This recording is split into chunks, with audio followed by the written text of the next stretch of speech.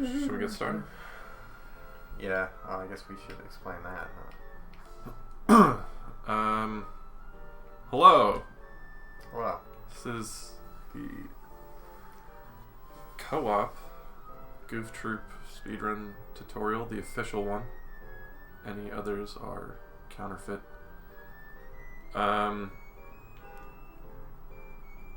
Yeah, the first thing is in the settings you want to use throw type 2. We'll explain that, I guess, right now.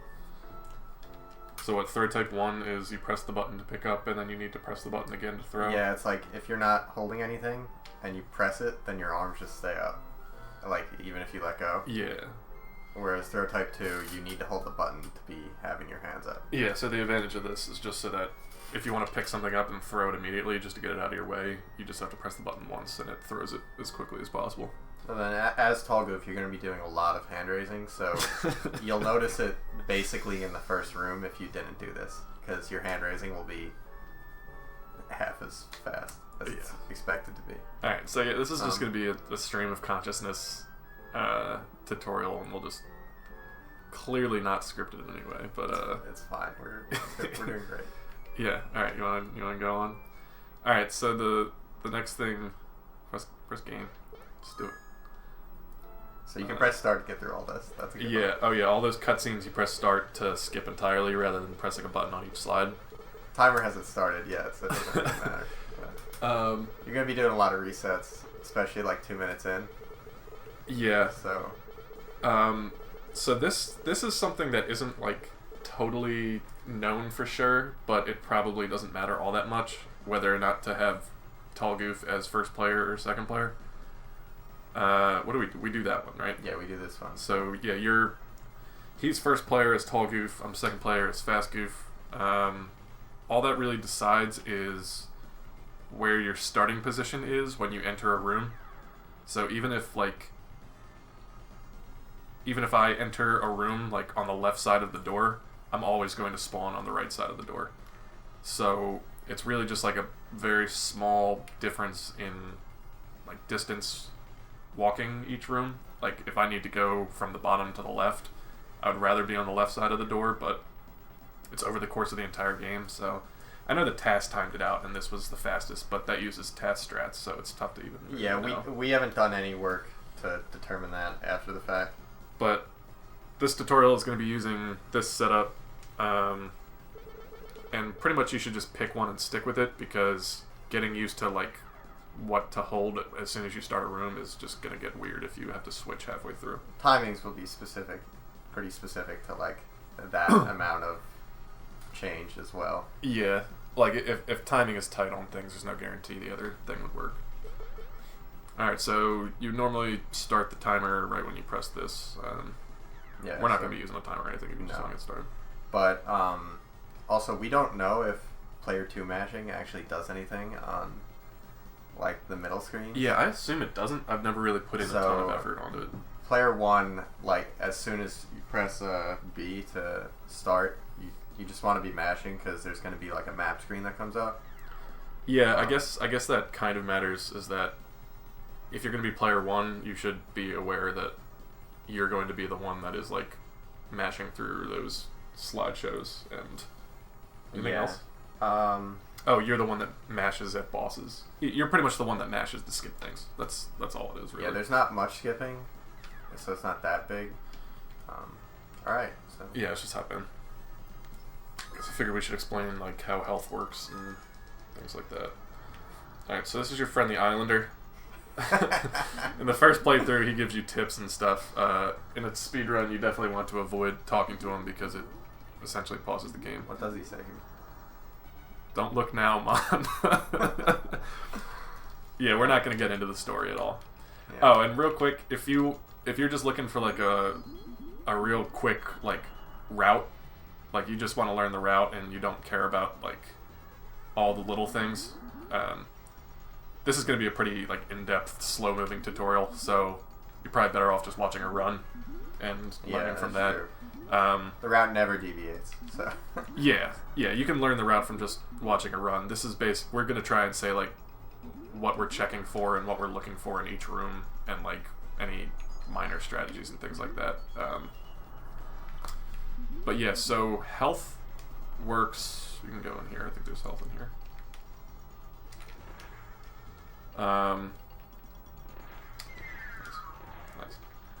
Nice. So yeah, there's these fruit. The fruit gives you hearts, as you can see in the top right. Cherries give you 1 heart. Bananas give you 2 hearts. Those are the only things that give you health. And it pretty much works the same way as Sonic, where you either have health or you don't. So I have 2 hearts, but that's effectively the same as having 1 heart. As soon as I get hit, I lose all my hearts. Same for Tall Goof, it's just the same thing. Yeah, and then the crystals, red is 1 life. I think the blue is 2. You never actually run into the blue one. Blue's a continue. Oh, right. Well, the blue, you're never actually going to hit. Yeah, I think that might come into play for like a safe strat for single player, but it never comes in for co-op. But so yeah, you either have health or you don't.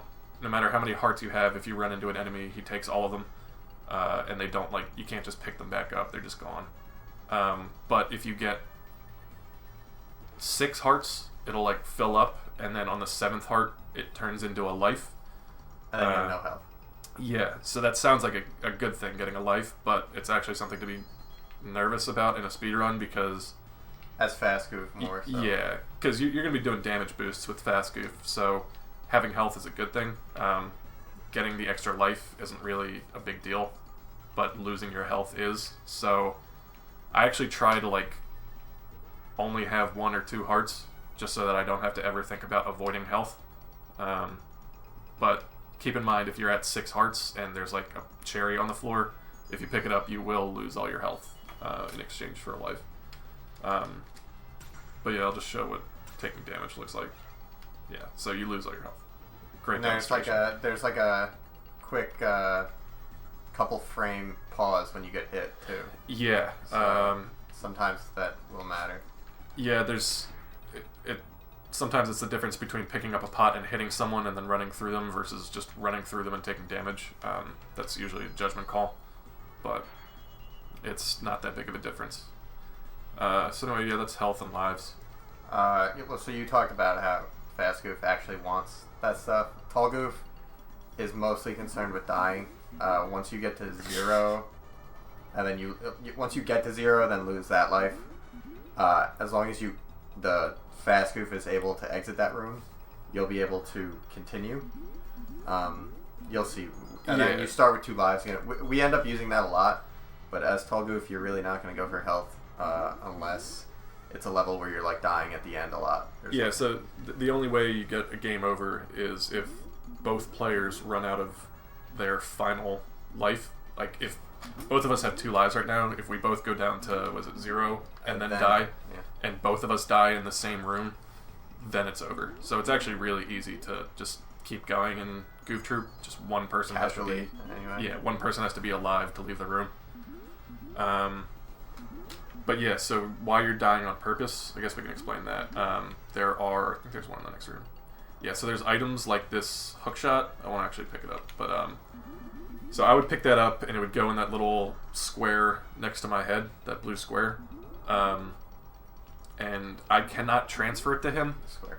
Yeah. So while we're both alive, we can both each hold 1 item. If only one of us is alive, that person can hold 2 items.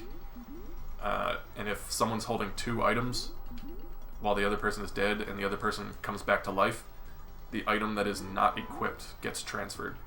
So if I have a hookshot and a bell, and I have the hookshot active, if he comes back from the dead, I transfer the bell to him.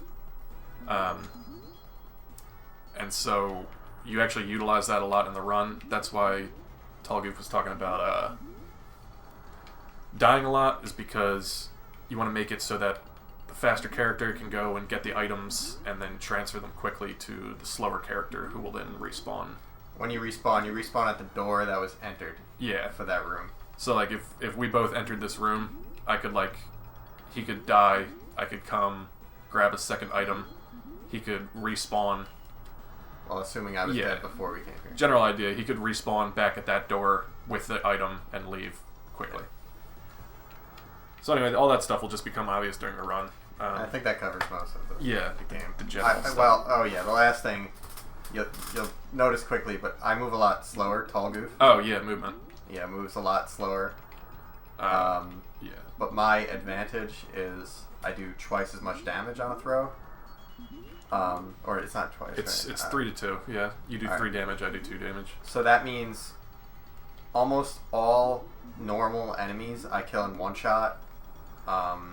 After level 1, Fast Goof really does. It takes 2 hits for most. Yeah, and the other thing to note is that when neither of us are carrying something, I'm faster. If I'm carrying something, I become drastically slower. Yeah, so this is my movement speed, and I pick something up, and now this is my movement speed. So the movement speed is essentially max, or Fast Goof without an item, or without a pot, is the fastest. And then Tall Goof is the same speed whether he's carrying something or not. And then max, while he's carrying something, is the slowest. So that decides some things in the route. And if it comes down to it, like getting the item to Tall Goof so that he can walk with it instead of me is often a better option. And then like picking up something also, it takes a frame or two pause or a couple frame pause. So we'll do some things like Tall Goof getting it out of the way so that Fast Goof doesn't have to pause.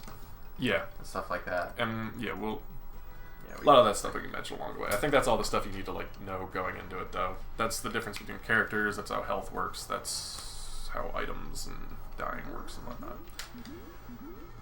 All right, so this is the first room of the game. Our starting position, we're like right here or something like that. But basically, Max just starts off holding right. Oh, one more thing I guess I need to mention about movement is that. So the general rule for optimal movement is that if you want to be moving in 2 directions and you can, you should. So right now, like that exit at the top of the screen is both up and to the right of me. So I want to hold both because that is quicker than like going up and to the right. That's pretty obvious. But the one thing that's different is that if you can only move in one direction, you should only hold one direction. So if I'm holding up and down, I'm moving faster than if I'm holding up and right and down and right. So if you're holding 2 directions and you're only moving one, you're moving slower.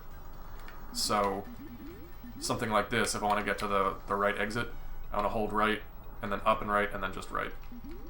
I don't want to like ride along the trees or the ground or anything like that.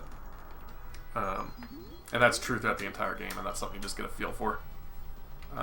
Pretty much you want to hold diagonal when you can, and otherwise it's cardinal directions.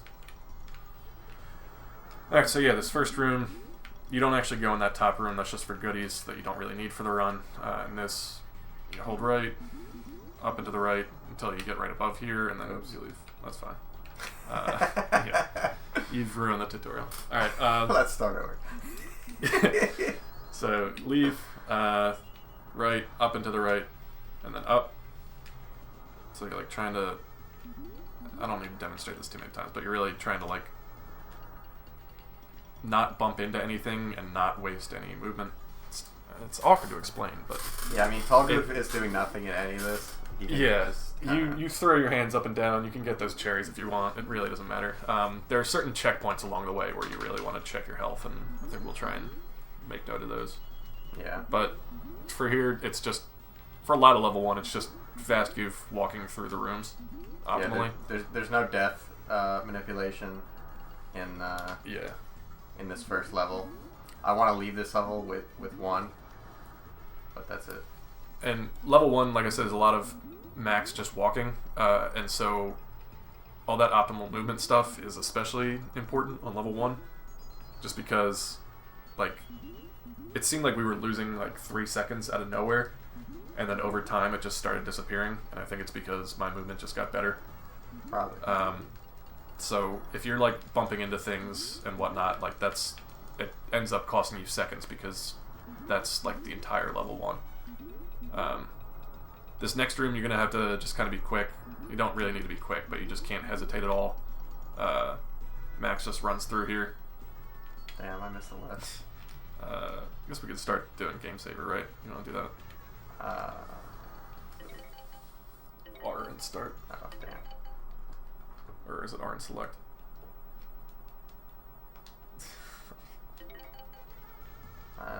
Oh, that slows it down. Why? You did slow down. Dumbass. Alright, there we go. The R and start. Oh, I've been pressing. That's not right. Alright, there we go. And then load is okay. I got it. Alright, cool. We know what we're doing. Alright, so yeah, this room, Max literally just runs through it, but if you bump into things, those guys might kill you. So that's it. Tall Goof has an important job. Wow. That dude had it out for me. There you go. Yeah, so you just run through. Oh, you're demonstrating the lift? Yeah. I should have known. So Tall Goof.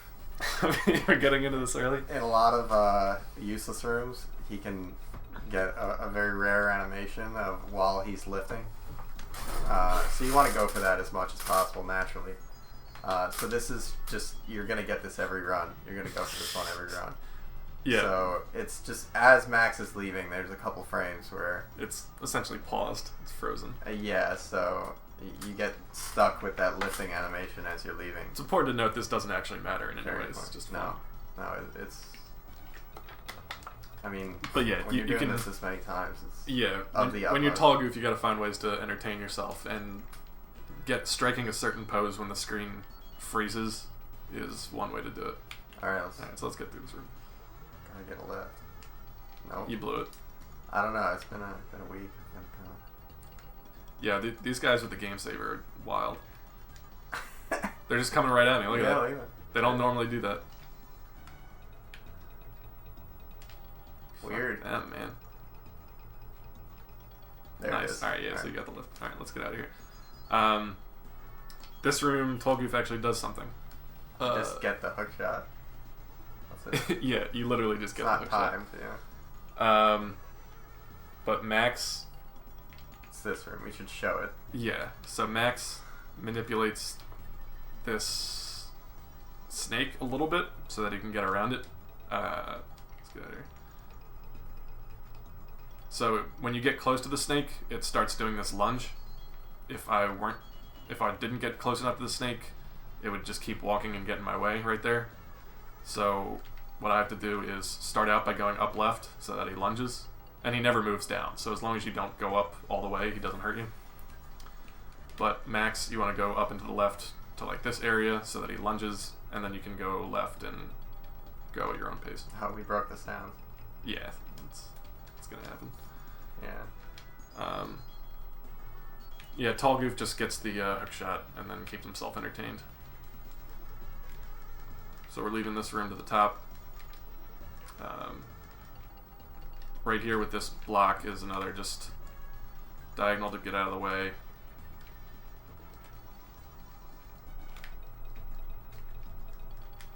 Alright. This next room you actually do something though. Yeah. Now that you have the hook shot, he's going to hook shot that pot on the right to get it out of my way so that I don't have to pick it up. And then I'm going to run past. We're going to be exiting to the right, and in order to open that door, we knock that block down. So you... Well, fucking B. Except for bees. Yeah. There we go. Yeah, so that's it. Is there anything tricky about that? You like need to inch over a tiny bit to get it, right? Yeah, like I don't need to move. If we look at it, like, no, see, like, let's kill that damn bee. Damn it. Like, you don't need to be fully lined up with it, so like you can cheat a little. It becomes very obvious when you do cheat. What do you mean by cheat? Like go all the way over, or like, yeah, like you can. All right, so there's a difference between hooking a pot and picking up a pot. If you pick it up, there's a chance for an item underneath, but if you hook it, it definitely won't be there. Yeah, that does come into play later. Yeah, that is a lot. So in this instance, we don't care, and we also care about like the speed of. It would take me longer to get up here and pick it up than to just move over a bit. So when I say cheating, I mean like getting all the way over or like further up than I need to. Yeah, I really just need to tap it. Ideally, you get it out of the way before I'm right here. Before I ever bump into it, just to save time. Right. And then since you move the same speed with the pot. Yeah, I'm just gonna hold on to the pot. Yeah, he holds on to it all the way through the room. I don't really want to die here. So that was a bad one because he was just standing on it. If Tall Goof is a little bit slow, Fast Goof has to wait a little bit to kick that block. Otherwise, you hit him with the block and the block disappears, which is a reset. So in this room, Max just comes up here and grabs the plank. As soon as that's grabbed, Tall Goof should just be leaving, just left. But you do want to try to get as close as possible. So basically, as close as you can get is when you don't see the nose on the left or right. So we call it getting the nose wet. One thing to note, and you'll notice it as soon as you play the game, is when you pick up an item, everything freezes. Yeah, there's usually a little sound when the sound isn't screwed up, and the entire screen freezes. So the safe way to do it, if you can train your body, is like don't hold the direction you want to move until after the screen freezes. Like, right, if he leaves the room early, we have to go back in, and it's more or less a reset. And then if you start messing around with this level 4, level 5, like you're throwing away a whole run just to try to save like a couple pixels. So he should get where he is, wait until I pick it up and the screen freezes, and then hold left so that he's leaving as soon as the screen unfreezes. Yeah, so like this is a fairly early one, and it's also fairly easy to get down well. So like I'm gonna come in and then I just stand right here. Like it's just a little touch, and now that's pretty good. That's not the best it could be, but it's pretty good. Yeah, that's optimization. Yeah, like see if I start like messing around with it. Yeah. You don't want to like that's pretty good. That's good. Yeah. All right. So, I pick up that one. Yeah, so that's slightly faster than walking around this way. That would be the easy way to do it. Like you could come out and just go down here and leave, but the slightly faster way is for Max to come through here. Hook that. Tall Goof gets it out of the way and then walk down. Alright, okay. Next room is just Max walking again. Tall Goof can kill things for fun. Not useful. So that's it. I'll save here. Yeah. So this room, there's a couple ways to do this room. We found the difference between them was like 0.3 seconds optimally or something like that. Not even. Oh yeah, it was like 8 frames or something like that. So we technically do it the slower way, but we found it to be more consistent, and it's like hardly slower at all. So that's the only one we can really speak to. If you want to see the other one, Lucky and Cypher do it. It's probably in the task, I'm guessing. Yeah, but here, let's come into pause. So all we're doing here is there's 3 barrels there, the one on the corner, the one above it, and the one to the left. All Tall Goof is doing is picking up the one on the corner and then walking to the right. And the pirate that's all the way on the right side of the screen, but the lower one is the one he's aiming for. So that pirate always walks... He's gonna walk back and forth here, right? Yeah, he always walks into that, and you can't reach him where he is, so... You need to get him as he's walking in, or like when he stands still. Sometimes he's a dick and he walks away too fast, and like you're gonna miss it. In which case you gotta shut these guys off. And the way we're doing it, Fast Goof should take longer, so Tall Goof can afford to be a little bit patient. Right. Like, you don't need to like just get it off right away, because Fast Goof needs to immediately pick up this barrel and throw it up to kill this guy, and then walk up and grab this barrel and throw it at this guy as he's walking in this direction. So that should take longer than whatever Tall Goof is doing. So if this guy is being kind of weird, you can afford to wait it out a little bit. You have a better throw distance than I do. We didn't mention that slightly. So get used to your own character's throw distance and don't switch up too often. Like the throw that I'm talking about where Tall Goof stands just on the left side and the guy's all the way on the right, there's no chance Fast Goof would be able to make that throw. Yeah, I'd probably hit like right here. So Fast Goof, you need to get a feel for where you can, for this throw, because this guy will usually be walking to the left and you're walking to the right, so you need to figure out how far you need to go before you can actually hit him. And we can show what happens if I fail in work, hitting him. But let's just do some good ones first. Just a few times. So that, oh my god, shocker. Alright, he like walked up, I didn't expect it. I usually hook this one too. I probably don't need to, but I do. Do another. So I missed my guy. Yeah. So he's in a really weird place, so like, yeah, I don't know what happened. Yeah, that never happens, don't worry about that.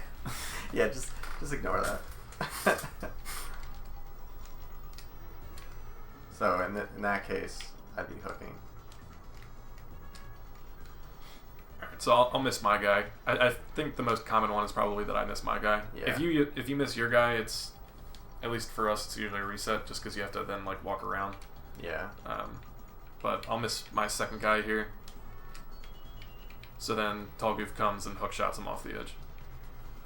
Hook shot stuns them, and it also pushes them back. Yeah.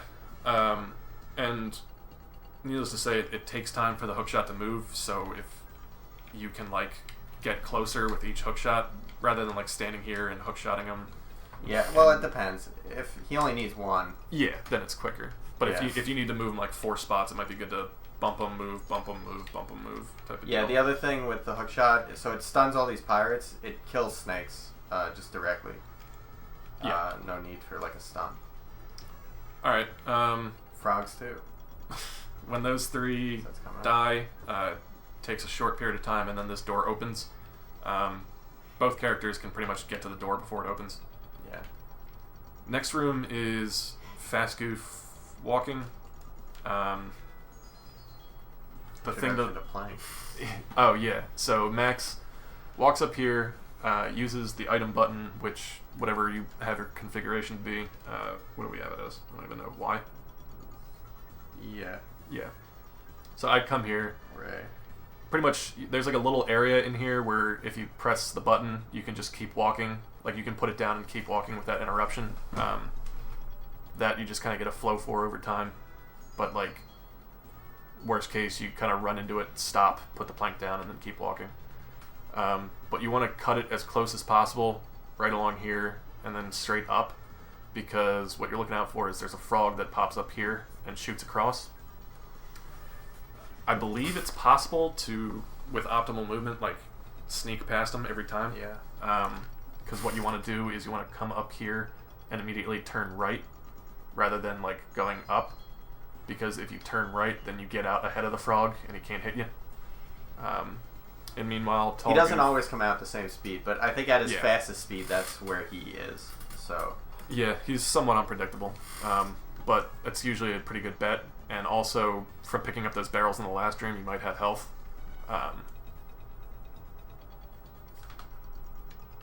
Yeah, I mean, Tall Goof stands to the left on this island. Are you more or less guessing? Yeah. Yeah, okay. So Tall Goof can kill the frog, just barely in time sometimes, but it basically comes down to guessing because the hook shot has to go all the way there. When you're slower and you're not as like confident in your movement, the Tall Goof standing there and getting them will usually just be fast and waiting for him to go by. Like it's gonna be right there. Yeah.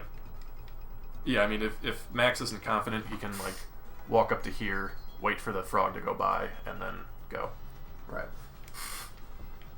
Oh, I'm surprised we can just do it. Just do it a couple more times. No. So that's what I mean by getting out in front of him.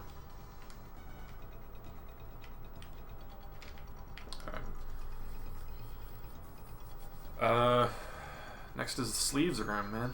Yeah, this is probably the trickiest room yet. Yes, this is weird. You got 4 enemies. So this is the first time we actually trade the pot.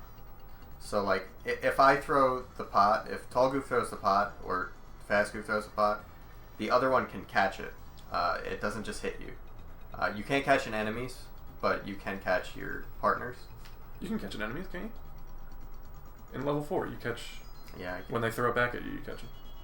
That's true. And in the ice Alright. room, the guy. Never mind. I thought there was some you can't catch. Alright, you can always catch it. I'm wrong. Because you catch it during the bosses, too. So Yeah. any of these flying items, you can catch out of the air. exception being the bones. But that yes, yeah. So in this room, Max is going to come around this way through here to leave. So what I could do is just grab this pot, walk around, and hit this guy. And when you hit him, he's going to have his little invulnerability frames where you could just walk through him. Right. You don't. Fast Goof doesn't have the ability to kill him in one shot. Tall Goof does. Yeah, but what I can do is stun him and then walk through. So that's what I'm going to do. But it's faster for just because of my movement speed. It's better to catch the pot over here than pick it up and walk with it over here. So what Tall Goof is going to do is he's going to hook it. I'm going to have my hands in the air. He's going to throw it to me. Before I even take a step, I'm going to try and throw it up to hit him and stun him, and then walk through. And then after he throws that pot to me, he's just going to start trying to get these pots out of the way.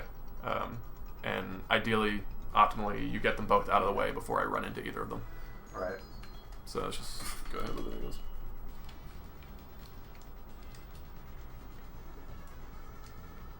One more. Like so, yeah. One minor thing is that raising your hands or putting your hands down takes a frame. You can't do it while you're walking. So if you're walking versus walking and constantly putting your hands up and down, this is slower. And so that's why I do it a lot. Tall Goof does it a lot because it doesn't matter. It doesn't matter. But in terms of optimal movement, you can't be doing it. For all these rooms where Fast Goof is running through, I can't really be pumping my arms or else I'm losing time. But I mentioned that, you want to just leave real quick, is because coming in here, I could either run like this and wait for him to grab it and then put my hands up and throw it to me, or it's good to just get yourself to come in here, putting your hands up right away, and running into it like this, so that it's all. If you pick it up accidentally, it's going to slow you down. Yeah, so you want to put your hands up immediately upon entering the room, just because it saves you one frame, but it's just kind of, it gets you in the right idea of understanding that putting your hands up is slow, so you want to get it out of the way while you can advance. And then you already have your hands up for him to throw it to you. So yeah, that's this room. I don't think anything weird really ever happens in this room. That was just slow. Yeah, so when you're slow, you're going to do that, so Tall Goof usually wants to throw it sideways like that. So let's say you screw something up and you can't get the second one out of the way before I get there. It's sometimes, I don't know, you'll miss it. Yeah, I'll just get it out of the way at that point. Yeah. Alright, so now we're coming up to our first puzzle.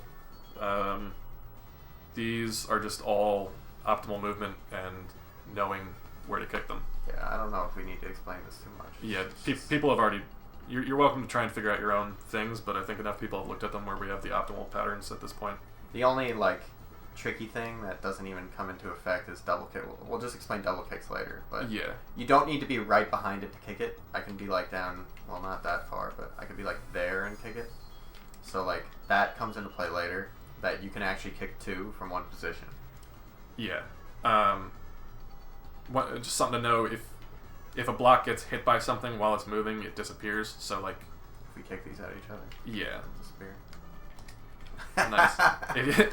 Also, if you kick two blocks that are next to each other or into a wall, you hurt your toe and it wastes time, so don't do that. Let's try it again. You blew it. Anyway, they blow up. Trying to walk in. They explode. So don't do that. Anyway, so this is the pattern for this one. So you go, yeah.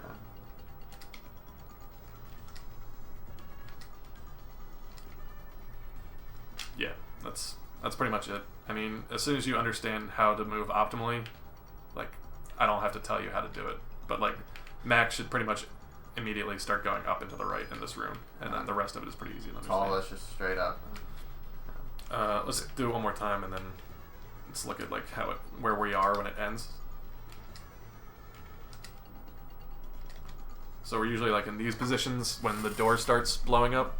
Door takes a little bit to blow up, so you have a little bit of time to position yourself here. And I think every puzzle, you're exiting and I'm grabbing the item.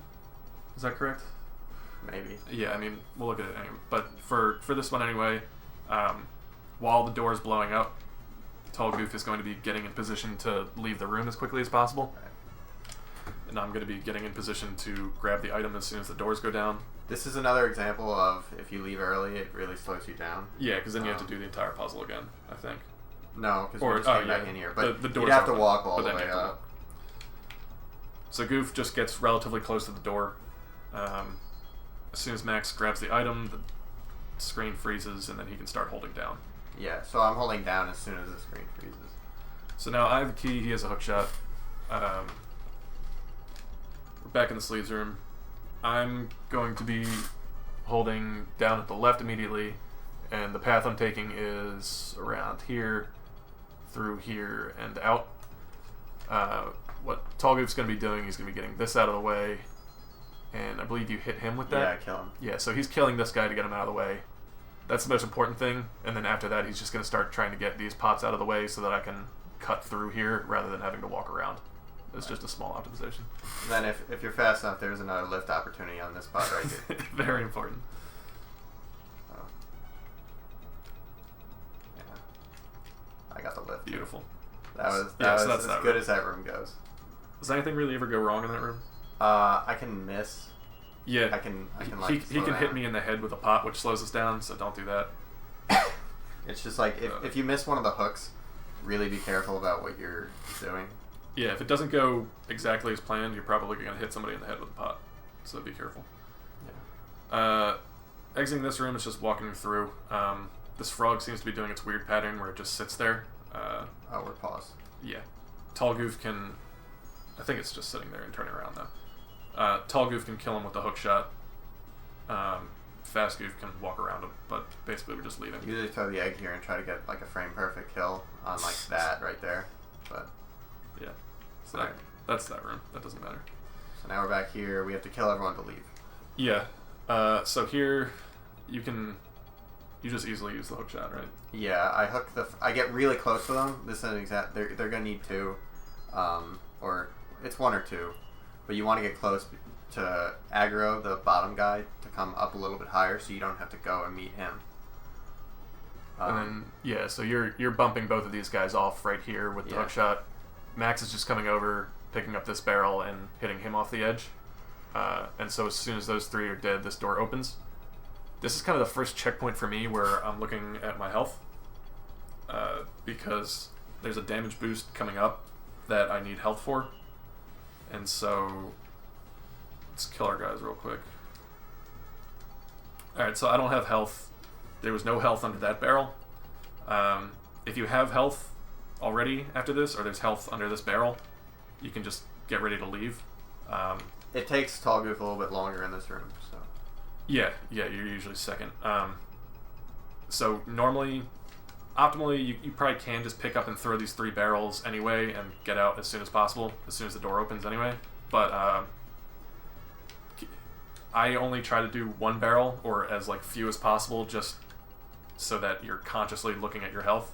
Because if you're just picking up and throwing every barrel you see, you stop getting into the habit of checking your health. So right here, after doing what I need to do to kill this guy, I notice I don't have health, there's no health under here, and now I can start picking up barrels and throwing them. So there's a cherry under here that bailed me out. So after this room, I usually tell my partner here whether I have health or not, just because that changes our strategy coming up, that we'll mention. But anyway, right here is like the first time you really need to check for your health. And I guess we could just say both strats for... So like, because I have health... Yeah, I mean, this room's the same, so... Yeah, this room we just run through it. Max just runs through it. Yeah. Opposite of what you did before. Alright, so we're leaving. So in this room is usually when I say if I don't have health. If I do... Let's do if I do. We do that. So I immediately hook as soon as I enter, just to get that out of the way, and then I get ready to leave. And so I'm moving up and to the left. I come through here, up, left, right. So like, fucking, oh god. But this block right here is a good time to remind you that like running into things slows you down. So like ideally when you get to this block, don't walk like that. Get up here, left, up, right, down. And this is good to know throughout the game is that like even these areas that are essentially just the size of me, there is a little bit of room to move up and down. So if I'm moving left here, if I want to be super optimal, I can actually move up a little bit as well as I'm doing it, just to cut that into a diagonal rather than having to go up here. That's just optimal movement that you can just work in later on. But so yeah, that's if you have health. Max just walks through here. You end up picking that down. Kicks this down. And then that opens. Yeah. And Goofy just leaves. If I didn't have health, what you can do to try and get some, because he hook-shotted that pot, there's not going to be any health under it. So if there's no health, what you can do as a backup strat is both of us pick up these pots, and you see if that's now 2 opportunities for health right here. And you just hope that one of them has it. So if I say there's no health, then we come in here, we pick these up, and I got a banana right there. All right, so now I kick this down and we leave. I'm sorry. We twice. You blew it. So this room, if he doesn't have health, instead of Goofy hooking the top plant of that first row of 3, we're just gonna walk to it and try to get health out of it. Yeah.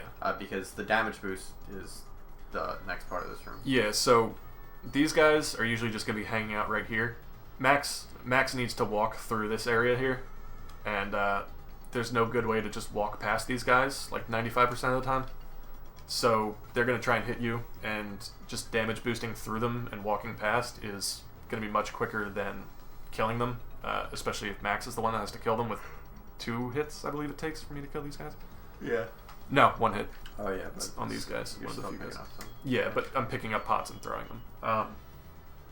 So, yeah, if I don't have health, you're kind of in trouble. Max has to come pick this up, hit him, and then pick this up, and then hit him, or this and hit him. So you can survive this room, but it's going to be slower. Let's just assume we do have health. You're going to be coming up here and hooking this, right?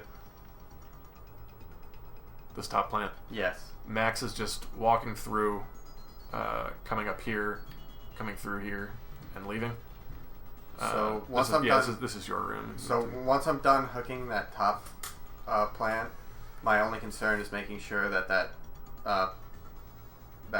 sort of hallway there, straight above, that is clear. So I'm just picking up plants and trying to kill as I can.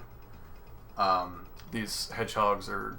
They're dicks. Yeah. And if the hedgehog is standing like just under the plant, you can hit it by standing even with the poles, or like just holding up.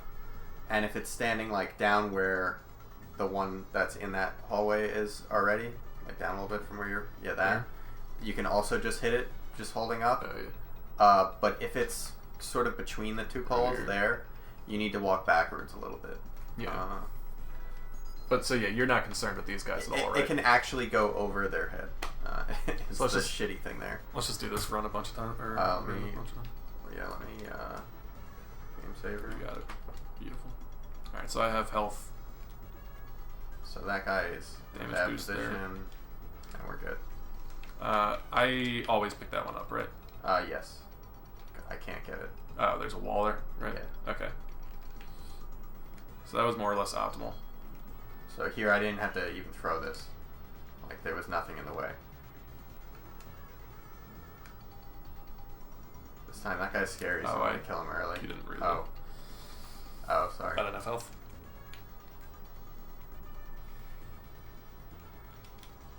So in that case, we have to throw it like that. Yeah, if I see that there's someone in the way that he can't hit, I just put my hands up, and when he throws it, I'll just catch it instead and throw it myself. It's obviously not optimal, but also when you do this room enough times, you kind of notice the hedgehogs aren't like completely random. They're somewhat predictable after a while. You can tell when you're going to beat them out or when they're going to be a problem and whatnot. So that'll just come with time. We'll do it once more. Yeah. That was weird. Don't know what I just said. So the other thing that you can do in this room, if you come in with health, you are going to have another damage boost later on, and it's not guaranteed that you'll get health between now and then. So there's a pattern where basically one of these guys is out of the way. He's like down here, and the other guy is like right here. So one of these guys is down here, and the other guy is like right here. So there's a pattern where if you have health, you can walk past that bottom guy. This guy's going to start coming for you, and you can grab this rock and hit him, and then walk through. And that's about the same amount as a damage boost of time wasted, but you preserve your health for later on. So we call that like insurance. You just kind of take slightly slower thing to make sure you have health later on, because not having health will waste more time. So yeah, that comes up every now and then, but that's just the first instance of insurance. So anyway, he's going to use the first key here. Key is very similar to plank. You need to be like in the right position. So if you hit it early, you're just going to be walking into the thing. Yeah, let me see if I can like demonstrate it at all. So you like threw it over that probably fine. Yeah, so that's a good example. So like right now I'm pressing the button to use the key. Another thing to note is that if you have a key I can mention this later, but if you have a key and it's not equipped, it'll automatically switch to the key and use it when you're by a door. But right now all I have is the key. So like from right here I can't unlock it. You pretty much have to be like right in front of the lock. So if I'm coming up and I'm like flush left against this pole and I go up, I can't unlock. But if I'm flush left against these poles and I go up, flush right, yeah.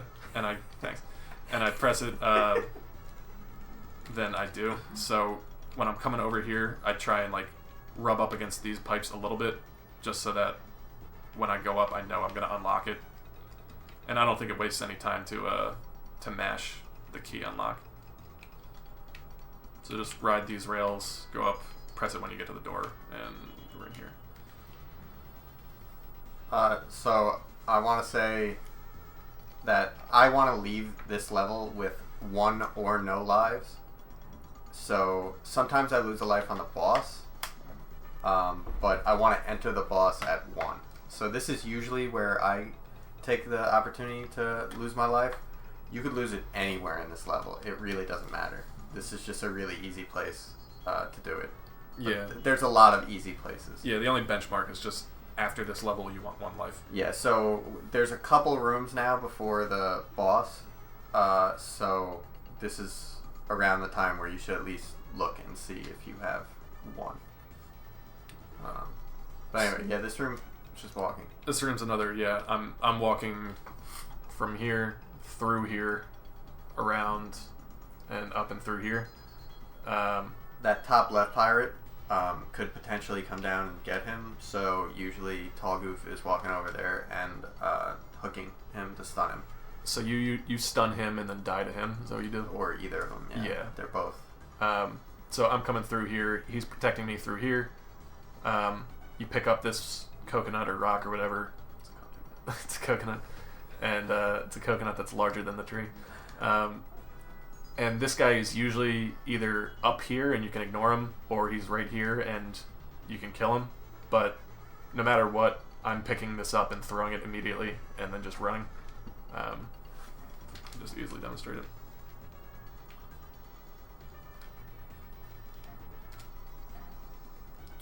Yep, that's that. So this room, so this is like another kill all enemies to continue, but for some reason the bee does not count as an enemy. We do not need to kill the bee here. Neither does the islander down there. Don't kill the islander. You can't. You literally so here it's just killing the blue bandana pirate right there. And how that is accomplished is Tall Goof comes out just a hair so that he can hook shot straight down for that barrel. If you don't come out enough, you end up hooking the poles. If you don't come out too far, you end up hooking the bush. So it's tight, Well, but not that. yeah, you got a window here. It's not that tight, but it is just like one touch of the right D-pad and then press down. So it could be, you know, too little or too much. Yeah, my job is essentially try and manipulate this guy so that he's right here, so that as soon as he brings that barrel in, he can just be... Turn right. Yeah, you can be holding right while it's coming back, right? Yeah, I can. So yeah, so the way to like throw it as quickly as possible where you want is as soon as that hookshot grabs something, you no longer have to be holding down the hookshot button, or like any direction, like the direction it's coming from. So as soon as it grabs that barrel, he can let go of the hookshot button and start holding right. And by doing that, as soon as the barrel gets to him, he immediately throws it right. So what I'm trying to do is just get this guy in position so that if he does that, which you should every time, essentially, yeah. So he's going to do that. I just need to make sure that this guy is in the line of fire. And I have a pretty dumb way of doing that, but it works. It involves just raising my hands up and down. Yeah. So this guy can either like wander around for a little bit, and you have to aggro him by coming over here, or he can like immediately see me and start coming for me. And so I just kind of like move slowly to get an idea. So there I just kind of bump into this and then go up. And so I noticed he came at me right away. So I just come up here and he's in the line of fire, and then I get to the door. And if he's slow, then I come over here.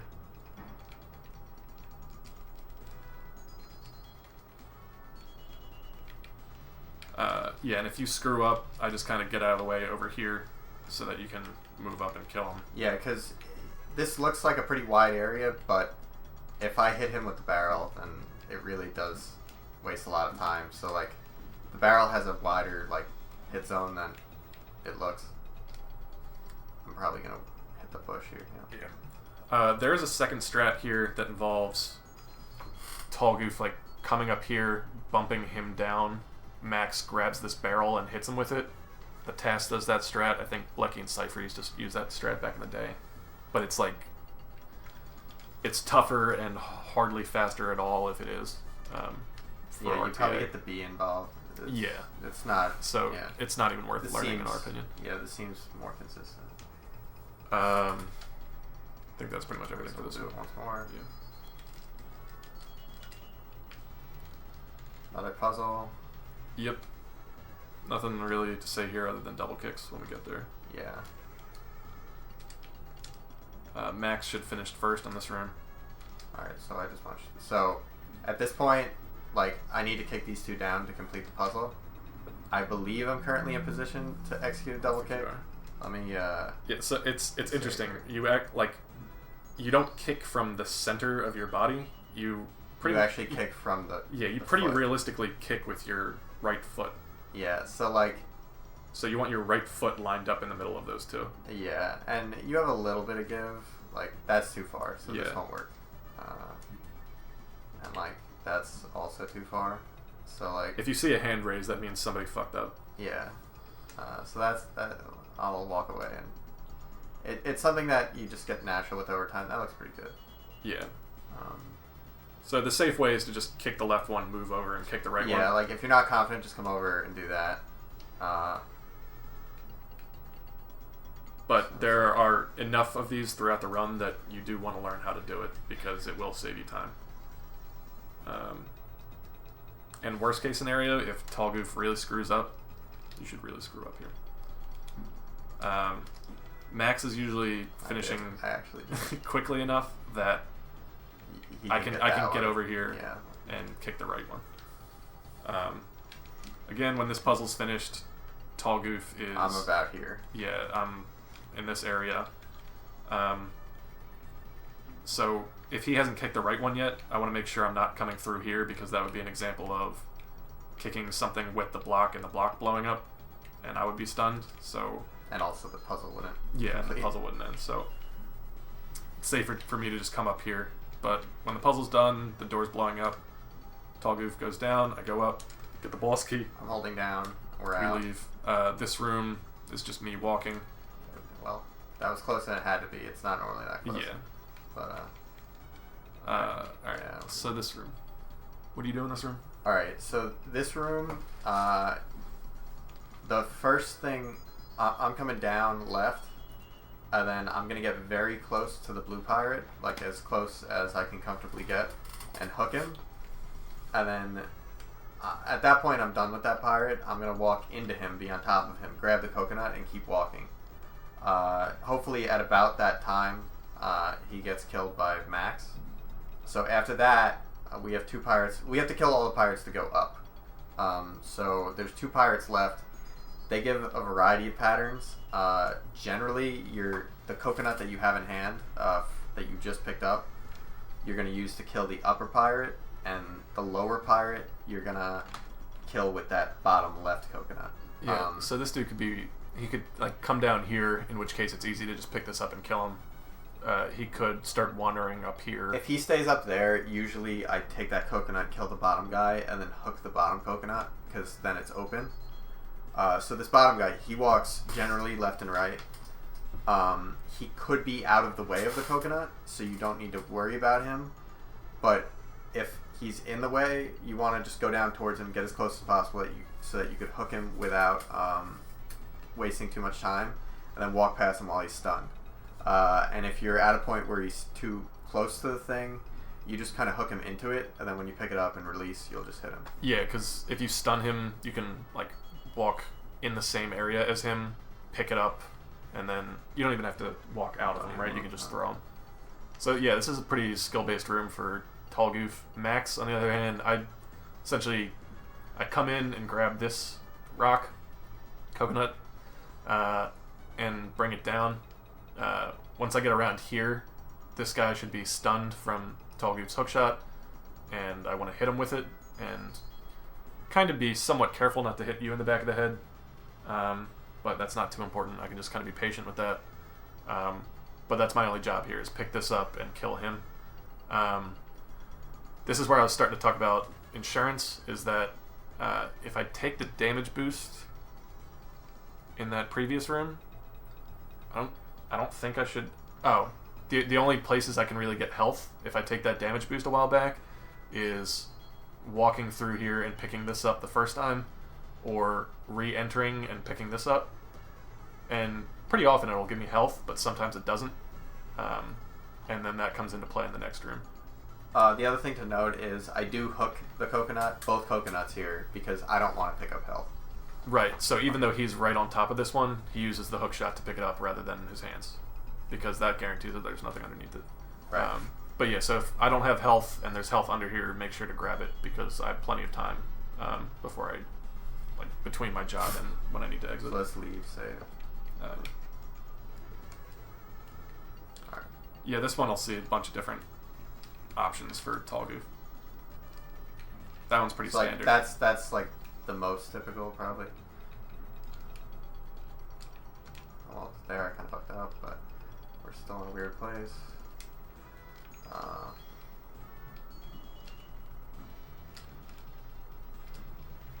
Yeah, it's kind of just like you're gonna. It doesn't look like much, but you're gonna mess this up a lot for like almost no reason. Especially if the bottom dude's being weird and just hanging around the coconut. Here, let's like enter, leave, enter. Yeah. Let's see if we could change it up. Yeah, because I didn't get health that time. Well, so there I didn't hook fast enough.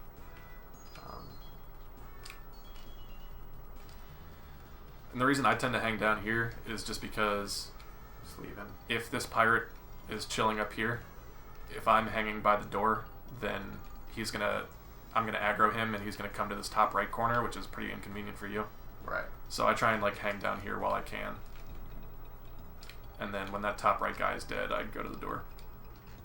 I wanna try one more.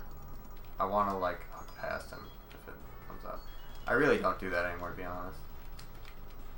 Alright, so that was an example of the other one at least. And then let's see if we can get the hook pass. No. Well, I threw it away, but there was a hook pass anyway.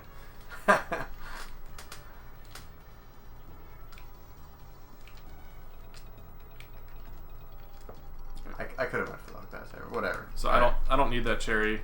Get used to just leaving cherries on the ground. I have 1 life here, so that's good. Yeah. I can die in the next room as well, but next room's the last room before the boss. But we'll just go on. Yeah. So immediately, if I don't have health, if Max doesn't have health, I need to walk over, grab this first cherry, and walk back. Because I'm going to be damage boosting through these 3 guys. We don't have time to stun all 3 or kill them or whatever. So if I don't have health, grab that, come around. Assuming I do have health, I'm just walking straight to the door as if there are no enemies. And it's pretty much a guarantee that I'm going to get hit. In that pattern, yes. Yeah.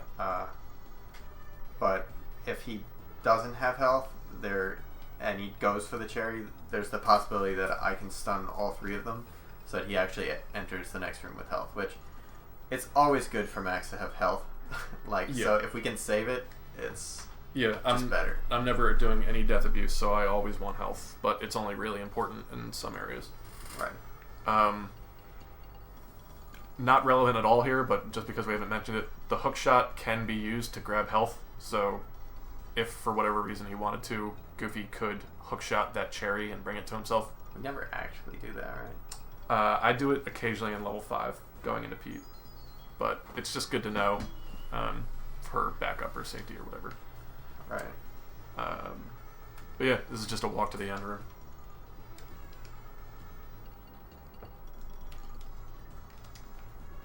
Oh, this is going to crash. Oh, yeah.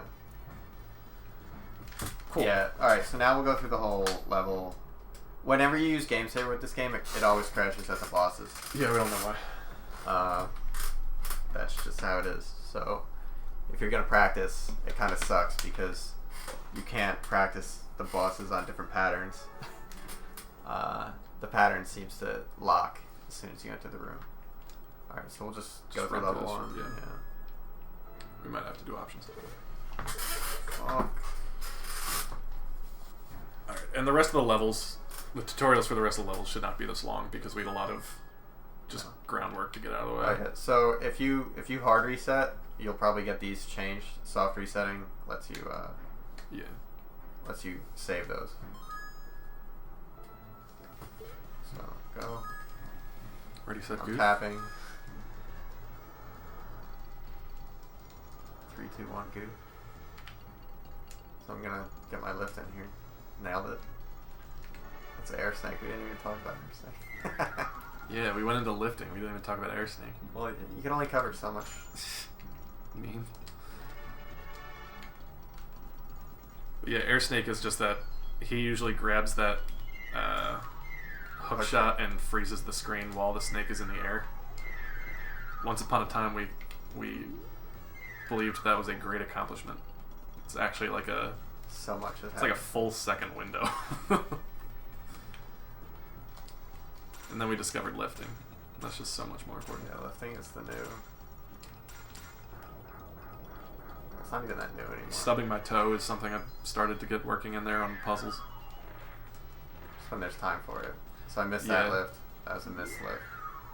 For those paying attention. So like at home. when I mentioned there's like a little bit of wiggle room here, like in this room for example, if you turn right away you can move down a little bit on this plank just to save minor amounts of time throughout the run. I do have health here. Okay. Can you confirm that you heard that I had health? Thank you. I said okay. Not saying it twice.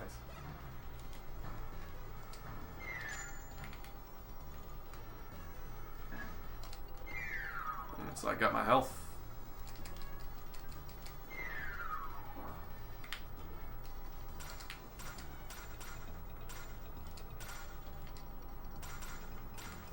Good double kick.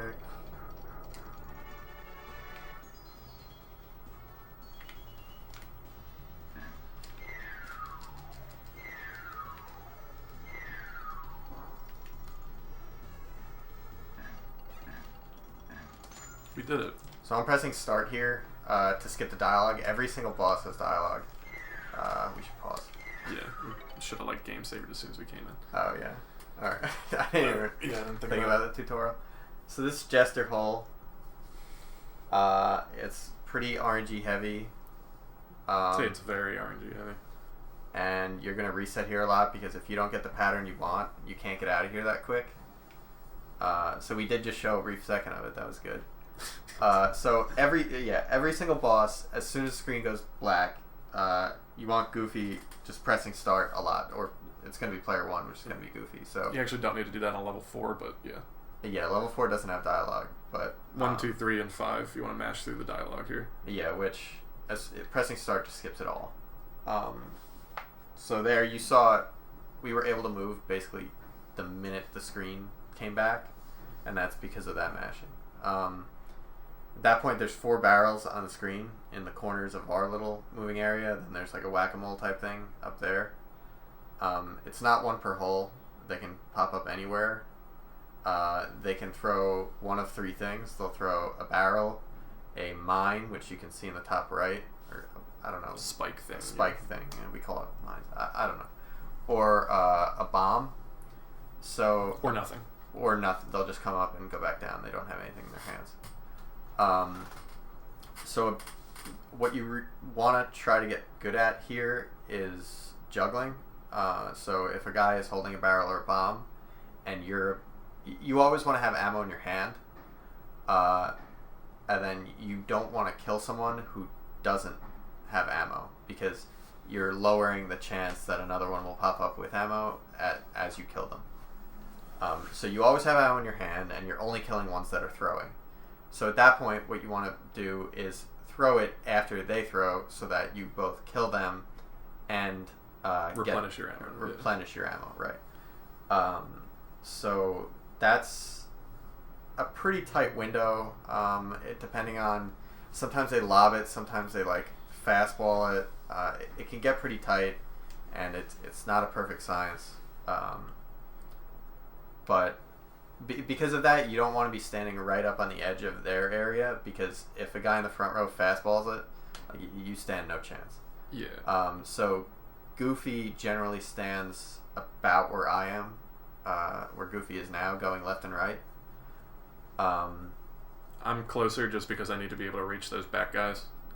Yeah, so I can reach pretty easily just from there. So generally, Tall Goof covers these 4, right? Yeah. At least the way we do it.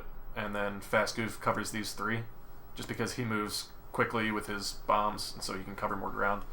But yeah, so there's 7 enemies. There's only 4 barrels here. Assuming you get 4 kills with those 4 barrels, you still need to get 3 pieces of ammo from the gesture rolls.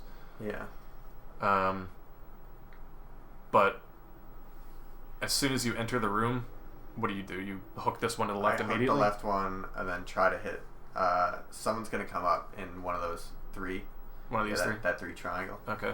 So I try to kill him, and if he has ammo, or any of them have ammo, I attempt to get it. So in this case, I did. One of them had a bomb, so I caught the bomb.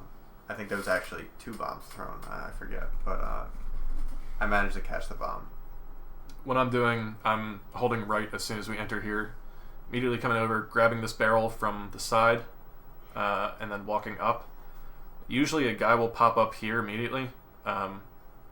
If you throw the barrel from like right around here, you should hit him. But you gotta be careful with that, because if it's one of these spike throwers that's here, he might pop up and go back down immediately. And so you've just thrown the barrel and not hit anything, which is a bad start. But I'll usually grab this one, make sure you hit someone with it. So I usually bring it up and hang out until I'm sure I can kill someone. And then if no one's giving you any ammo right away with a juggle, grab this barrel and then get ready to juggle. And that's generally the same for you with this barrel, right? Yeah, I mean, I managed to catch ammo on that first one, so I still have my second barrel, but if I'm waiting, I will just throw this and grab my barrel and then be juggling. Barrels, if they throw them at you and they hit the ground, they break. Bombs, if they throw them at you, they will bounce and then sit on the ground. They could go off screen. Yeah, if they throw it straight down from like the front row or maybe even the back row, it'll probably go off screen, so you want to catch those in the air. But if he's like throwing it diagonally this way or something, it'll bounce. You want to wait until it's resting on the ground if you didn't catch it in the air, then you can pick it up and throw it. If you have a bomb and it's flashing, a good thing to do is just if you're in desperation, just throw it over top of a hole and have it sit there. And by the time it blows up, there might be a guy there. But really, a lot of this is just making sure you have ammo and... Yeah, so if you hold the bomb while it's flashing and it blows up, you will die. Yeah. Regardless of health, I believe. Yeah, I don't know. And then the other one is doubles.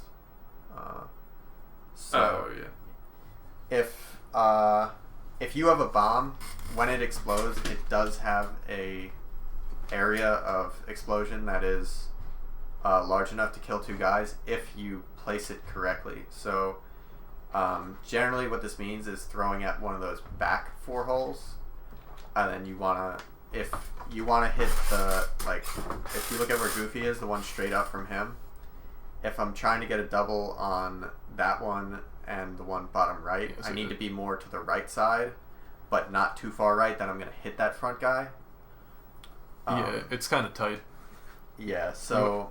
You want to hit, like, the right side of the back guy while 2 guys are here. And the explosion also takes a little bit of time, so if you don't see 2, it's possible that, like, the front guy will come up and just die immediately. So if you're hitting the back guy with a bomb, it's good to kind of hit him on the side. Yeah, like, just in case. But you also got to be careful because you can throw it right in between the 2 of them and not hit either. Yeah, so it gets tricky because you probably want to juggle that bomb if you have the bomb.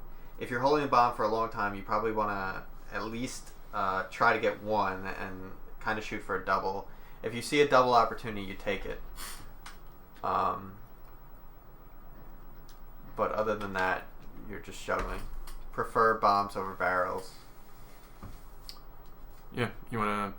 We kind of blew it, but you want a game saver here and just in case. Yes. Oh, you hit me, you bastard. That's weird. Am I going to be able to hold that? Yeah. So let's see. That was a double. I'm going to get that double. It's right here. Nope, I didn't get it. But.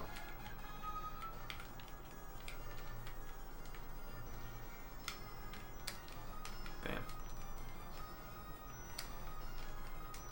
Let's do it again. It broke, didn't it? Yeah, it broke. Alright, so we're going to have a lot of trouble with bosses. Yeah. I think just showing it once more will be fine. Yeah.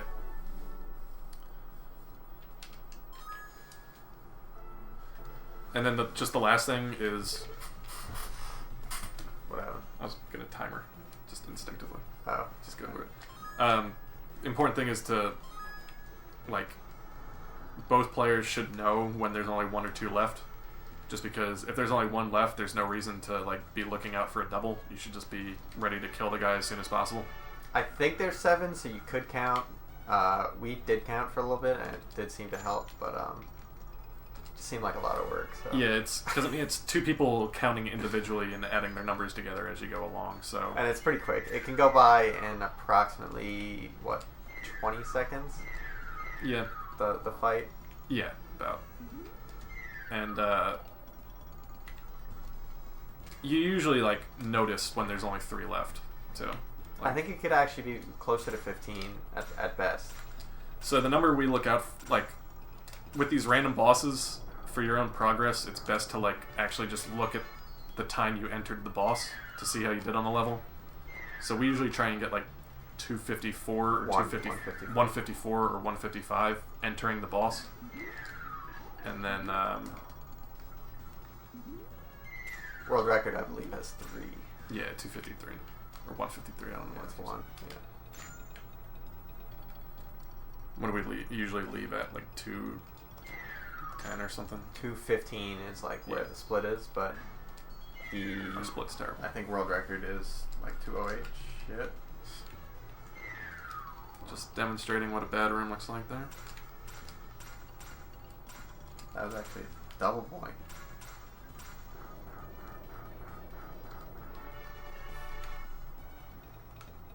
So he has no health here. But he got a cherry.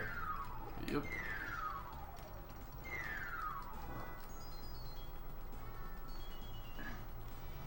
Alright, so no game saver, just go through it. So I'm mashing start. Oh, I didn't mention. I paused to mention it. Oh, fuck, that was bad. Here, coming at you. Teamwork. So the guy who stands, who comes up in the top, straight above where I am. Yeah, this one. That one right there. He Fuck that guy. almost never throws. I'm gonna say it's 9 times out of 10 he is not gonna throw. Do not prepare a juggle. Just. We're assuming we don't have a cursed cartridge here, right? Yeah, I mean, he is easily the worst of them. So just keep that in mind. Yeah. So guys, they can pop up with a barrel and just not throw it. We believe guys with bombs throw every single time. Yeah. The guys with barrels might just fake you out.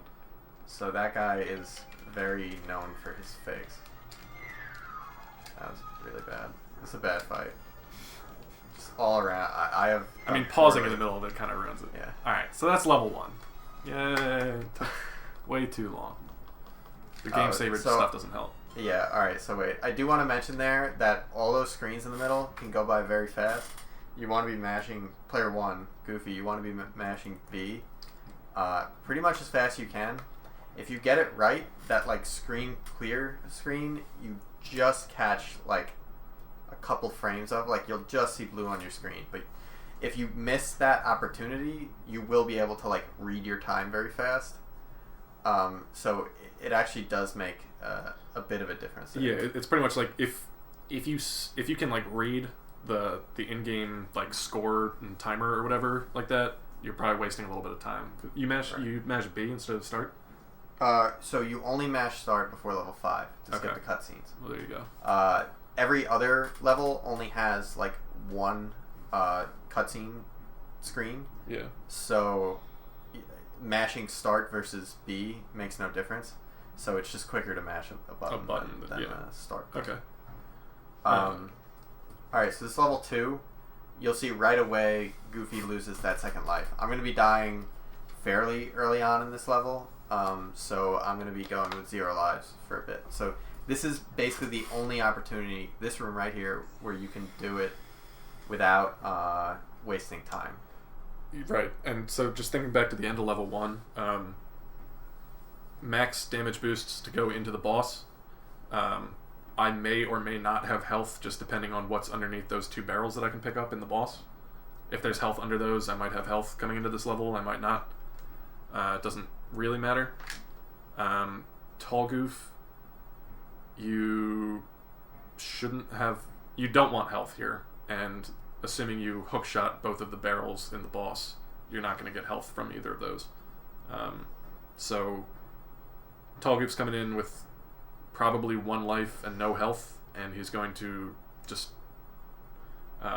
get rid of that life right now so that he has got 0 going forward. Right. So I'm just going to walk left. Yeah, this is just me walking to the end. Ready? Yep. This one just walks straight. Hold up. God damn it. We'll leave and re-enter this room. Alright, so this is a puzzle, but you also have things shooting fireballs at you. Yeah, so if you do it fast and all goes well, then you don't really need to dodge the fireballs. Sometimes it looks close, but it won't really get you as long as you do it optimally, which isn't too big of a deal here. Yeah, it gets to the point where you're only really looking to see if you're going to get hit by a fireball at like 1 spot. Yeah. You just do it. Well, yeah, we should leave. Come back. I don't remember what I do. Neither, to be honest. Oh, I kicked this. No. What? Yeah, I think. Oh no, I kicked this. Yeah. I was like, what are you doing? All right. So now we know what we're doing here. All right. So yeah, I start out holding top left. Yeah. I didn't have to be standing where I was. So let's. So that went by pretty quick. Yeah, there weren't any fireballs there. And there were no fireballs. Yeah. The one that's scary is the top right. Yeah, who's it a tutorial for?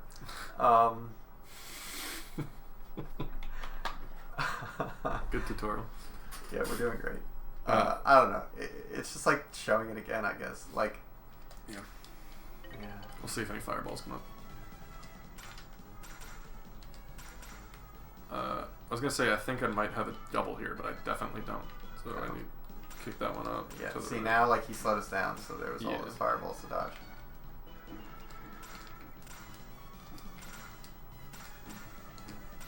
So again, if your movement and kicking and stuff isn't as good as it can be, that kick from all the way left over can be scary if Max doesn't kick that one up. Because this dude is shooting fireballs, right? No, I just mean that your thing could be in motion and we could just disappear those here? blocks. Yeah. Yeah. So here, let's go a couple moves in. So I'm coming up, and then this kick right here. We're just if Goofy's going as fast as he can, which is, I do now, but I didn't for a long time. I would always pause here for like a split second. This kick will arrive faster than Max kicks that up and it stops. So just be wary of that. Yeah. It doesn't even necessarily need to get like in front of this one. It's just if they're both moving, like, and they touch here, they both blow up. Yeah. So just make sure this one gets in before this one hits. But you can kick it before I kick mine and have it moving so that it doesn't waste too much time. Right. So he Demonstration. Nice demo. So this kick right here shows that I kick with my right foot. So I don't need to like walk all the way over. I can kind of kick halfway in between here. And then I'm more or less just riding this line right here because that's the shortest path. One last time. For good measure.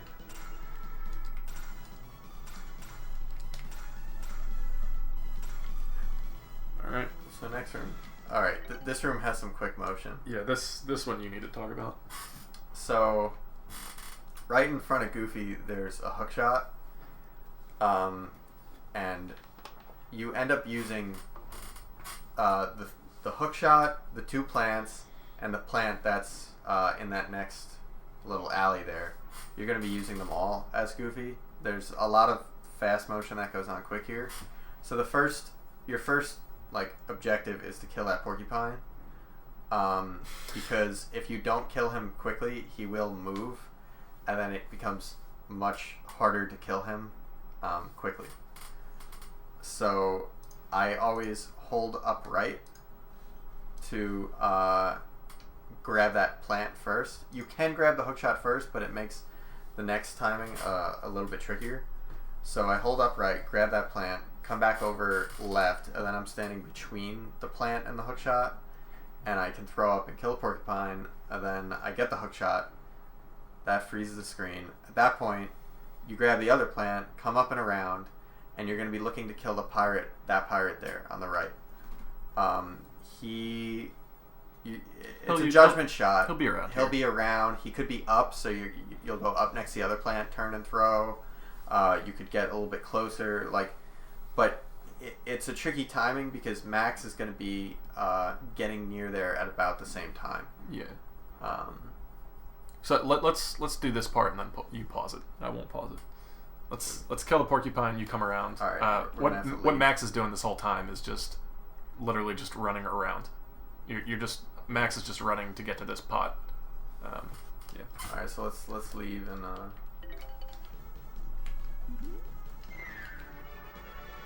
Yeah. So. You said I was gonna pause. Yeah, but then you didn't do it. You said I was gonna. All right. Anyway, at this point, it's easy at this point. Goofy is just gonna take that last plant and kill the guy there. It's not necessary, but it does help out Max. Yeah, it makes sure I keep my health, and there's no reason not to. Otherwise Max stuns him, and then he might unstun while he's walking past him. But just going back to this guy, pretty much if this pirate is like in this area, Tall Goof goes up to throw it across here. If he's like in this area, you throw it from right here, right? If he's like over here, you come across here. And if he's every now and then he'll get weird and like come down here, in which case Max can just use this pot that he grabs here to hit him. and then just walk around. On the real off chance that he just loses his mind and wanders up here, he can just be safely ignored. But yeah, now that we're here, Tall Goof kills this guy, Max just comes around and exits through here. If we can just take a brief intermission, I think I'm going to be taking a call here for a second. Yeah, sure. You know, if I had been able to pause that cleanly, I might not be taking this call. Well, kill him and let the music run. We got to give these people something to watch. Do we want to show this one again? Yeah, probably. Let's just sit right there. BRB, people. Yeah.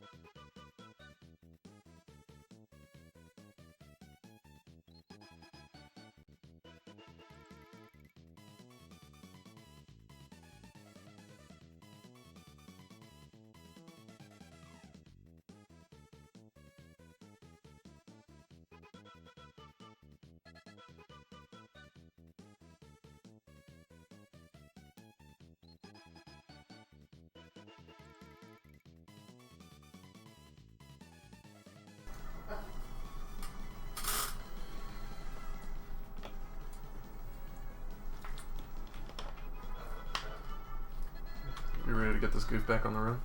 Yes. Welcome back to Goof Tutorial. Hope everyone is having fun. The official title is Goofing for Dinguses, by the way. I don't care. I don't care what the stream says. Goofing for Dinguses. Alright, let's do this stream again. Alright.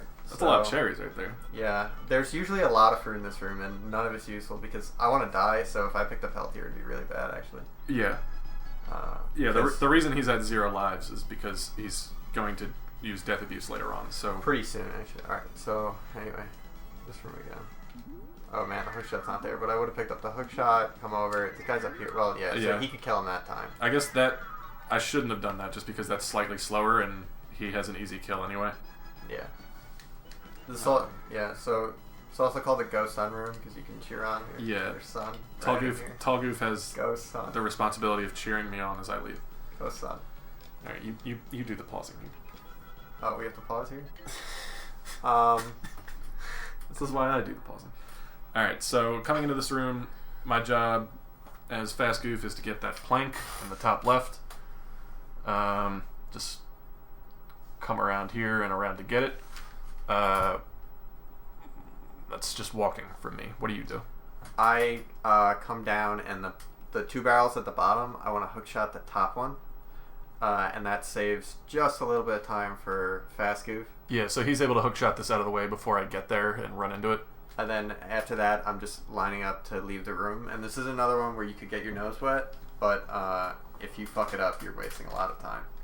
Yeah, so by coming through here... Oh, sorry, I do something else. Yeah, so he gets that out of the way, I'm coming here.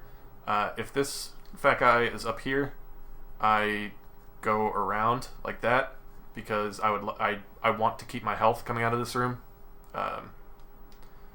Next room is pretty much where I check to see if I have health, but I want to keep my health coming out of this room. So I either loop around, or if he's down here, I might be able to cut through here.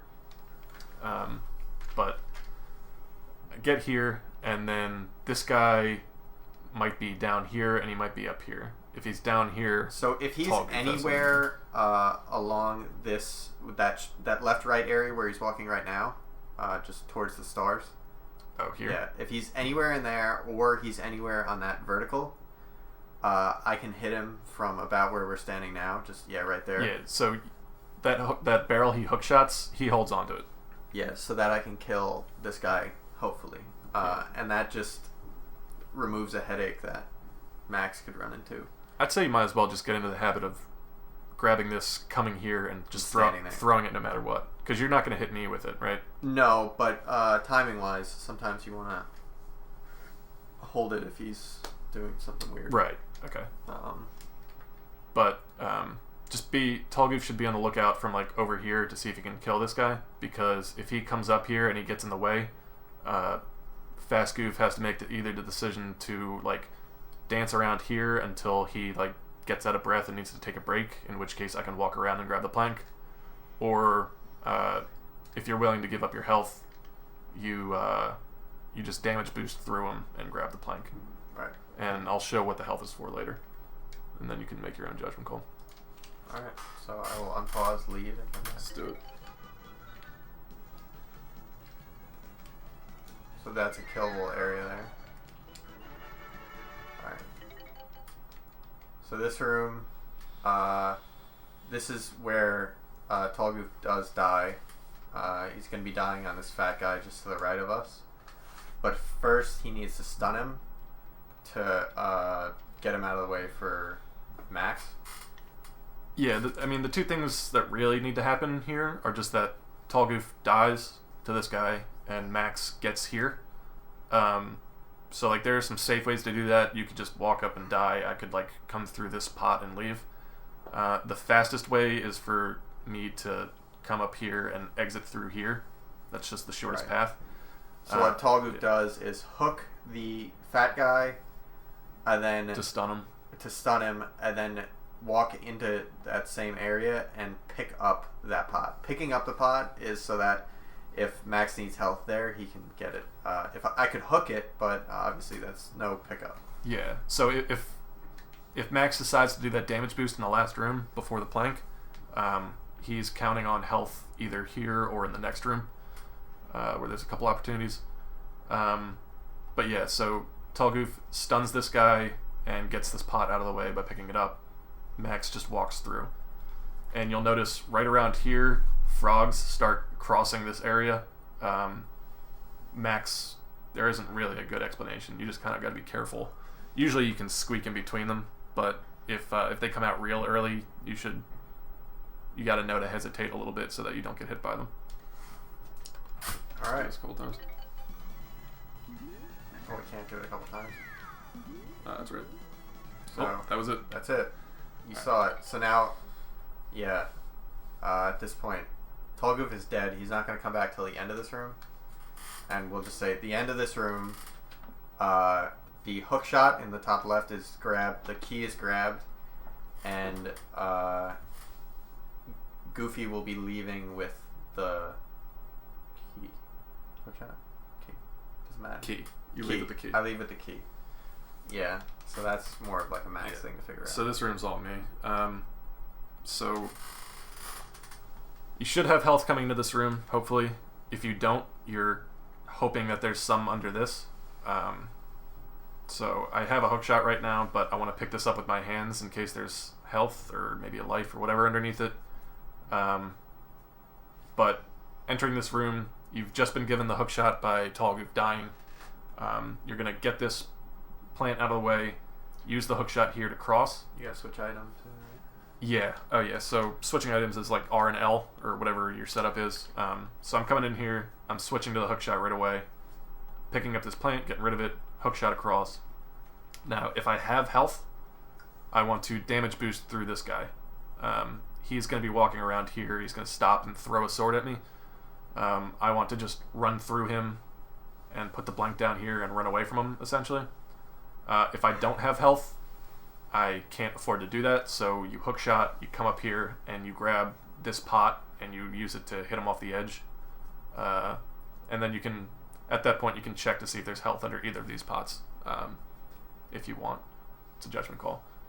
But let's assume you do have health. You come up here, you damage boost through him, you put the plank down, you kick this block down, and grab this hook shot. So now, since you've used these two items, the hook shot is all you have. At that point, he might start chasing you. If he does, you might need to use that hook shot to stun him. But then after that, you just kick this out of the way, grab the key, Tall Goof comes back, and then you leave. So I'll do that. Get this out of the way, switch to hook shot. I have health. I was actually able to just get by him. Alright, so yeah, at this point, when I come back, you'll see I take whatever item isn't highlighted. Yeah, so I have the hook shot engaged right now, or active. So when he, you press start? Start to come back. So, yeah, so he takes the key and respawns right at the door that we came in, which is also the door that we need to come out. So the reason we're doing this is so that now I don't need to go all the way back to leave. He's already at the door and we're leaving. So we just walk back through. The frog will kill Tall Goof there occasionally. If he doesn't, let's show if he doesn't. Yeah. It's just throwing down and then that's it. Yeah. We're out. So that's just to get the pot out of the way and the fat guy. If you're fast enough, this is a lift opportunity as well. Well, you just fucked me real hard there. Sorry, man. Alright. So now I have the hook shot and he has the key. He's not actually going to use the key, he's just holding on to it. Yeah, I'm going to end up dying. Yeah. He's so more death abuse. If I don't die to the frog, I want to die once here, and the death is going to be to the bottom left guy, but I already died. You'll see it as we go. All Tall Goof is doing here is trying to kill the top right guy first, and then the guy who's right in the middle there next. The guy in the middle, he could kick one of those blocks, so you kind of want to let him live as long as you can before Max gets over there, because if he does kick that, then it's slightly quicker. Yeah, if he kicks this block to the right, then Max can just move diagonally through here instead of having to go up and around. So that's slight optimization, but if it's clear that he's not going to kick it, you need to kill him to get him out of the way. Yeah, I mean, you're going to kill him eventually, but... So all Max is doing in this room is just walking to the end and hook-shotting this guy if necessary along the way. Yeah, Max can stun any of them if he needs to. It's just slower. Just because the hook shot. Yeah. So Max, I'm going to come pick up this pot and throw it right away, or barrel and throw it right away. It may or may not hit him. If it doesn't hit him, I want to walk through here and stun him and then go around. But yeah, this is just a walking room. Oh, so you kicked early, so he's just dead. So this is the guy that I would die on right now. No, Go some. Oh, again. So I'm waiting. He's not going to do it, so I'm just going to kill him. Cheer me on. And that's that room. Yeah, next. So next room is Snake City. Snake City. So... I have the hook shot. I guess you explain it. You're leading the way. Yeah, so the path we're taking is just around here, and then Max comes up around here to leave. This is just walking to the end again. We start out both walking left. This guy's going to be in the way, so we're going to get as close as possible, and then Max is going to use the hook shot to kill him. This guy is going to be all the way to the left, so if you move well enough, you should be able to just walk past him without needing to kill him. But Max can kill him with the hook shot if he needs to. But basically, you kill this one, walk past this one, and then Max is just walking to the end. Right. And Tall Goof is getting rid of this guy. Right, so how you do that is the pot that's like dead center of the screen, you're going to pick that up, and if you throw it basically as the two snakes are about to kill you, you can kill that one, and also you're trying to lose a life here, so... Yeah. So Tall Goof is killing this one, dying to these two. Yeah. And it's not that close of a timing. Yeah. So we should leave and re-enter.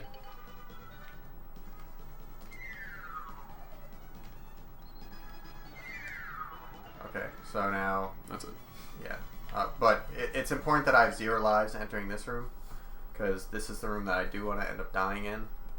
If I don't lose... If I have more than 1 here, I waste time, and if I end up living into the next room, I also waste time. So I'm just walking to the exit, coming up, around, down, and out.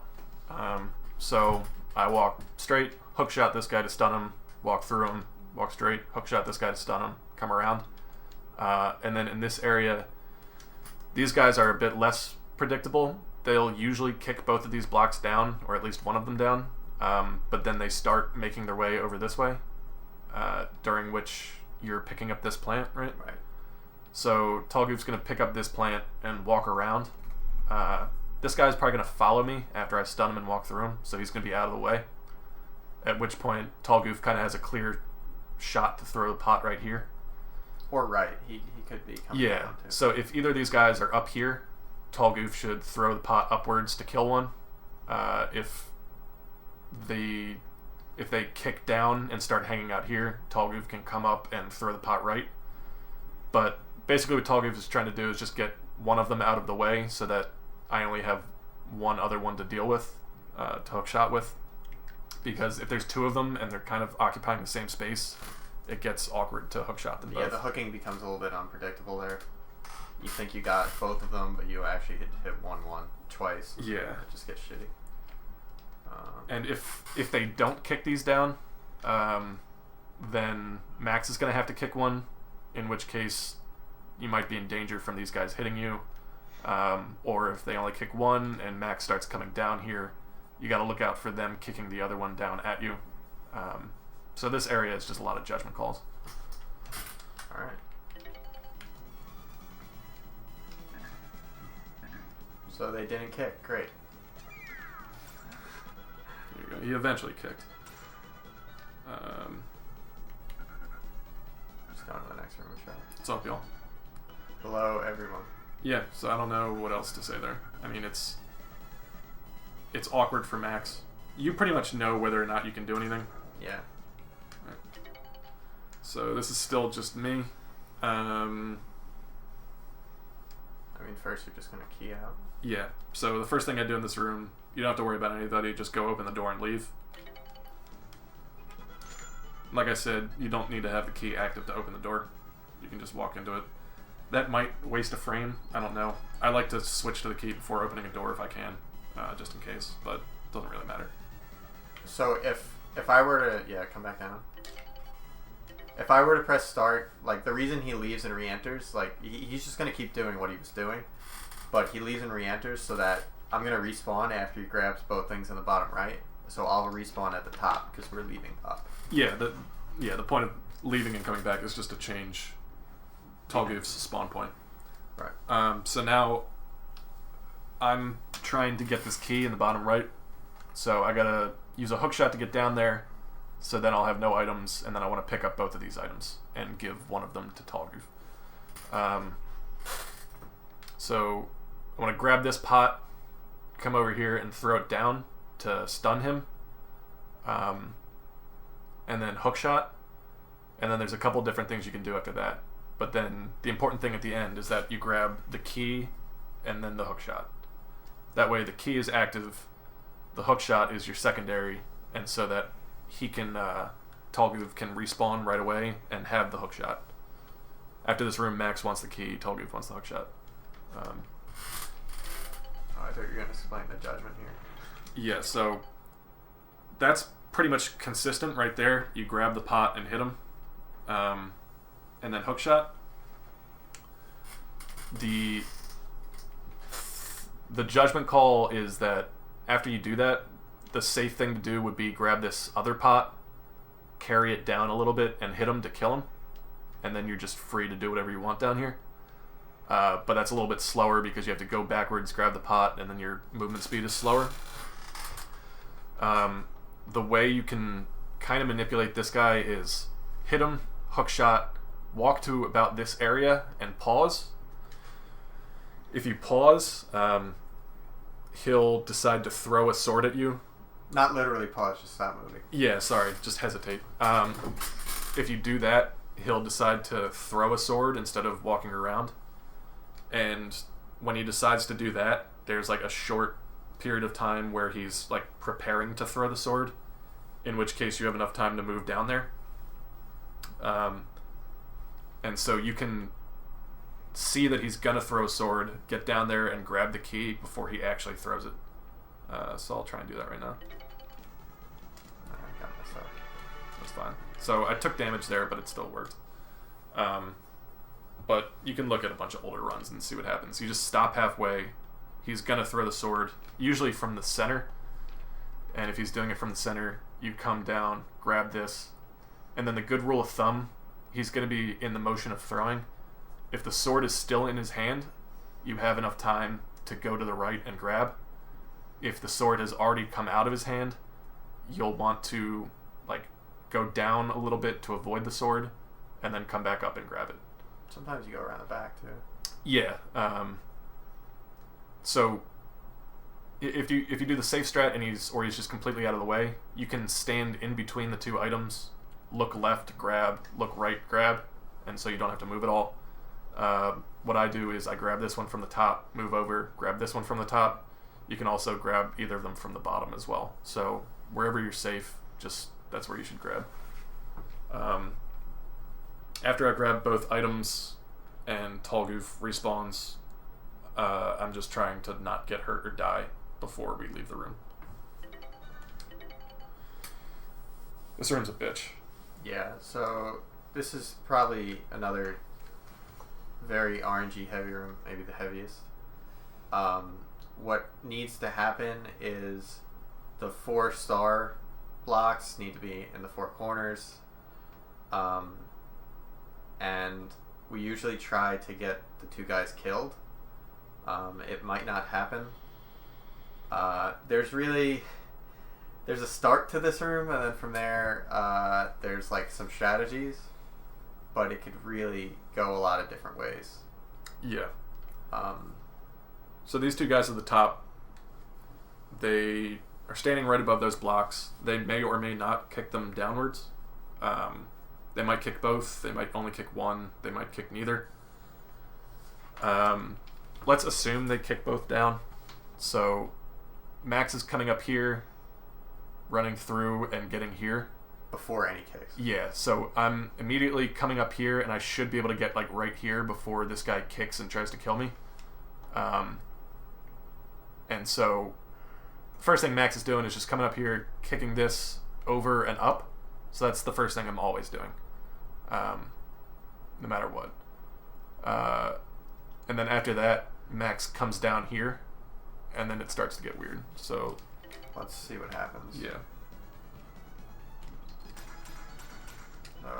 It's already screwed. We lost. So that in that pattern, the guy kicked it left.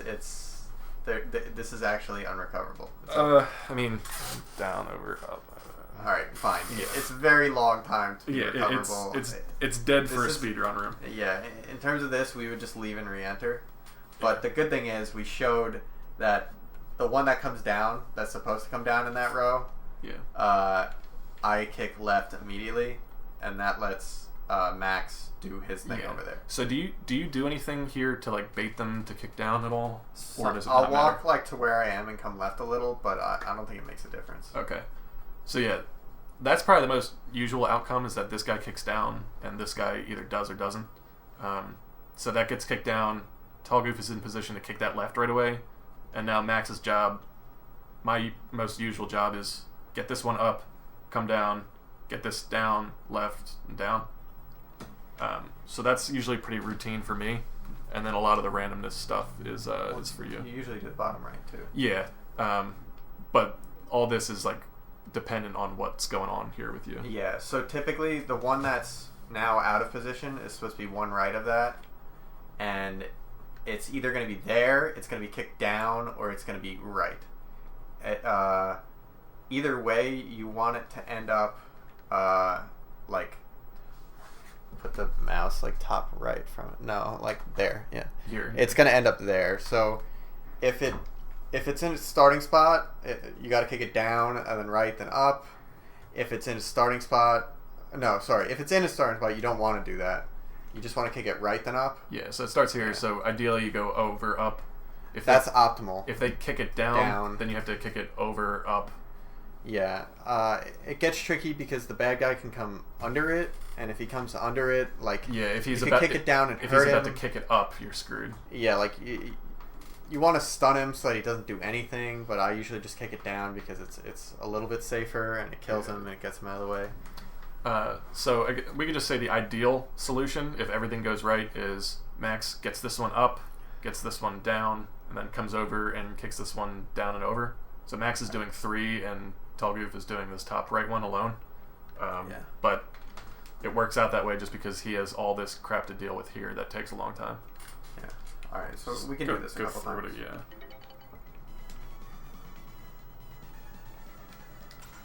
Alright, so there's like a This is ideal so far. So like you're gonna die.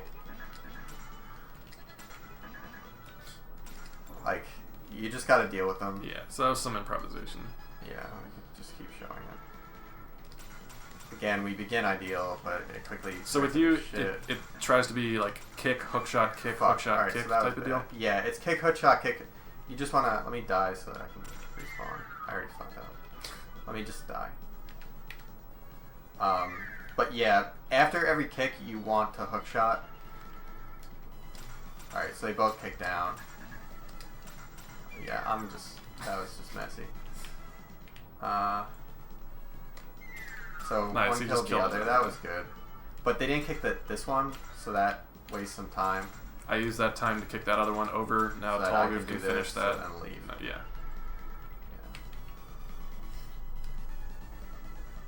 So this is really bad. Coming around, so like he was about to kick that down. He'll kick that down for us.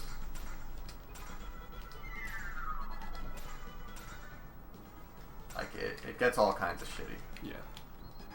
Once more. It's like 2 more times. I want to show an alley-oop. Oh, alright. Let's see. I can probably get it here. Nope. Alley-oop. Nice. Alright.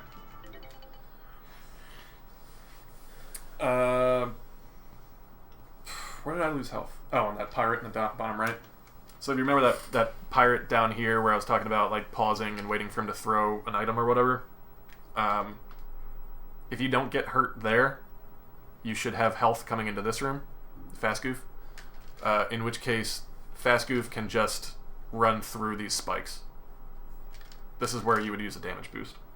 So if I have health coming into this room, I just run through the spikes, come up here, and open this door. These spikes, essentially, I think they have more than 2 patterns, but it's essentially a fast pattern and a slow pattern. Yeah. The fast pattern involves us just walking along the top and then down. So like if this spike thing is like moving this way, we're following it, and this one is moving this way, and we just switch lanes and leave. But we can just do this a couple times. It's better than explaining it. Nice. But yeah, if I don't have health, I have to take the same path as Tall Goof. So that was the fast route. I would unlock this door, and then Tall Goof would leave. Nice. Epic. I hold my hands up This because is the you slow could route. catch a bomb there. You have to kind of dodge bombs as you're waiting. You should die.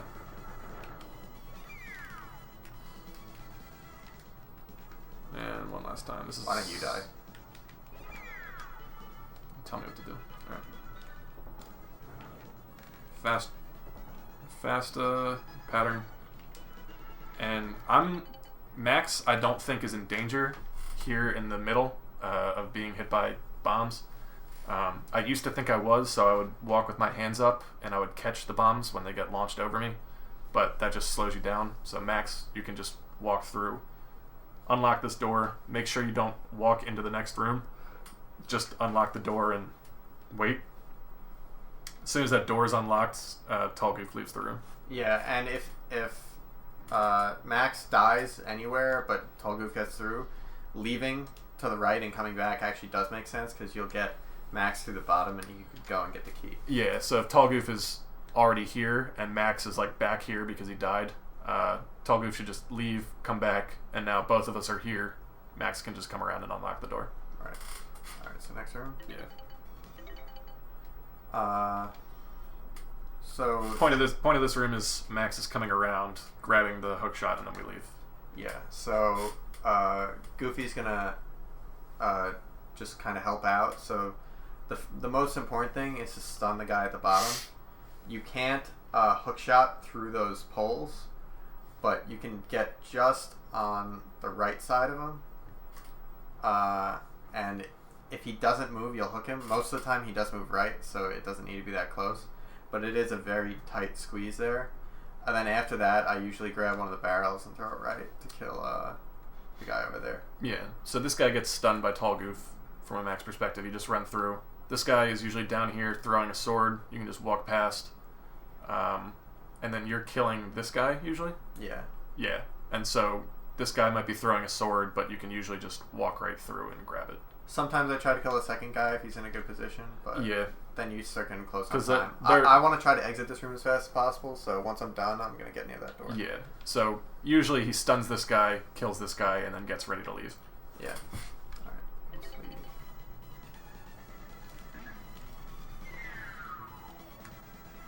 Just leave real quick. So if that bottom left guy is like aggressive, it's good for Fast Goof to just kind of take a little, like, walk here, and if this dude is really moving, just take like a little hesitation here, let the hookshot get down there to kill him or bump him, and then walk through, because that's better than just walking into your death. But if he's like slow to aggro, then you're fine just walking. So yeah, fucked up. Yeah. It's an example of a fuck up. Alright.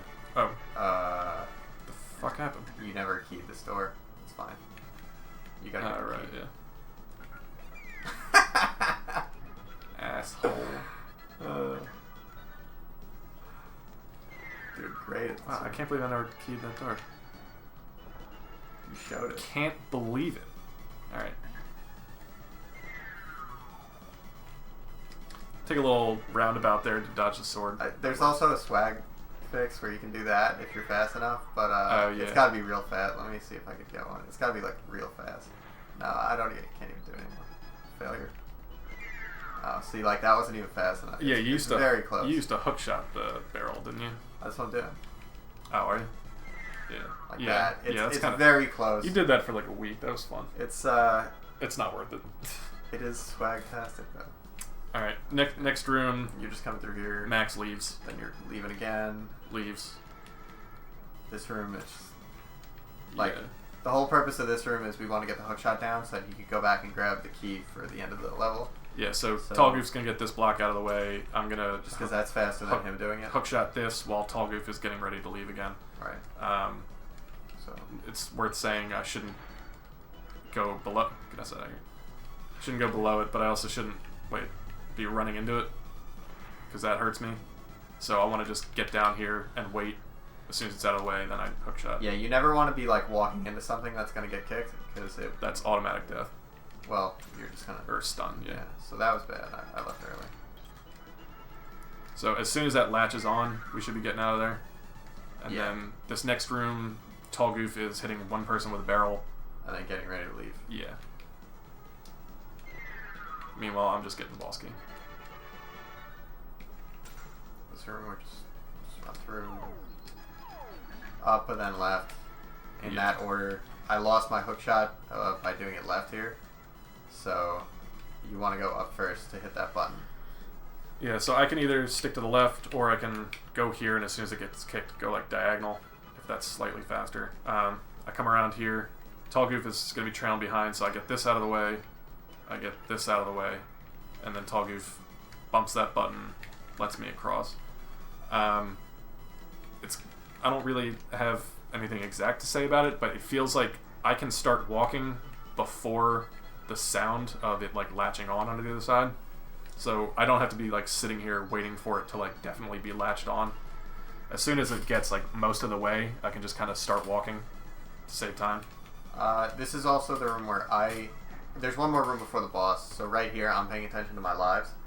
I want to enter the boss with 1 life, just like level 1, because there's a part of level. No, I really want to get through level 3 into level 3 with 0. But I like to have 1 as a safety for the boss. And it's also really easy to lose 1 life in level 3. So just going in with 1, you're at least safe enough. So I usually die here. Can you game save real quick? Right before the boss? We haven't done it yet. This isn't the boss. I know, but I mean like... Oh, yeah, I get what you're saying. Yeah. Alright, so there's... I mean, we could just walk in and out. Yeah, just get ready to leave. So there's 2 ways... Next room is Max leaving, just walking to the top and unlocking the door. So these are roller enemies. I don't know if we've seen them yet. But they, if they see you and you're like a straight line up or down or to the left or right of them, they'll like turn into a ball and roll at you. So the safe way to do it would be like, you know, come around here, make him roll at you, and hide in safety. He's gonna like roll past and bounce, and then you run. And then you can do that here as well. You show yourself, he rolls at you, you hide, he rolls past, and then you run. The way I do it, I think it's more consistent, just because this guy isn't guaranteed to roll at you here, is that I come up here, hide, when he goes past, I grab this cherry real quick and keep running, and then I just damage boost through on here. But it's pretty simple. I'm not doing anything here. If I need to lose another life here, if I mess up my life count, I can do it. But that's it. Yeah, head out real quick. You know, leave the room. Oh. It's like... One thing I can show is that... The cherry's gone. Yeah, it's fine. One thing I can show is that if you screw something up, it is possible to do this. Walk under him when he's bouncing.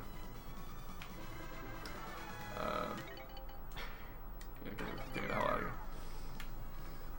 But that's pretty much this room. There's not too much to say.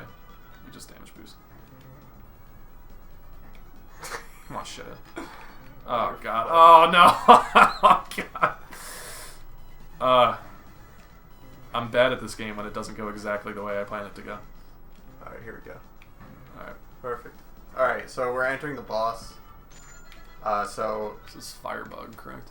Yeah, so I'm mashing on You entrance. want a game saver in here or no? Once it starts. It started. Yeah. Weird. Oops. So, as soon as you can move, you can go left or right. It's really which way you think he's going to be. So, you want Goofy to be hitting him more because he does 3 damage per throw versus 2 damage that Max would do. So these first 4 barrels, you want Goofy hitting as many as possible. So Goofy picks a side. I usually pick right because I think he'll be going right. It looked like this time he started throwing, so this is a really shitty pattern. Yeah. But sometimes he'll walk left or right. I think he favors the right, so that's where I start. So you want to get your barrels and get them thrown as fast as possible.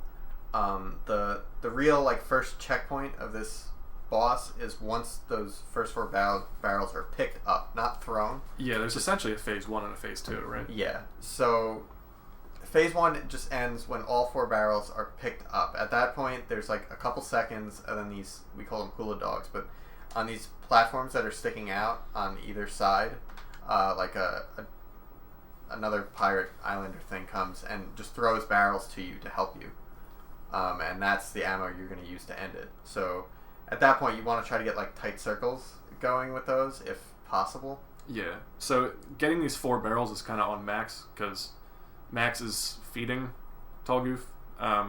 So even if something weird is going on and like Tall Goof has the 3rd barrel and is like having trouble getting it off, like throwing it, Max still wants to pick up the last barrel as quick as possible just to move on to the next phase. Yeah. But you should be able to hit this guy with all 4 barrels every time. It doesn't always happen, but Yeah. So I usually go to the left, you go right. yeah. Do you want to game saver it or want to just go? Just go. So he went that way, so this is a little bit worse. But alright, so Max is gonna go that way. And now we wait for the dogs. We usually give Tall Goof more room, so right now Firebug is on the left side, Tall Goof on the right side. Yeah. So that was actually a good boss. Yeah, I'd say so. You'll see that I should be mashing here. We saw the words, that was bad. Anyway, we can 15 minutes in game time. So what happened there was the dog can throw at 2 patterns. It can throw like short or long. Throwing long is obviously bad because that's more time in the air that you're waiting for ammo. But if he does a bunch of short throws, you can kind of like grab it, move up, throw, come back, grab it, move up, throw, come back. And that's exactly what happened on that one. Yeah. Which Max is just trying to do everything he can on the other side to attempt to get a throw or 2 in. Something we didn't mention, if you end up dying near the end of a boss, or you get hit and you're blinking near the end of a boss, the stage clear won't happen until you're done blinking. So it's pretty important not to get hit. Yeah, the most important thing for Max at the end, just because my hits don't matter as much as his unless I'm getting like, multiple in. Like, I need 2 hits to surpass one of his. The biggest thing for me is just don't die. So if I have health, it's fine to get like burnt once or whatever, but just don't die or get hit on the head with a barrel by my teammate or one of the hula dogs. Just make sure there's no invulnerability frames, or else you're extending what could be a good fight. Level 3? Level 3. Level 3. That one went faster. Yeah. Is there any... You want 1 life and no health coming into this? Yes. Max, it doesn't matter. You always want lives and health. So I want to get down to 0 and then get some health. So the next room I'll be able to die, and then from there I have 2 rooms to look for health. Explain this real quick. And then, there's not that much to explain after that. But yeah, so the next room is just an easy death. I take it, and I'm at 0. It's possible that I'm at 1, or like I pick up a life along the way, but there's a room where I end up dying, and that room you also have the ability to go through more than 1 life if necessary.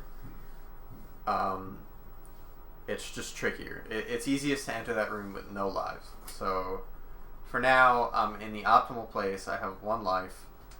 I'm going to die in the next room and then look for health, because there's a damage boost I want to do as a safety later.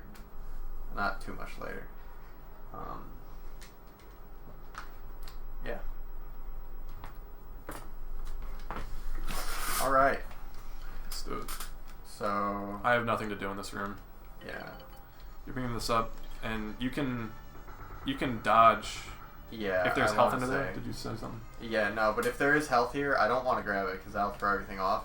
But if you walk just along the top, you can actually dodge like a cherry that's there.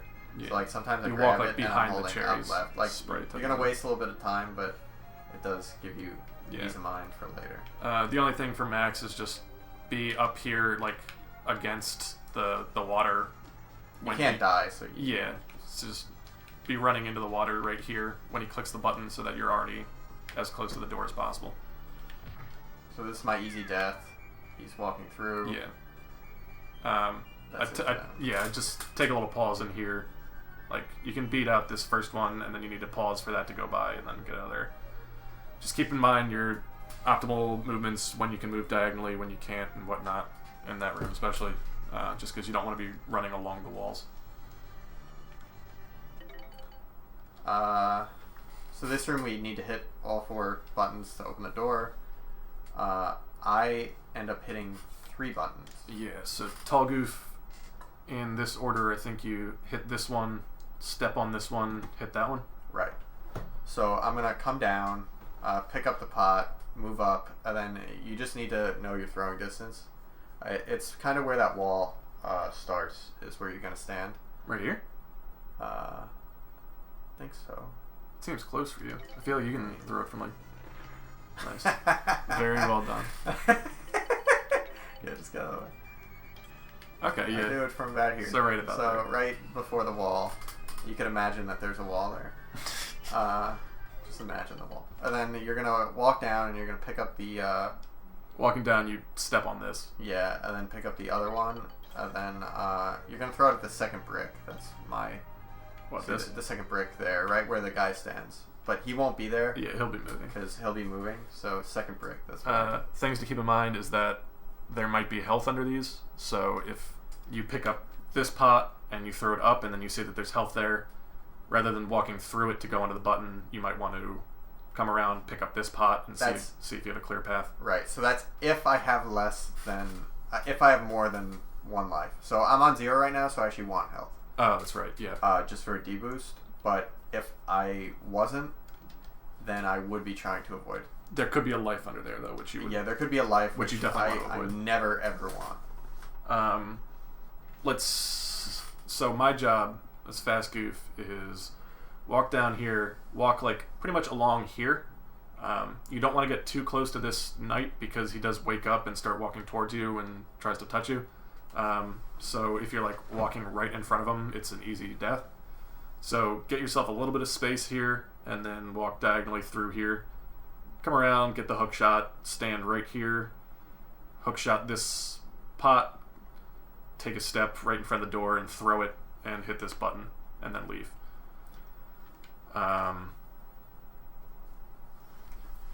It is possible to manipulate this guy because, like, he's usually going to just try and follow you up here, but he's pretty slow, so it doesn't matter. But on the off chance that Tall Goof has too many lives, it is possible to, like, just take a really narrow path right in front of him, cut, and then come right around, in which case he'll start, like, trying to follow you through the wall and he'll be walking over here. And that gives Goofy enough time to walk up and get killed. Yeah, Goofy can then just go die to him. So try to do that every time just in case, but it is a bit riskier and there are other places to die anyway, so it's not the biggest thing. Yeah, it is a great place though if it works. Yeah. So.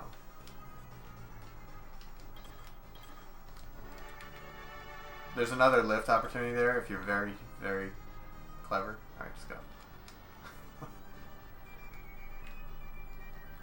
Alright. We got a dark room here. Usually you would get the candles to illuminate the room, but you're just going to memorize the path anyway, so it doesn't matter. There's just watch how to do it. Goofy doesn't need to do anything. Yeah. I just kind of walk up. I stand here because that's where... It shows me where this entrance is if he stands there. Yeah, it's like just to the left of where I entered. Like if you see... Oh, fuck. Alright, we'll just start over.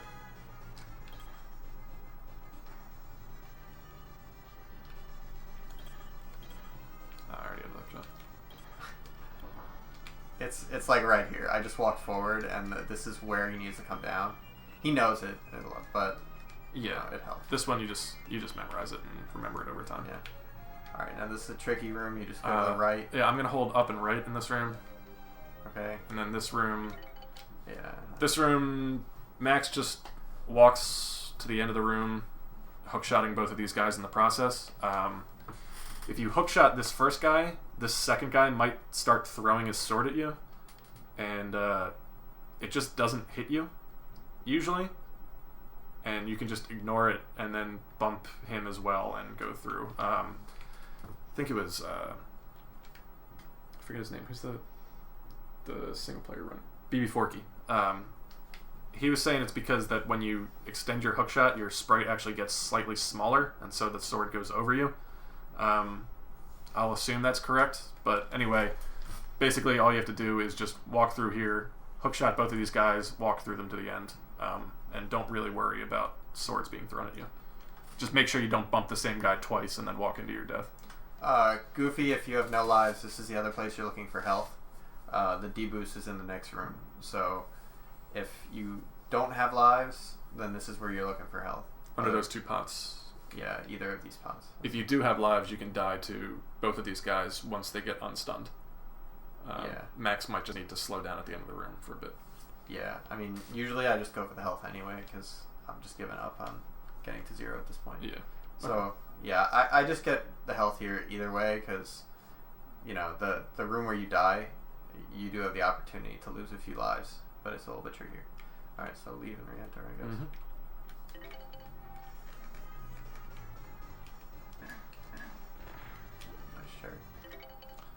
Alright, so this one can be taken slow and it's relatively simple. These things just move up and down.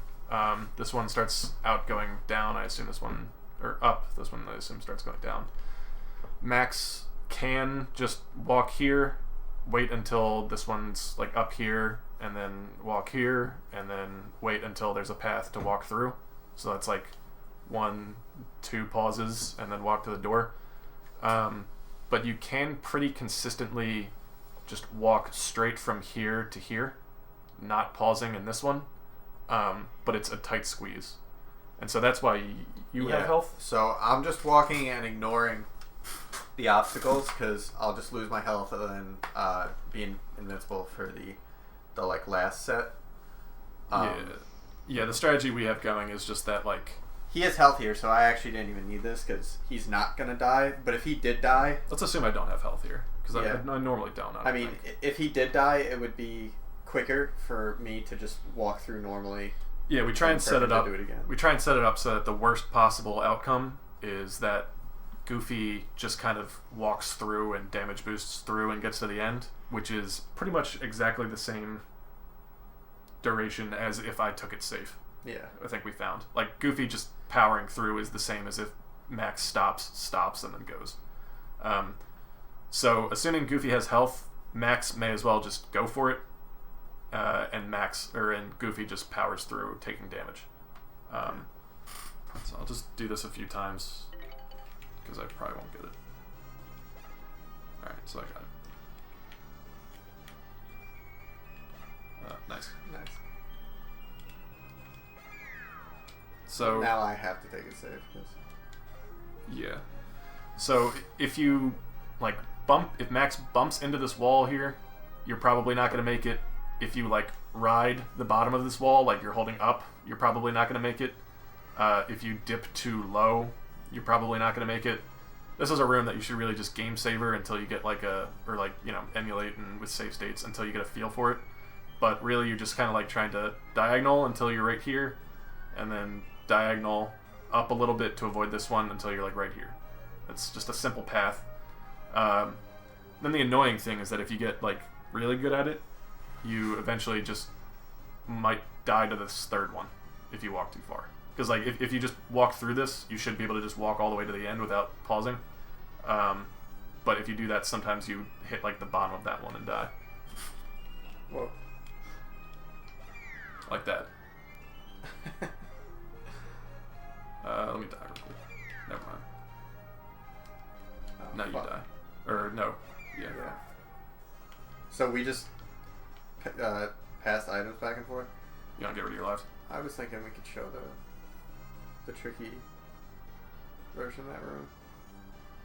Which room? Next one? No, The cannon one? Yeah. Yeah, that's fine. Alright. So this room, obviously, I should have 0 lives here if I've been doing it right. But let's say we messed up and I have 2 lives here. It's basically the worst case. It's as bad as it gets. Yeah. Oh god, it's just the bad as it gets. So this room, Max is faster, so he's gonna pick up the left pot along the route there. Yeah. The path I'm taking is immediately diagonal, so that you're going straight down here. Turn diagonal, so that you're right in front of this pot, and then you pick this up and throw it immediately. And that clears the way for both of you to walk through it right about at the same time. Yeah, Goofy is just walking as fast as he can, which is slower. And then the tricky part of this room is those knights. I forget which ones actually come alive. I think it's the first and the fourth. Something like that, yeah. And if the first comes alive before Goofy can get under, you kind of got to wait standing between them for Max to come back and hit him with a pot so that he falls apart. Let's get there and then pause and see what we get.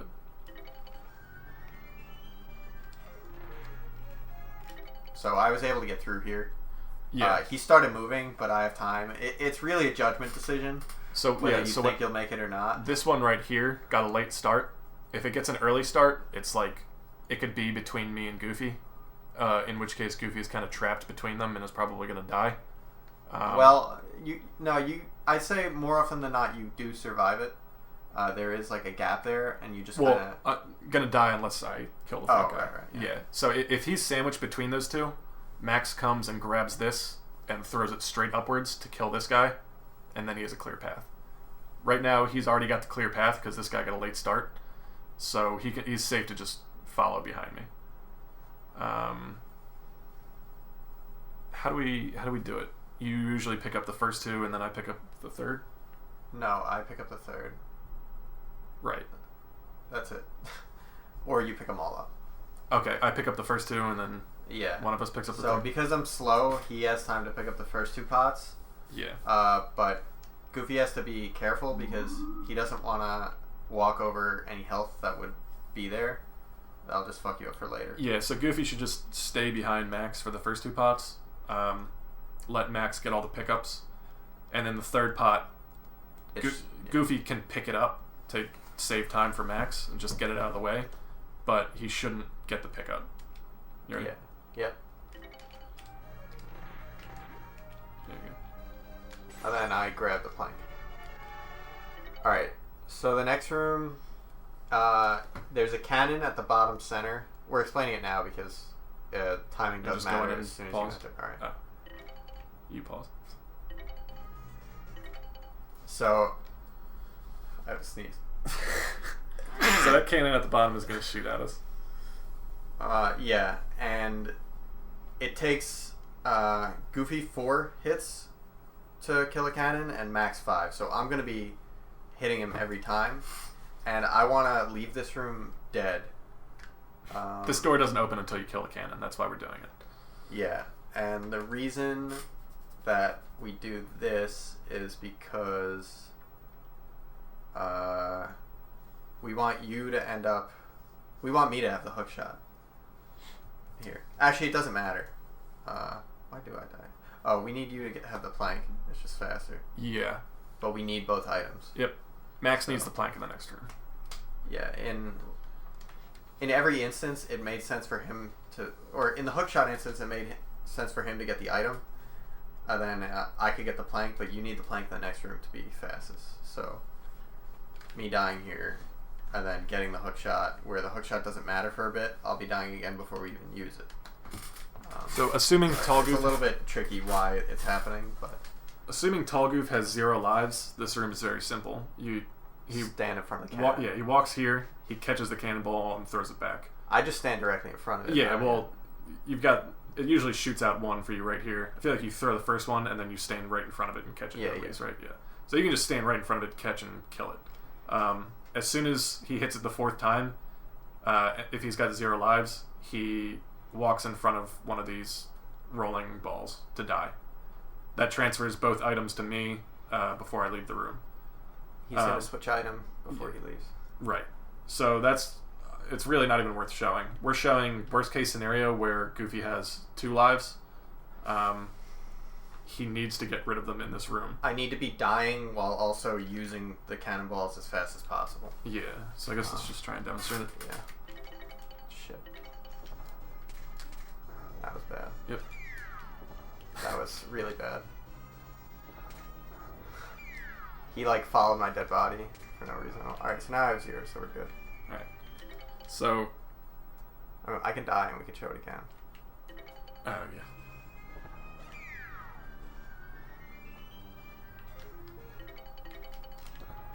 So sometimes that first cannonball goes over his head.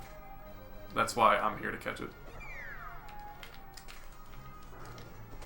Alright, so that was a good answer. Yeah, so that was pretty ideal. So he transfers that plank to me. It's going to be my secondary item because I have the hookshot active. I want to make sure to switch to it before I leave this room. Because I'm going to come back as fast as possible. I don't have that much time. If he puts the plank down before I come back, then we've messed up. Because he's going to have to pick up a second item here. Yeah. In this room. So it's important that I have the hook shot and then he puts the plank down. Right.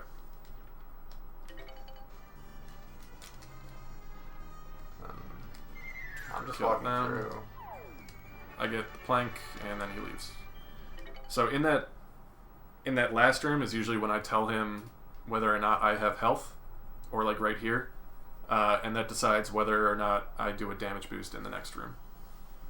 So we're gonna go back in because we want to have 2 hook shots. Or no, the key. We need the key. Yeah. For this room. So.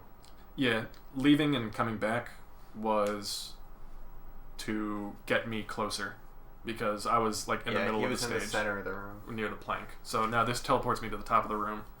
I have health, so I'm going to damage boost on this guy. Yeah. I just die once and then leave. Yeah. We can show the other... Well, yeah. It's like... The other way, what would happen is we'd both kind of walk over there. I'd walk to like right before the plank. The guy would be aggroed up slightly. And then I would hook him. Yeah. Then I would die and then... Yeah, I'll usually come put the plank down. If he's not aggroed enough for Tall Goof to hook him here, I'll like come across and go up a little bit. The guy will come at me, he can hook him, and then I go down. At which point Tall Goof dies, he teleports back to the door, and then he's ready to leave. That's pretty much everything. The only other thing is that if shit kind of goes wrong along the way and Max he doesn't have any lives during this part, there's time to pick up the key and then walk off the edge to lose your final life, and then you'll come back in the next room right away. Yeah, Tall Goof leaves, you come back in the next room right away, you still have the same item, and then you're ready to go and you have 2 lives. Alright, so this room, I'm just trying to die and he's going for the key. Yep. And this room, I'm just dying again so that he could have the hook shot. Yep. So I had nothing. He gave me the hook shot. I'm pretty much always going to get the hook shot right where I'm standing, and this guy is never going to get me before that. So I can pretty much walk full speed over here, get the hook shot, bump him. This gets tricky. Yeah. Bump. So that went smoothly because the pirate that's normally down here kind of came over and gave me some space. It gets more awkward if he's in this area because you're bumping him, you're getting the key.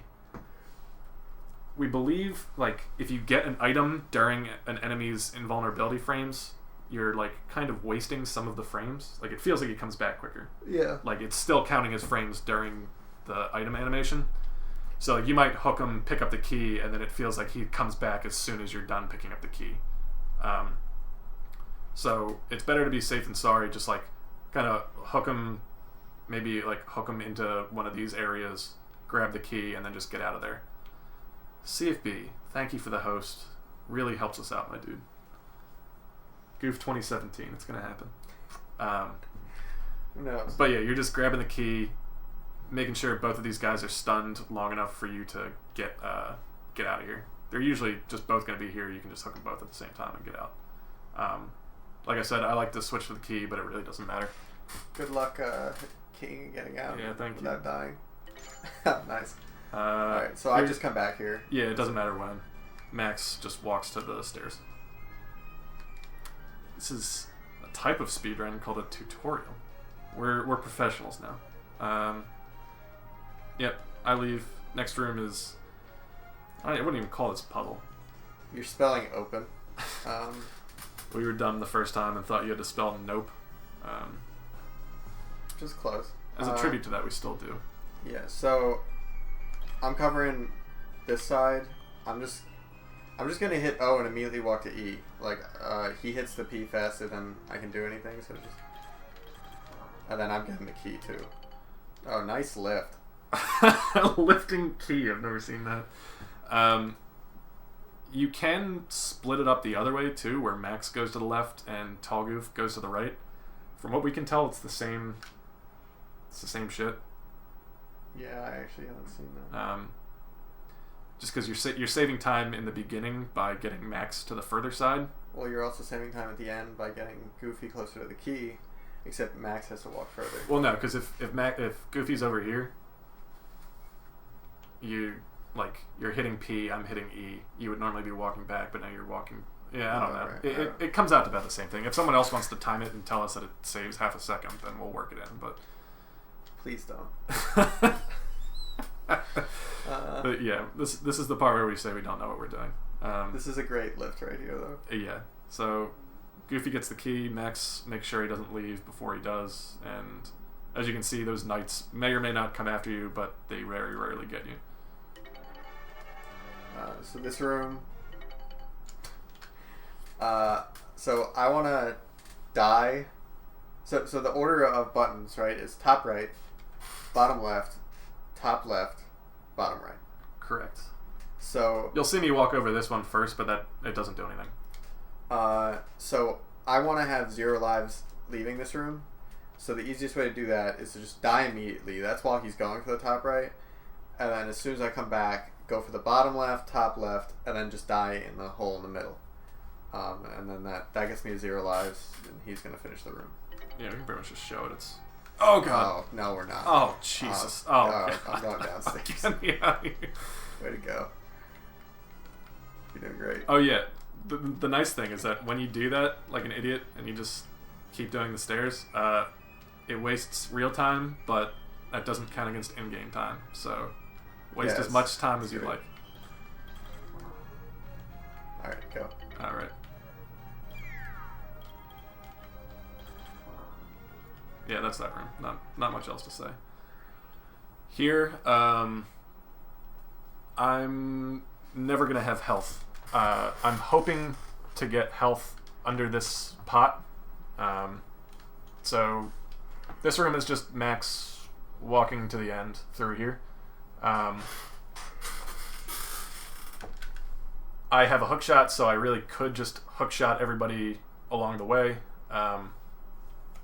But we found that a decent way to do it, or a pretty safe and reliable way to do it, because doing it that way would get awkward kind of in this area. Max comes around, grabs this pot. I throw it to you. Oh. And in one instance, I'll throw it up to Tall Goof, who's standing here. He'll catch it and kill one of these guys. And then I'll hook shot. I only have to worry about 2 guys. And I'll die in the... Yeah, and then he'll walk around and die to the first guy. In the instance where the red guy picks up a pot and kills one of his own guys, then we still need Tall Goof to die to him, so I won't even toss him the pot in that instance. We just want to make sure one of these 2 guys dies, one of them lives, and that's pretty much it, so that I can get through safely and that he can die. The strategy for the next room depends on whether or not there's health under here, so you're kind of hoping there is. So there is. The red guy did a weird thing. Yeah, he was weird. So I gave the key to him so that he could open it. He's All right. gonna... So yeah. So I don't need to transfer, but I do. I have health. So I leave, come back. That's regardless of health. You just open that, leave, come back to get rid of the key, and then I get the other key. Switch item. Switch items. And then I come back. Yeah. So Tall Goof has to make sure to wait until I switch items so that he gets the hook shot rather than the key. Right. And now we're in the room where the health would have mattered. So the older strat that's a bit slower. Well, and let's do the strat where I have health okay, first, so just because that's what I have. We're here. We have health.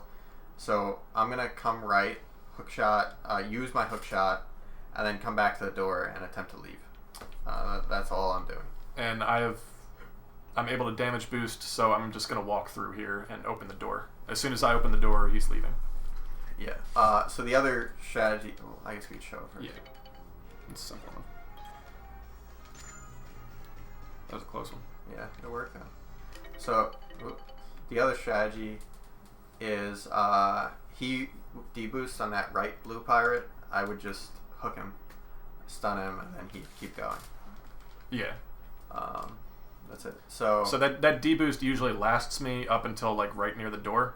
So you don't even really need to think about it. You just run to the door and unlock. That was like the closest death I've ever had, I think. But with this hook shot, because I don't have the deboost, he would come over, hook this guy so I could run through, and then I have to make sure to walk around this guy, because he'll probably be standing like right here or wherever and throwing a sword.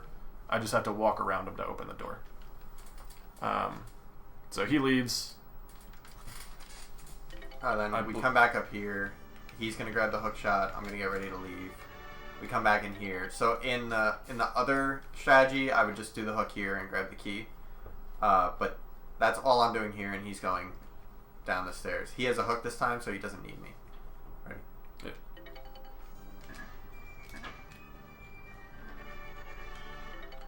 Right. So because he did that hook shot, the reason this strat is faster is because he did the hook shot. He was able to just walk down and get the key, and he pretty much gets the key right as I'm arriving at the stairs.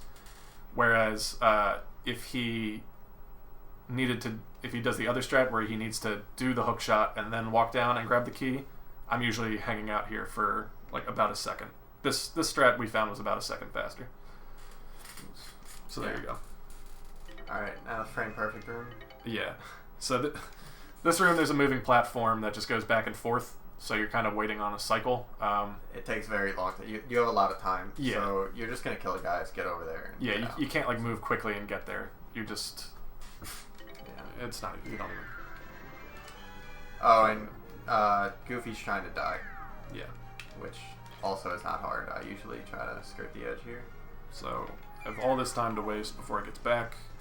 He kills himself. So that you have the key. Yep. We're almost at the end of this level. So I'm gonna come back here just for the next room. This is a dark room. Just know how to get through. There are enemies in this room, but they're irrelevant. Yeah, they're in like the bottom right or bottom left or whatever. Weird. Yeah, they don't affect you anymore. Yeah. So the next room is just two cannons. Oh, God, there they are. That we're trying to kill. God damn. We'll leave and come back. Yeah. So we just have to kill them both. So there's quicker ways that are riskier that involve like the cannon shooting each other or like you swapping back and forth. We just go with the easy way of we both stand in front of the cannons and go. That takes him one more shot than it takes me. But you know, the reason I go to the right cannon is because we found that it actually shoots slower. So although he takes an extra shot than me, we put him on the left cannon because it fires the cannonballs quicker. Usually. Yeah. Sometimes they shoot at each other. Sometimes they shoot diagonally. They do all kinds of weird shit. But you just kind of. Yeah. The only thing with this room is, as soon as you enter, you got to realize whether they're gonna shoot straight down or diagonally, and just adjust where you're standing accordingly to make sure that you catch them. Yeah. After that, you're just standing in front of them, hitting them. Yeah. So let's leave him again. Yeah, you want to come in walking diagonally towards your cannon, and it just kind of works out most of the time. If you're interested in the other strats, the task does it. There are videos of the other strats. I mean, they essentially revolve around just feeding Tall Goof to make sure he gets most of the hits and that the cannons are shooting each other. Because I think the cannons shooting each other are equivalent to Tall Goof hitting him. Yeah. Okay. This room, Max is just going to the stairs, so up around. I'm grabbing the boss key down, and then the boss key there. Goofy does two things. He picks up the initial pot. That's so that Max can get past. The guy on the top right is going to be kicking that block left. And if you time it just right, it's not too hard a timing, but it does, like, no one can fuck up. You're picking it up with your... Oh, yeah, you don't hold out. Yeah, so if I pick that up and he walks properly, he can get around that star block before... And like, through that little area before the kick comes across. Yeah, so he's picking this up. This is probably already on its way. So what I want to do is come up, over, and then up just to get out of the path. And then I'm going to just kind of diagonally come along here and then walk around. Yeah, so once I'm done there, I want to come to the bottom right and try to... Well, I have a pot in my hand, so I try to kill the red pirate. And then the guy on the bottom, I just want to stand as close as possible to him to attempt to aggro him. Just start yelling things at him. Yeah, usually. One thing to keep in mind is that this guy can catch It's pots. Fuck. So if you throw it and he catches it, it kind of gets weird. That's why you're hoping there's some health under there so that Fast Goof doesn't really have to worry and can just go through. Yeah. If they're having like a throwing match, you can probably squeeze through there, but then you got this guy to worry about. If I do have health, you can just deboost, grab the boss key, and then I try to pick up this pot to see if I have health underneath it. There's a bunch of different things you can do.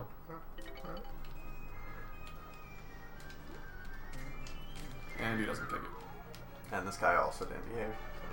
So all of that was weird. Yeah. So this room, you're just going to the boss door. I didn't. Yeah. Yeah, you just go to the boss door and leave. The wall's moving, but it never. I don't even know. That's just some. I wonder if that's ever killed anyone. Seems dumb. Yeah, it's just walking. So we're heading into the boss room. We have a game saver, so we can actually do it. Yeah. This is probably the most skill intensive, but also the most fun boss. It's the best boss. Yeah. Well, we can get in and explain it, right? Just make sure your game's over right away. Alright. I won't even pause, right? I already did. I'll do it again. I did it again. Oh, I thought I broke it. Alright, so I'm pressing start to get through dialogue. And then...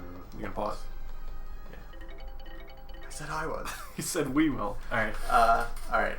So, you see you got a red skeleton and a blue skeleton. They both throw bones. The bones do the same amount of damage. It doesn't matter. You don't need to line them up or anything. They all... Well... You don't need to hit red with red or blue with blue or anything. Right, but Goofy still does do more damage. So whenever the red guy throws, he throws 3, and they go straight and hit the ground. They can hit the wall and just fall apart. They can go off screen, but they're just going to go straight and hit the ground. The blue guy, whenever he throws, they will bounce around the walls and then eventually land, and he only throws 2. So, I mean, ideally, you keep the red guy around. The strategy is, this is also a 2-phase fight.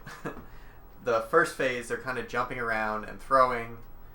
That's it. The next phase, they take their head off of their bodies and throw it, and then it just kind of homes to you, but you're fast enough to stay away from it if you're not carrying anything. And if you hit the head, it immediately goes back to them. So when we get to that phase, that's what we're going to attempt to be doing. Yeah. And their phases are independent of one another. So the red guy can be on phase 1, the blue guy can be on phase 2. It's all based on their health. We don't know the numbers. Generally, assuming the ammo is like equally distributed and everything, Goofy should be reaching phase 2 first because he's doing more damage. Yeah. So if he does that, at that point, the 2 players might want to switch. So if he gets blue into phase 2 and my red guy's still in phase 1, we should switch to try and close the gap. You want them to die at approximately the same time.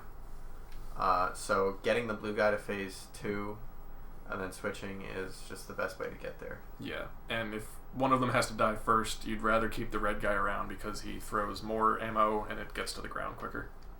Because you cannot catch these out of the air. Right. So... You want to test and see if that worked?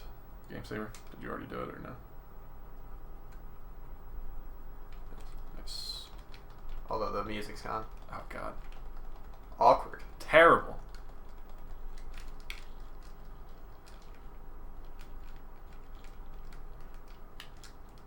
Fuck. So I hit him while he was moving. That's not going to count. I mean, he didn't blink.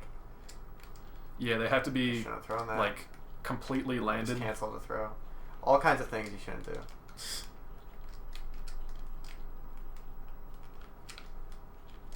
Nice.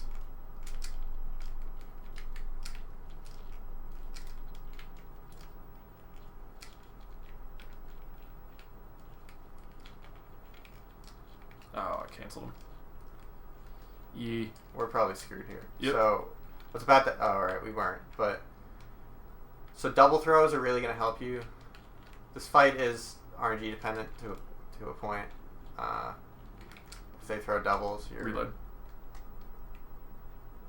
Oh, I thought it was too late. Yeah, we'll just do this a couple times. You can share ammo if you have too much ammo. Other person should really just be holding up their hands waiting. Yeah, I did the same thing last time. It's the same fucking pattern. Do I get to look good again? Because my pattern is great. I'm doing terrible this whole time. I just died.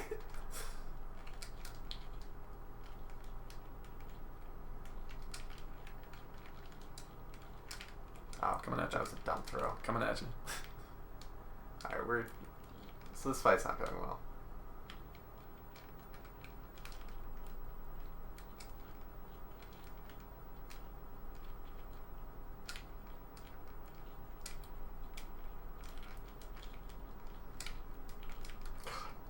Thought I'd get Terrible.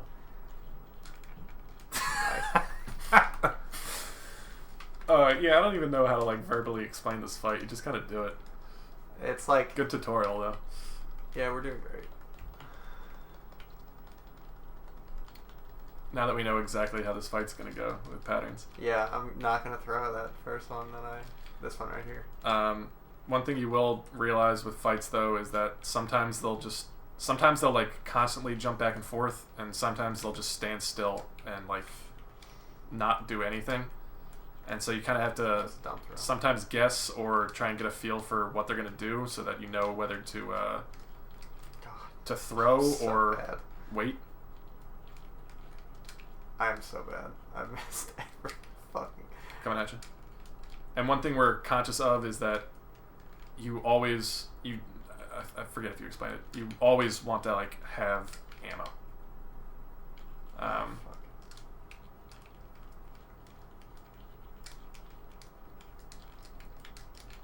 How have you explained it in the past? It's like, if there's ammo sitting on the ground and they're not, like...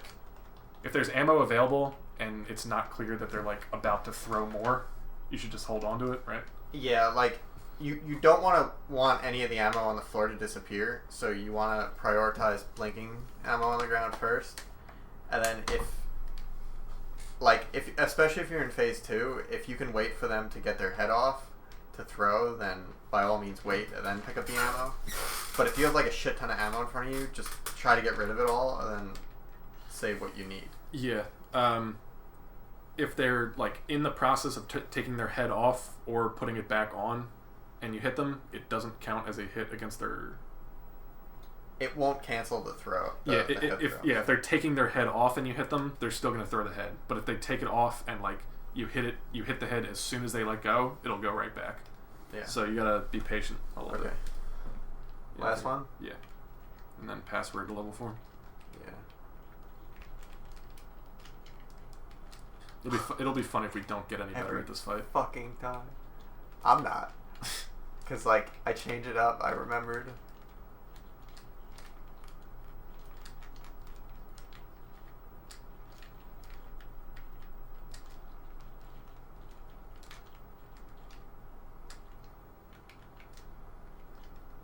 Oh, yeah.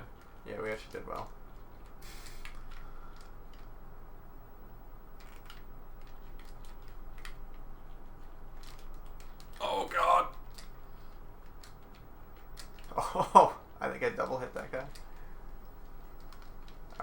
We did it. Game crash or yeah, game crash. Alright, so because it broke, we're gonna cheat and use a password to get to level 4. In terms of lives, your life count doesn't matter coming into 4 because the final boss has a hole that you could just fall in to rearrange your lives. So in terms of Goofy, it doesn't matter. Red diamond, cherry. Blue diamond, red diamond. We've done it. We've beaten the first 3 levels of the game. All right, here we go. So you're just gonna hold up left to start this level. That's very important to remember. Always hold up left. All right, so both of those barrels, ideally or like hopefully, Fast Goof is leaving this room with health. You might have it left over from level 3, or you might get it in this room. But damage boost really comes in handy coming up. So I throw both of those barrels and check to see if there's health. There isn't any here. If they both had health, I only need to take the first one. I can lead the second one for Tall Goof. Yeah, it's actually good for me to have health throughout this level because, again, the boss is so easy to manipulate my lives on. So to have insurance to get through the level is for the better. Yeah, there's like no such thing as you having too much lives or health in this one, in right? this level, no. Yeah, because you can just get rid of it all at the end. Yeah. So, yeah, this... It was just... I waited for him to move the barrels, and then I have to kick that first one up, and then the third one up, and then the other 2 to the side. It's a puzzle. Yeah, it's a puzzle. It's a puzzle. What do you want? Yeah, you just gotta make sure he doesn't hit me with that first. Yeah, that's really the one thing to look out for, and if I can grab that second health, by all means. Because the second barrel was right here. He's gonna be kicking this block up, so if there's health under there and I need it, he also needs to be make sure that if I'm going for that health, he doesn't hit me with the block. I think you're actually faster than me. Oh yeah? Yeah. Okay. So. Well, maybe these beginners won't be as fast as the master myself. Yeah, Max only does one of them. Alright, so... I'm usually leaving right around the time he's getting that 4th one, so if you think it's going to be close, you can take a little hesitation step here. Make sure you hear the sound of that 4th one going in, and then leave. Yeah, so next room you're looking for health again. And yeah. This actually opened the door at the top of this room. That's what that just did. Yeah. So now that he doesn't have health, we want to pick up the barrels up ahead in the quickest way possible. So I'm going to pick up the middle one, and if that doesn't work, he's going to pick up the left, I'm going to pick up the right? So I think you pick up the middle one no matter what, right? Yeah, I always pick up the middle one. He picks up the middle one just because it's just the fastest route for me to just kind of diagonally go between the 2 of them. If you have health, he's picking up the middle barrel, you just run through the middle and go to the end. If you come into this room and you don't have health like me right now, I'm going to go straight up, lift this barrel. He's going to be lifting this barrel. Hopefully either of those will have health. If they don't, then you check this 3rd one. Yeah, I'm going to be picking up the 3rd as well. Okay. Hopefully that gives you health for the next room. If it doesn't, your options are going into the next room and trying it without health, running around here to get a barrel and hope there's health in there, or like leaving, coming back. Yeah, you have options. Really, you just want health in the next room. Yeah. Once you get competitive enough, you kind of just have to go for it without health rather than checking all the other barrels. Good. Alright, so I got my health. And a life. Yeah. So, you want to pause as soon as we enter? Yeah. I'm not going to pause. Alright. So, this room, you got 3 guys throwing barrels at you. Yeah. And they're pretty much your only source of ammo at the beginning. And then you got 4 frolics that are blocking the path. So Fast Goof is going to end up leaving. Yeah, Fast Goof's just running through here, running through this hole here to the end. But you've got 4 guys, plus all the barrels being thrown that can hurt you. And so that's why you want this health, is because rather than having to wait for these guys to either clear out of the way or both get killed or whatever, I can just run through here. What do you do in the beginning? So the guy on the right, bottom right, is going to throw one immediately at me. I'm going to take it, and then I wait and try to kill one of the two in the second row. Oh, yeah, that's right. Because I'm deboosting through here, so neither of these guys matter. Right. And eventually they'll get out of the way. Fast Goof is then picking up this barrel. This guy really shouldn't be a problem because he's just kind of standing there throwing barrels at Tall Goof, I think, usually. Or at something. Yeah. But usually I'll pick up this barrel. There's usually some health under there, maybe not. But then he's going to, at that point, kill one of these two. I probably had already done it there. Yeah. So, yeah, by the time I'm picking this up, he's killed one of these two. And then it'll be clear whether the second one is still in your way or it's like all the way over here. If it's all the way over here, just toss the barrel, get rid of it, and run around. If this frog is like still here after he kills this one, then just pick this barrel up, walk up here, and throw it to kill it. But yeah, that's pretty much it. If you have health, you just walk through. As soon as I'm getting here, this guy is either going to throw a barrel like down here, or he might throw it across the entrance. So I like to, rather than like going straight to the entrance, I like to just kind of ride this rail for a little bit until he throws it, and then just diagonally go in so that it doesn't hit you. This guy very rarely might throw a barrel at me. If you see that coming, just put your hands up and you'll catch it. That's pretty much it. I can. If I don't have health, the desperation play is that this frog jumps to the left immediately, and you can kill the front one. And yeah, Tall Goof kills this one, and then you just work out the second row with barrels. Good thing about this level is there's a lot of repeats, so. Yeah, it's true. Maybe a short tutorial. Dick. So I didn't have to wait there. I probably could have just left, but I just want to show that he throws that barrel that direction. Okay, next room's easy. We don't even need. Yeah, this room's pretty consistent. Oh, not this one. Sorry.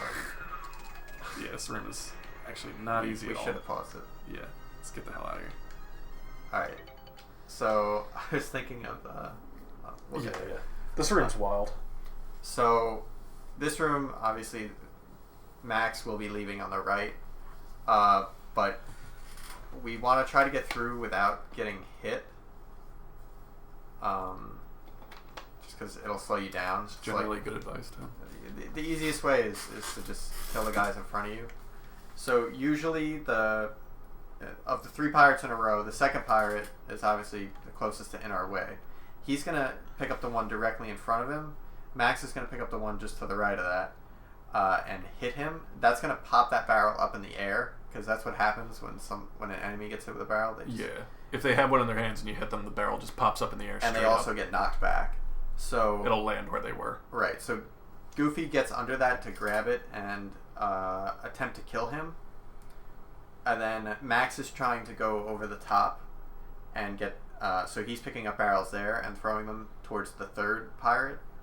And Goofy will attempt to kill that one if he can. Yeah, so from my perspective, I'm grabbing this barrel, but like slightly to the left. I'm not riding this wall right here. I'm kind of grabbing it like right here to the left a little bit so that I can just pick it up, throw it immediately, and still hit his right side. Because he's going to have already picked up this. So I'm stunning him.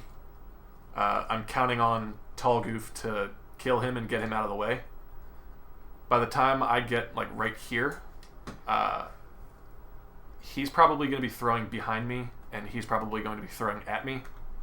I'm catching his barrel, hitting him with it, grabbing this barrel, and hitting him with that. Unless I kill him. Unless Tall Goof also kills him. I mean, I need to just pick these up and throw them to the right anyway to get through here. Yeah. So really all I'm focusing on is hit this guy with this barrel, and then hit this guy with his own barrel. And then if I have time, I'm trying to get health. Just yeah, insurance. There's no reason not to. I didn't even need to kill him there. I think his own pirate killed him. We'll be doing this one again later. That's true. Yeah, this level has a couple repeat levels. Go ahead. So this room, you just walk through. Yep. Then you're in the ice room. One non-thing, but like entering this room from my perspective. So this is in my way, but if you like, essentially if you're like right on top of this, you can just leave just holding right. You don't have to like go back down to leave. If you ride this, you just hold right and you leave. It's an ice room. It's just a puzzle. You're trying to hit everything. Goofy takes the top three, like a curving S. Yeah, he goes like that. Yeah. Oops. Not Beautiful. like that. Graceful. Thank you. And that's it. That's yep. That's his job. For me, I am touching this one and going back. So I'm just because of ice physics, I'm like actually trying to hold back before I even get there, so that I'm like moving backwards on it. Are these timed? Why'd it go back up? Because we left. Oh yeah. Oh, they are timed though. You do see the flames getting smaller. Who knew? We do it so fast. Yeah. Do that again there and touch that one. That one you just kind of get used to the ice physics there. Yeah. All right. This next room. I'm just coming up straight. Yeah. So, small goof, fast goof. You can go in either direction, but basically you're just going diagonal, and then diagonal to get to the door. Diagonal, diagonal, get to the door. You don't have to do anything. This door opens when this guy dies. This guy's gonna die by. He's gonna throw a barrel at Tall Goof. Tall Goof's gonna throw it back, right? Yeah. You just stand right in front. Yeah. He usually throws it at you. I think we've only seen it twice where he didn't. Yeah. And but I'd say 99% of the time he throws it at you. You just walk right up to him and stand there with your absolute hands worst case if things get crazy, there are barrels. Yeah. Like you could grab that one and kill him with that if you needed to. Yeah. I'm guessing you can't just reach up and grab one of these? No. Okay. And then the only other thing in this room, other than avoiding the spikes, is Fast Goof is going to want health either at some point. I don't remember if it's this next room, but at some point. If you're coming into this room with no health, you can do a cheeky little move where you slide into this barrel, grab it while you're sliding, see if there's any fruit under there, and then slide past. So like it's just another health opportunity. Yeah. All right. So we don't need to leave. Well, I did. Great. All right. This is another repeat room. All that happens here is you're gonna kill the red pirate. He's a fire breather. I don't know if we've seen them yet, but he breathes fire. You don't kill him. You just stun him, right? No, he's dead. Oh yeah. I think so. I mean, I guess we'll see. Yeah, you might be right. But I'm gonna pick up the barrel directly in front of me, and then walk slightly left, but not left to stand right in front of him because Max is gonna be walking along there. So I want to throw it past Max, but still hit this guy, and which he might have walked out of the way. And if he did that, then Max is just gonna keep walking. This is a very fast room. Yeah. So I'm trying to ride this left wall just to give him an extra little bit of window here on the right side. So I'm immediately walking left and riding this left wall to go up. Tall Goof is essentially grabbing this barrel, moving slightly over, and like throwing it basically along this line to hit him, and then I should be able to just walk past it in. Yeah, so we can show this like 30. It's very easy to show. Apparently, if you do it too fast, the game blows up. Which we haven't seen. We've never done. We're not that good. So see, he walked in front of me that time. He just walked down that time. Yeah.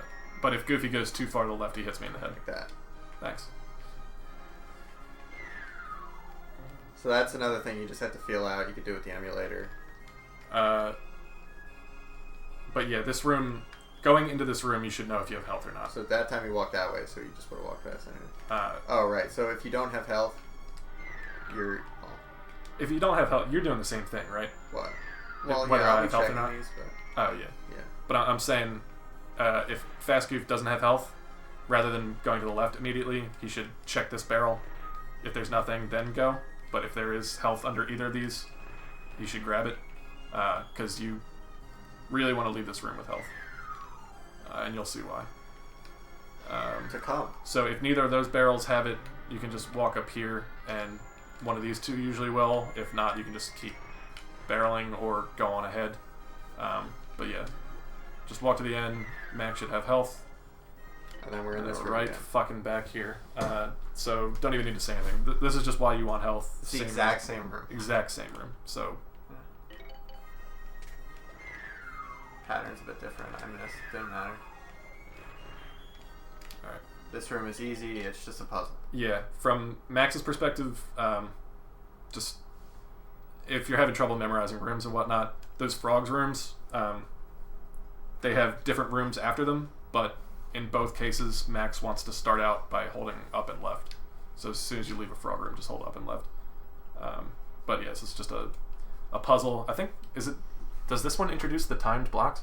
No, we've had those before. Have we? Okay. Well, anyway, the timed blocks, they go from green to yellow to red, and then they blow up. It really never matters. Yeah, very rarely. Alright. There is one that explodes later on in this. So again, just a puzzle. That's it. Hold This left. room, hold left, yeah. Up and this is left. This is probably the hardest puzzle in the game.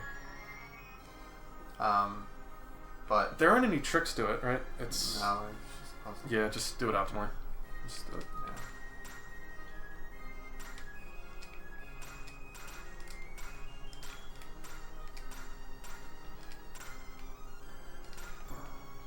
That's it. Yep, that's it. We're in this room again. Well, you paused, but we Yeah. would have been fine. Alright, this is new. We'll even re-enter. I mean, it's a puzzle. Yeah, it's another puzzle. There's just an enemy to worry about. So usually I just kill it right off the bat. Which of these two barrels do you use? Left one? The rightmost. Right one? Yeah, so I mean, he's either going to walk left or right. He usually walks right or just hangs out, and you can kill him with that. If he starts walking left, do you just grab this, walk up, and throw it left? Yeah. Okay. I'm walking up there anyway. So yeah, Tall Goof just kills this guy with this rightmost barrel. You cannot pick up either of these until the puzzle is over because you need them to kick blocks into. Just and another thing that I will show, you can diagonally pick up a barrel. I'll just show it now. Yeah. The puzzle. So if I'm looking at this one and I'm on the top left of it, when I go to pick it up, I'm gonna diagonally pick up that barrel. So you figured out why it happens. Yeah. I didn't realize never, that. Yeah, I never want to be on that top left. Like that day when we were practicing the other shot, Yeah. it was able to look into. So it looks like something that's exciting, but it's actually really annoying. You don't want to do it ever. But anyway, I digress. Nice. Yeah, that's how you do a diagonal pickup. Don't ever do them. So yeah. I don't think there's a good reason to do them ever. So yeah, it's a puzzle after that. Yeah. Although I do want to say one thing as soon as it's over. So I have a double kick here. That's good. I'm usually going to finish second, so doing the diagonal kick does save some time. After that, I would like to leave this room with health as insurance, just because there is a fat guy later on that can just completely stand in your way and screw you over. Having health allows you to just walk through him. It's kind of rare, but... So usually I'm trying to leave the room, and he's either looking for help or leave the room. So this barrel that he picks up could have health under it, because like I have time to get here before the door blows up, and it's slightly faster for me to leave from here than Tall Goof, just because I'm faster. But the insurance is worth sending Tall Goof up there, and I'm just looking for health. Right. So get it if you can. Then I believe this is a repeat room, right? Yeah, this is a repeat room. Tricky one again. I got hit, but... So that's the other thing, is that even if you don't leave that room with health, you can get some in here, both of us. Yeah. So I'm picking up these two barrels. One of them might have health. If it doesn't and you really want it, you can pick up any of these. But at some point, you gotta just power through without health and hope you get lucky. Next room is mine carts. You just hold upright to get in. Yeah. And then at the end, you hold right. There's nothing more. Yeah, it's all Tall Goof. Max can kill the other two, and I do because it's fun, but I don't think they're really a danger Nothing to you. matters. It's a very quick room again. So I'm just going here as fast as I can, and then holding down right to get out. No pause. Yeah. This room used to be trickier. Yeah, I feel it's, like it's we not bad now. figured it out. You touch the 4 buttons to open the door at the top. Yeah, so Goofy is doing the left side of the room, Max is doing the right side of the room, obviously because they're further away, and then Goofy is exiting. The blue guy in the dead center, blue with the green bandana, you can manipulate him to really never mess with you, and to do that, Goofy's gonna take a couple steps down till like that way to the right opens up. Take just a short pause, and then keep going. And Max is already walking past, and that'll make him kind of already do a roll, but the roll is either going to go down or into the wall, and later on he won't be up near the top and messing with you. Yeah. The dangers here are that this guy is lurking up here when he's trying to exit, or the fat guy screwing you over that I talked about was if you come into this room without health and this guy just decides to stand here, then you can't, there's literally no way to get to that button other than just waiting for him to move. But since I have health, I can just run straight to it. Yeah. Alright, so we'll leave him. Come back. So slight pause, he's going to come down, and then he'll never mess with me up here. Then I usually hit that button right around the time you're at the exit, assuming it goes well. If it goes well, it just kind of happens. But yeah, entering that room, Max should be holding down for like less than a second, and then turning right. Just because if you go diagonal, you bump into the wall. If you go down and then turn correctly, then you're got a better chance of manipulating that guy. Alright, so this is just a puzzle. We'll just do it. I fucked up, but we will do it. It's in the dark. Not really. Yeah. Stand here and wait. Know what to do. That's looking good. That's a good pose. So, yeah, I get the hook shot, and then I come over to this closed door and just be ready for it to open. This next room's a little tricky. We'll explain it. You beat your side. So we gotta kill everything. Goofy kills the left two, Max kills the right two. So in terms of what I'm doing, what Goofy's doing is I'm gonna walk to right about, no, a little bit more left, right about there, and what that's gonna do is it's gonna cause the pirate closest to that to roll into the wall. This guy? Yeah, I think he goes to the right. I think I want him rolling that. I forget. We'll see when it happens. Mm-hmm. Actually, I could just. Yeah, so he rolls into the wall like that. Okay. And then he keeps walking and following me. So he's gonna follow me right under that star block. Right there. Yeah. And at that point, I'll have kicked this one out of the way. At that point, that's out of the way. So I just go up and above it and kick it down into him, and then I line up on the right side of that block and wait to kick it that way. Yeah. And so the last guy to die is going to be this guy being killed by this block. My job, I just kind of go diagonally here. I hook shot this guy to stun him and kind of push him up here. And then I come around, kick this up. And then at that point, both of these guys should be right here in the line of fire of my block. So I just hook him, kick this up, over, and my guys are dead. He will have killed this guy at that point. And now you've got the you're gonna have a situation where let's just pause it when the block is here and he's left. Okay.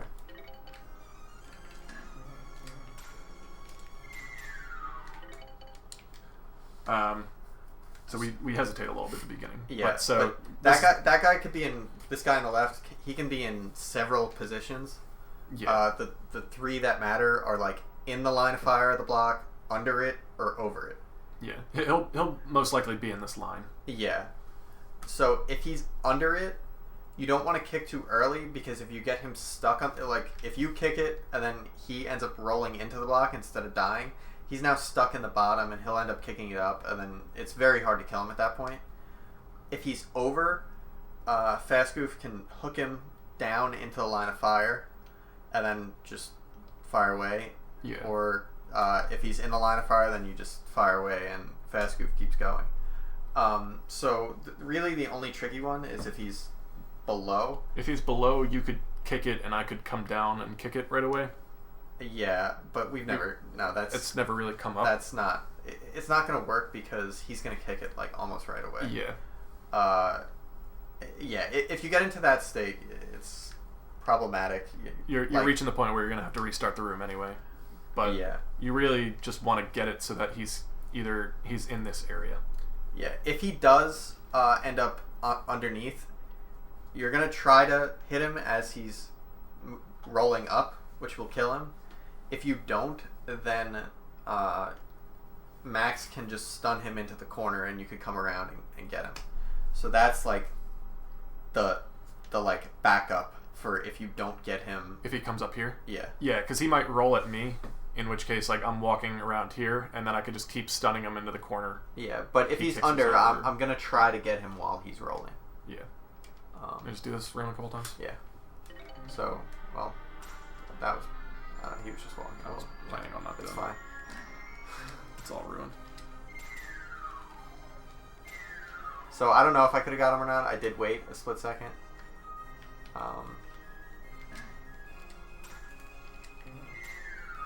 That's a good one. That was weird, actually. I haven't had to hook shot him yet. Yeah.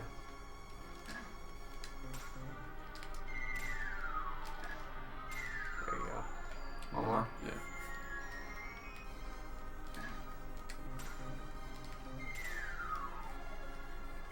Oh, I thought I was early. Alright. Yeah, so you really want to be careful. I almost fucked that last one up.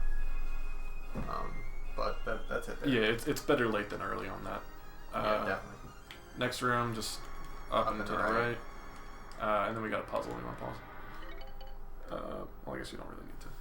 There's a double kick opportunity here. I almost never take it. The thing to talk about is the waterfall good. Yeah. So you'll notice there's a waterfall. And a hook.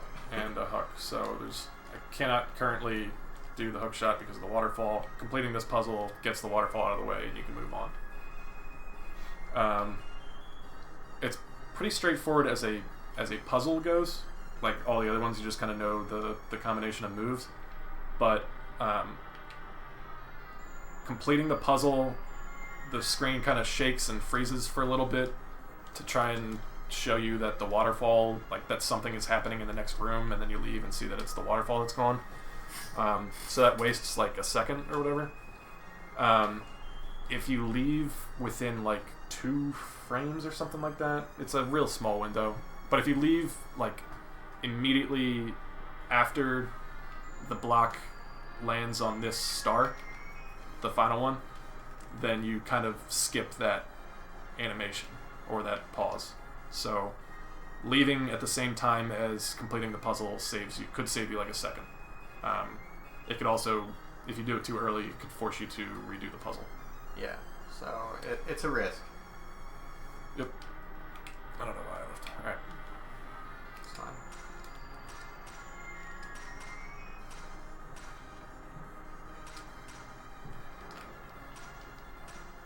So he was close. Yeah, so that was like the second pause right there. There's no way to really demonstrate what it would look like, but it's just if I leave like 2 frames earlier, then we don't have to listen to that sound effect and the pause. But that's a puzzle. Hook shot. This last room, we're just trying to kill everyone.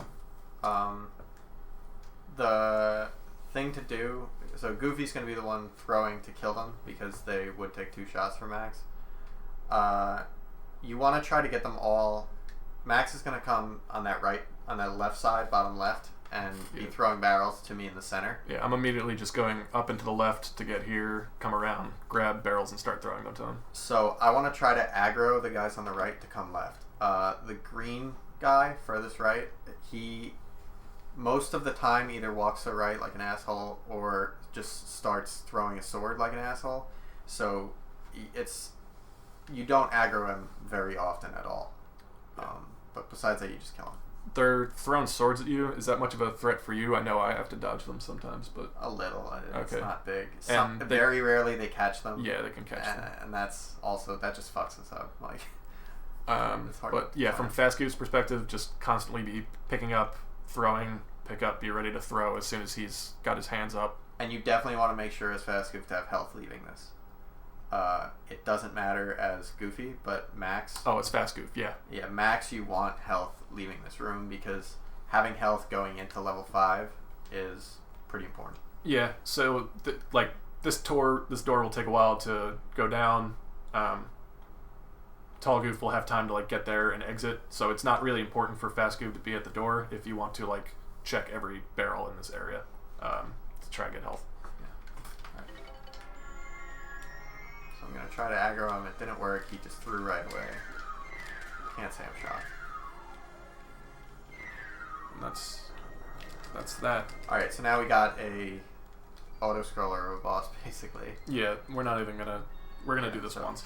I'm just gonna try to get down to 0 lives right away because I want to enter level 5 with no lives. We stand on the diagonals, and that's it. Don't get hit. Yeah, the shadows show up. Don't get hit on the head. The 2 players should just be in the opposite corners. Doesn't really matter if you do the exact same ones as us. You can only get 1 hit on a rumbler per go. So if you know someone's gonna hit, don't both throw because that can actually lag the game. Yeah, at least on the first few of them. Yeah. Like at this point we're probably safe, but there wasn't even a possibility. So you can only, if you hit them like when they pop out, it won't do anything. It won't they have register. to be moving. You have to hit them, yeah. Like you can hit them like a frame after they start moving if you're close enough, like that. That wasn't a frame. It was exact. It might have been a subframe, I think, an alpha frame. We'll check the tapes.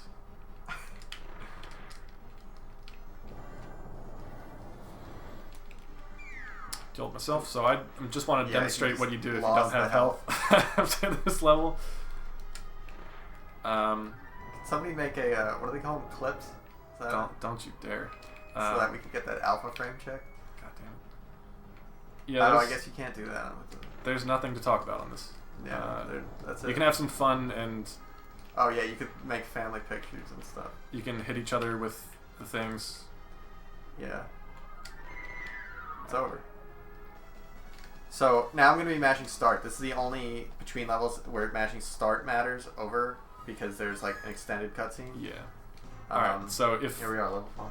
If I had health, I would just walk to the just left and then up and exit here. And I would do that because I just walk faster than him, so I would get there first. Because I don't have health, I'm going to check these 6 barrels, and he's just going to exit for us. I should have time to check like 3 of them before he leaves. But he is moving very slowly right now, so I'm going to check all of them. No, I'm kidding. But yep, I have health. So this one, I start out going diagonal up and to the left.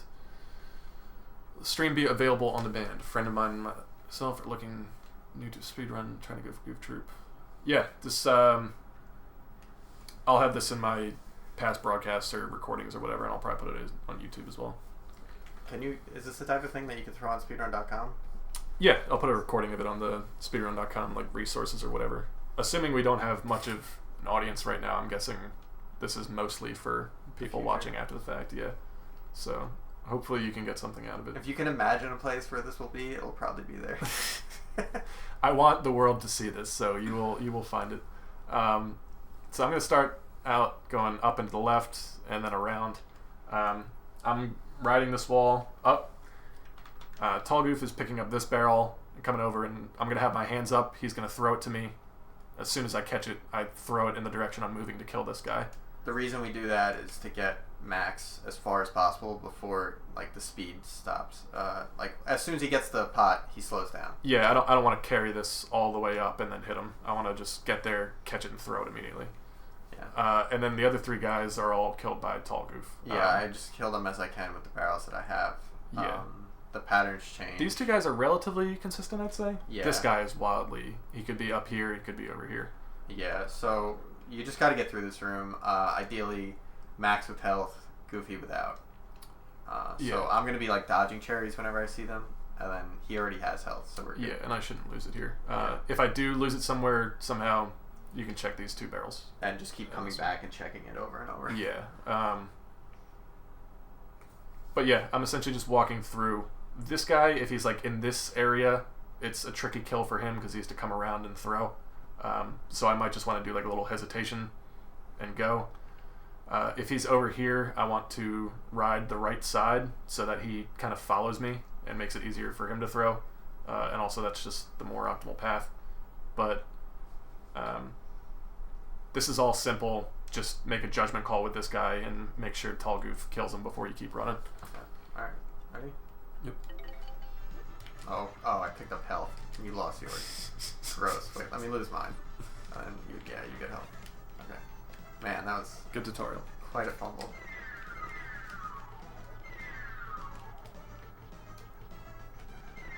Damn. Dumbass.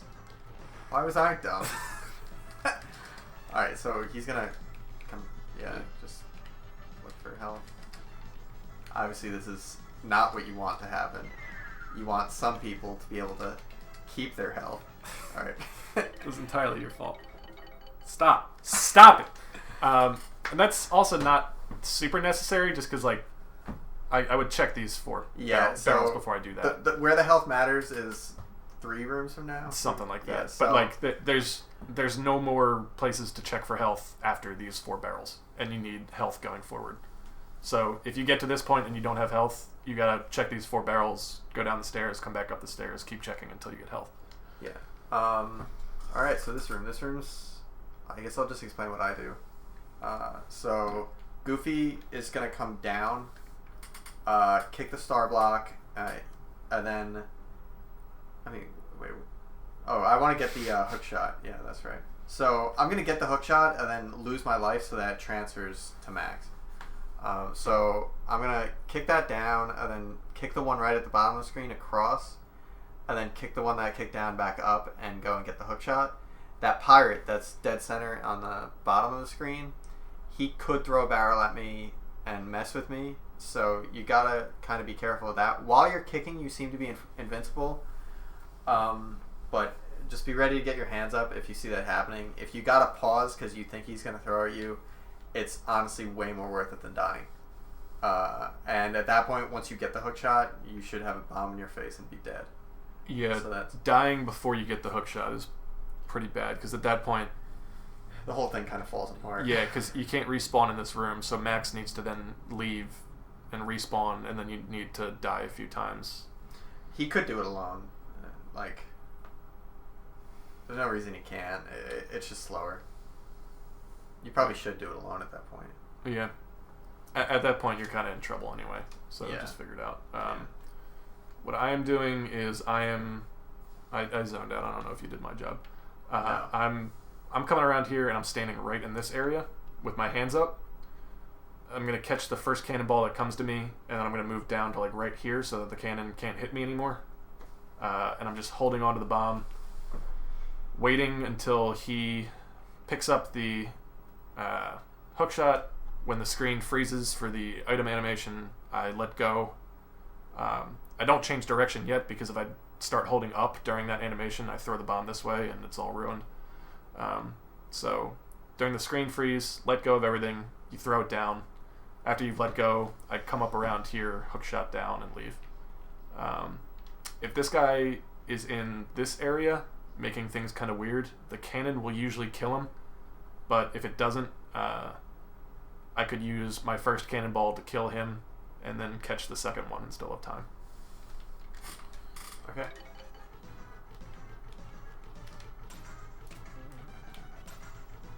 Blessed cannon.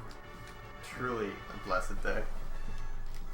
So yeah, that's how that room should go. So I'm going to come back right away here, and then this just kicking thing, I guess you can explain yours. Yeah. So Goofy kicks, I kick, Goofy kicks.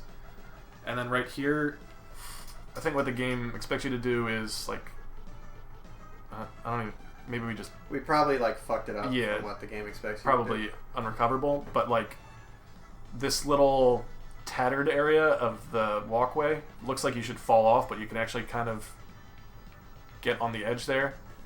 And from here, you can kick this block down. And then I kick this one. Yeah, and then we leave. So let's just do that at normal speed. Guarantee you I fall off. Nope. Alright. And then I'm usually the first one out of here. Yeah. And the reason I have health is because if I don't have health, the way you have to do this is stand on this button, a conveyor belt starts, barrels start coming, and then you use the barrels to kill these guys. Then when they're dead, then you can touch the button to get out. When I have health, I can just run through them, touch the button, and Goofy's out. So that's what this room is. I want to ride the bottom of this, or the top of this, whatever. I want to stay right in this row so that this guy throws his sword diagonally instead of across the door. Yeah. As soon as he throws that sword, or as soon as I get in this area, I just go diagonal to the button, and that's it for me. Yeah, and I just be careful of the roller. That's the only one I'm really looking out for. Yeah, because I'm going along the bottom, that guy will roll over. There you go. It's just a puzzle. It's pretty easy. Next room. Good God. Yeah. Alright, so this is RNG. You need to kill these guys using the cannons. So this is all manipulation. Goofy takes care of the bottom two. Max takes care of the top one. Generally speaking. Yeah, I can go first because my job is the easiest. Coming into this room, I hold up and to the right and stand here. That will almost always lead to him following me into this hallway of death. Once it's clear that he's here, I get the hell out of there. All these cannons shoot on a cycle, so you should expect when they're coming.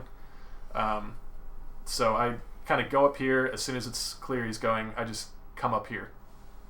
That kills him, and then after that, my job is pretty much done, and I can come over here. He's gonna end up with the hook shot. I'm gonna end up with the bell. Yeah, so I'm usually like waiting right here when his job is finishing up, because when everyone's dead, this goes down. I get my hook shot. He gets his bell, and then one of us leaves. Yeah. So what I'm doing is I usually try to stand like that 2 box just under it and to the left. Yeah, like right around there. And I want to try to kill the blue and green pirate first because he's a roller. So when he's rolling, he's invincible.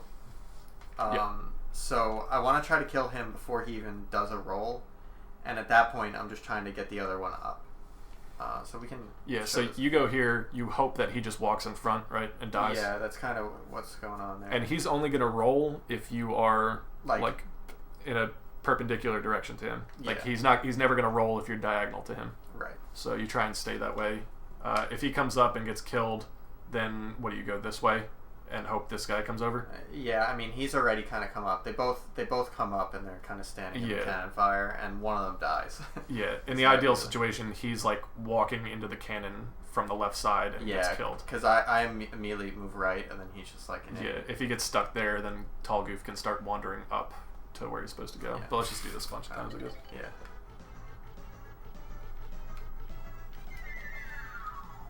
Oh yeah, that's where I go. God cannon. That was great. Yeah. Yep. So that is ideal. It's that's what you want. Like 2 I cycles. forgot. So I stand here, and then once they're kind of where I want them to be, I get back over here, and then I come back over and around. Okay.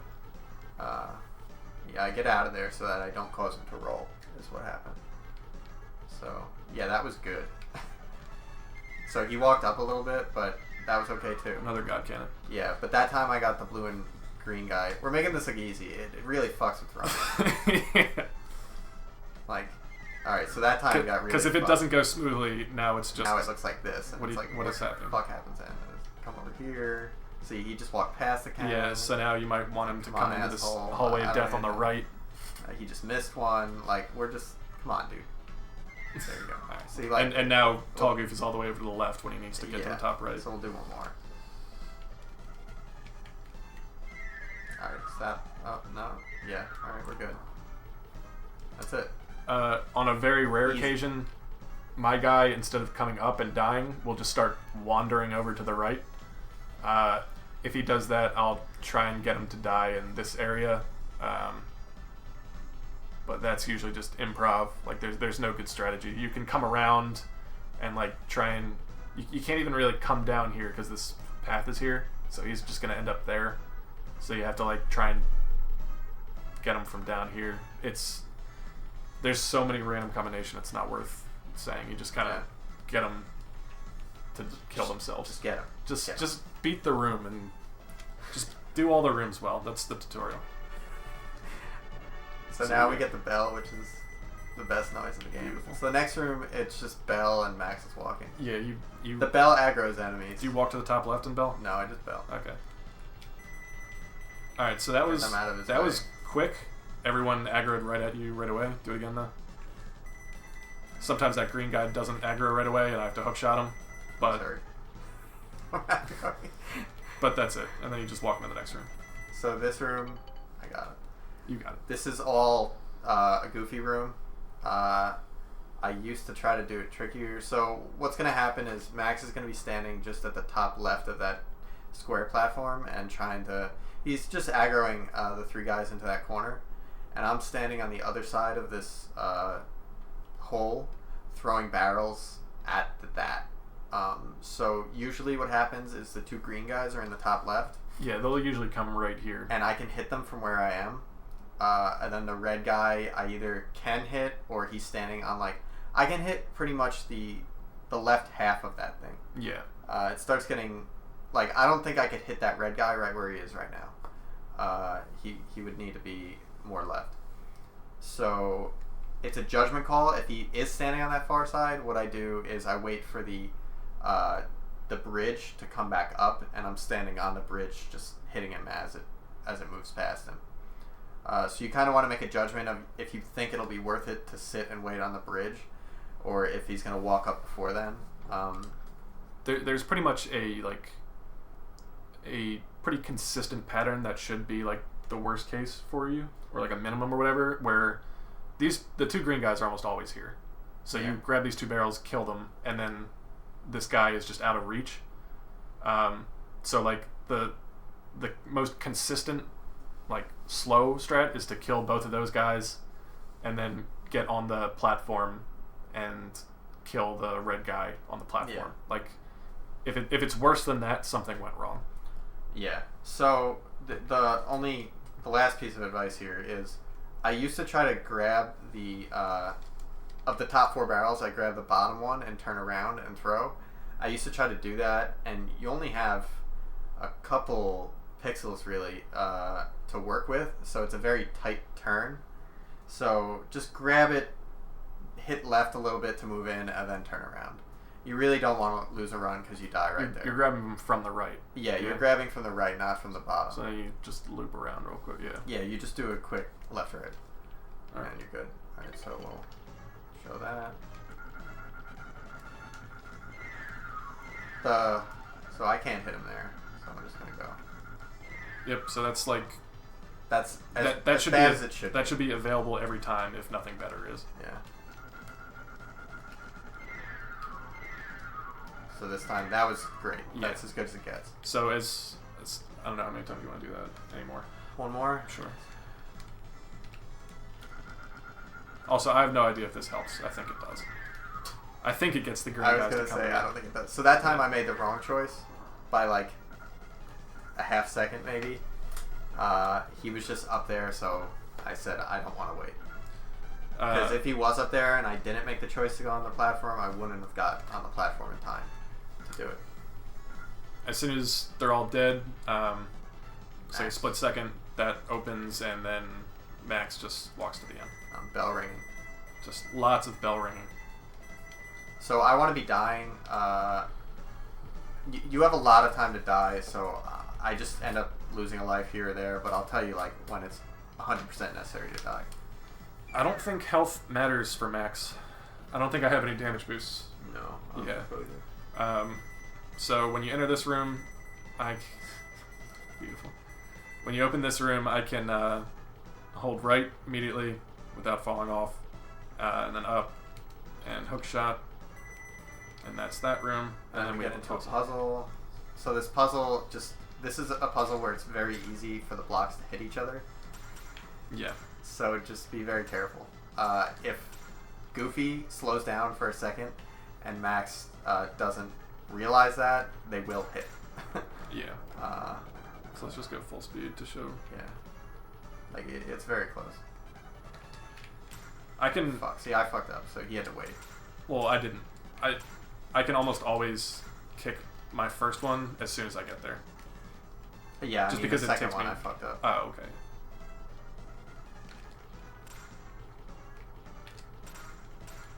Like you were more cautious than even. Yeah.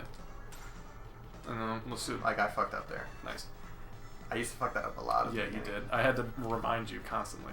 Yeah. Well, no, you would kick yours first, and then it would just be sitting there. Yeah. All right, so one more time, just because I want to show. There's one area where I could easily be kicked in the head. Alright, so here, I kick this one to the right.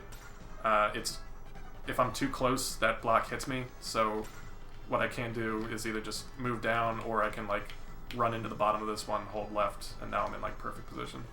But just don't get hit by it. This room, I'm grabbing the hook shot. It's really just how the puzzle is. Yeah. That's it. Just a reminder on the hook shot. Hold it down until you get it, and then once it's latched on, just let go and hold up. You don't need to like hold hook shot the entire time. As soon as he hits that second button, and no earlier, I can leave. Yeah, so we finished that puzzle, but just because we were there. Yeah. We're going to be back there, but... Because that door stays open. We're not actually going through it yet. Yeah, and we're not going to have a hook shot later either. So, this is where the hook shot's used. Yeah. Again, I usually die again here. It doesn't matter. Hook shot through. This is just another puzzle. This is a double kick opportunity for me. Don't kick too early. Wow. Nothing like that. So one thing on that, let's do it again real quick. We spent like an hour and a half on level 1. We can go over a puzzle twice. What? Is that usually that's like right here. Almost like you usually can't grab. There usually isn't that much slack on like how you can grab a key. You know what I mean? Like you usually have to be pretty face on to pick up an item, maybe a little bit to the left. This puzzle specifically, since you're like cutting off half of the path to the key, it gives you some more slack. So like you can usually pick up the key from over here, even though it's like in the center. Right. There was the one time where I had arm raises and I didn't understand why. Alright, yeah, that's good. Alright, so at this point I can die. The reason I'm not dying is because I want to use the bell. And then I get one more bell here, and then you should be dead right there. Yeah. So you have a lot of time to kill yourself. You can die twice here if you don't bell. You could have died in the room before. There's just like a lot of opportunities along that path, which you can lose like a lot of lives. And then in this room or the next, I want to switch to the bell instead of the key, because I'm going to use it. One dumb thing I want to point out is that like, so like you look at this door, and like I can exit all the way to the right, like that. But then the doors in this room, if I held down, like it pushes me back to the center, and there's actually like a really small window of where I can go. So just keep in mind that like this one you can exit here, but then you have to hold left a little bit to make it through. Otherwise you like run into the wall for a little bit. I never noticed that. Yeah, so like, yeah, this room I have to center myself, or else it pushes me. Mm. Another dark room. It's kind of inevitable that you're going to bump into walls here just because it's like an awkward diagonal and you don't want to like do that. Just kind of do that. And then it's another diagonal up to get out of here. This is the only room... Well, no, you use it to aggro enemies as well. This is the only room where I use the bell. So I want to ring it to aggro him. Then I want to stand right above this like pylon or post or whatever so that he's coming at me in this direction. Once he like gets around this turn here, I want to reposition myself to the bottom of this door. That'll get him coming down this way. And once he makes this turn, I want to reposition myself back on top of this pylon so that he makes this turn. Once he does that, I could just come all the way down to around this corner, a little bit above this corner, and he'll come down and touch the button. But usually he'll like get out of breath and tired like right around here. So before you reach the corner, you can like ring the bell again here so that he keeps coming at you and then go down. You don't want him to slow down. Yeah. So you want to ring that bell before you see him slowing down. And if he makes any of these turns awkward, then or if he just starts misbehaving like that, you just ring the bell more often. So at this point, I should come back. I can come back at any time and just take the key. Yep, and now I'm swapping out the bell for the hook shot. Same room as before, just leave. I'm doing nothing. Just don't. I'm actually attempting. Yeah. Make sure you don't hit me on the head with a barrel, which you've done before. So I'm just dying here. Yeah. You shouldn't have died that many times. So 2. Yeah, he usually gets 2 before I leave. One thing we noticed is that if you die the exact same time I leave the room, yeah, you just lose an extra life and you're out of lives. Yeah, which is fine. I only have to do one more thing before I die again. Yeah, it doesn't lose any time, but it's disorienting. So just keep in mind that if he just doesn't show up in the next room, that's why that happened. Yeah. So I'm coming down, kicking, and then I'm dead. So that guy can be awkward because like sometimes he'll throw his sword from over here, and then he'll just like kind of stand here and try and come at you from here. And basically all you can do is oh shit. All you can do is bump him down, come around, and then bump him to the right off, or come around and bump him up. It's possible to just stun him and then hook shot and go before he comes back, but that's a tight squeeze. It's safer to just do the 2 bumps and get him off. But those are your options. Alright, so next room we only have one opportunity to show it well. Yeah. Nope. Yeah, sorry. Yeah. Well, you could just kill yourself a few times. Yeah, just how you're right. Alright, so I open this door. In this next room, it's a dark room. You're supposed to, like... do a couple... Max is supposed to, like, walk around this way or something like that, but because kicking a block into your partner destroys the block, you can actually use that to, like, open something up that shouldn't be open normally.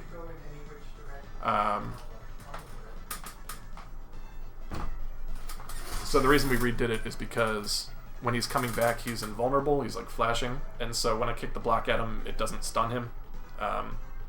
Really, it doesn't matter because he's got plenty of time. But you kick that block into him, walk around, and grab the boss key, and Tall Goof should have enough time to get back to the stairs before it matters. He's making a phone call, so give us a second.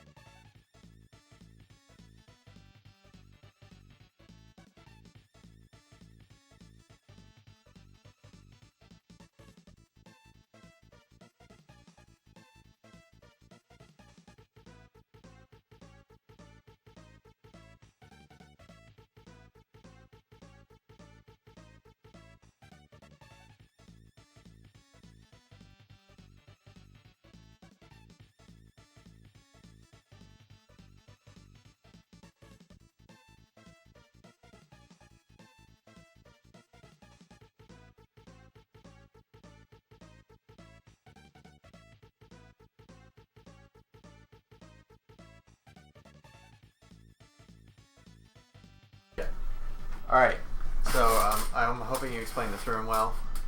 I probably didn't, but yeah. I expect Tony and I to get world record. Okay, good. Yeah, it will be directly because of this tutorial. You can make sure to thank us in the like commentation. The old commentation. Yeah, commentation. All right, you ready? Oh, come on, you fucked it up again. No, we have to show it like good. I mean, that works. It doesn't lose any time. After that, you just stand here. It just looks fancier. No, kill fuck. yourself, idiot. Thank you. Fuck it up twice and call me an idiot.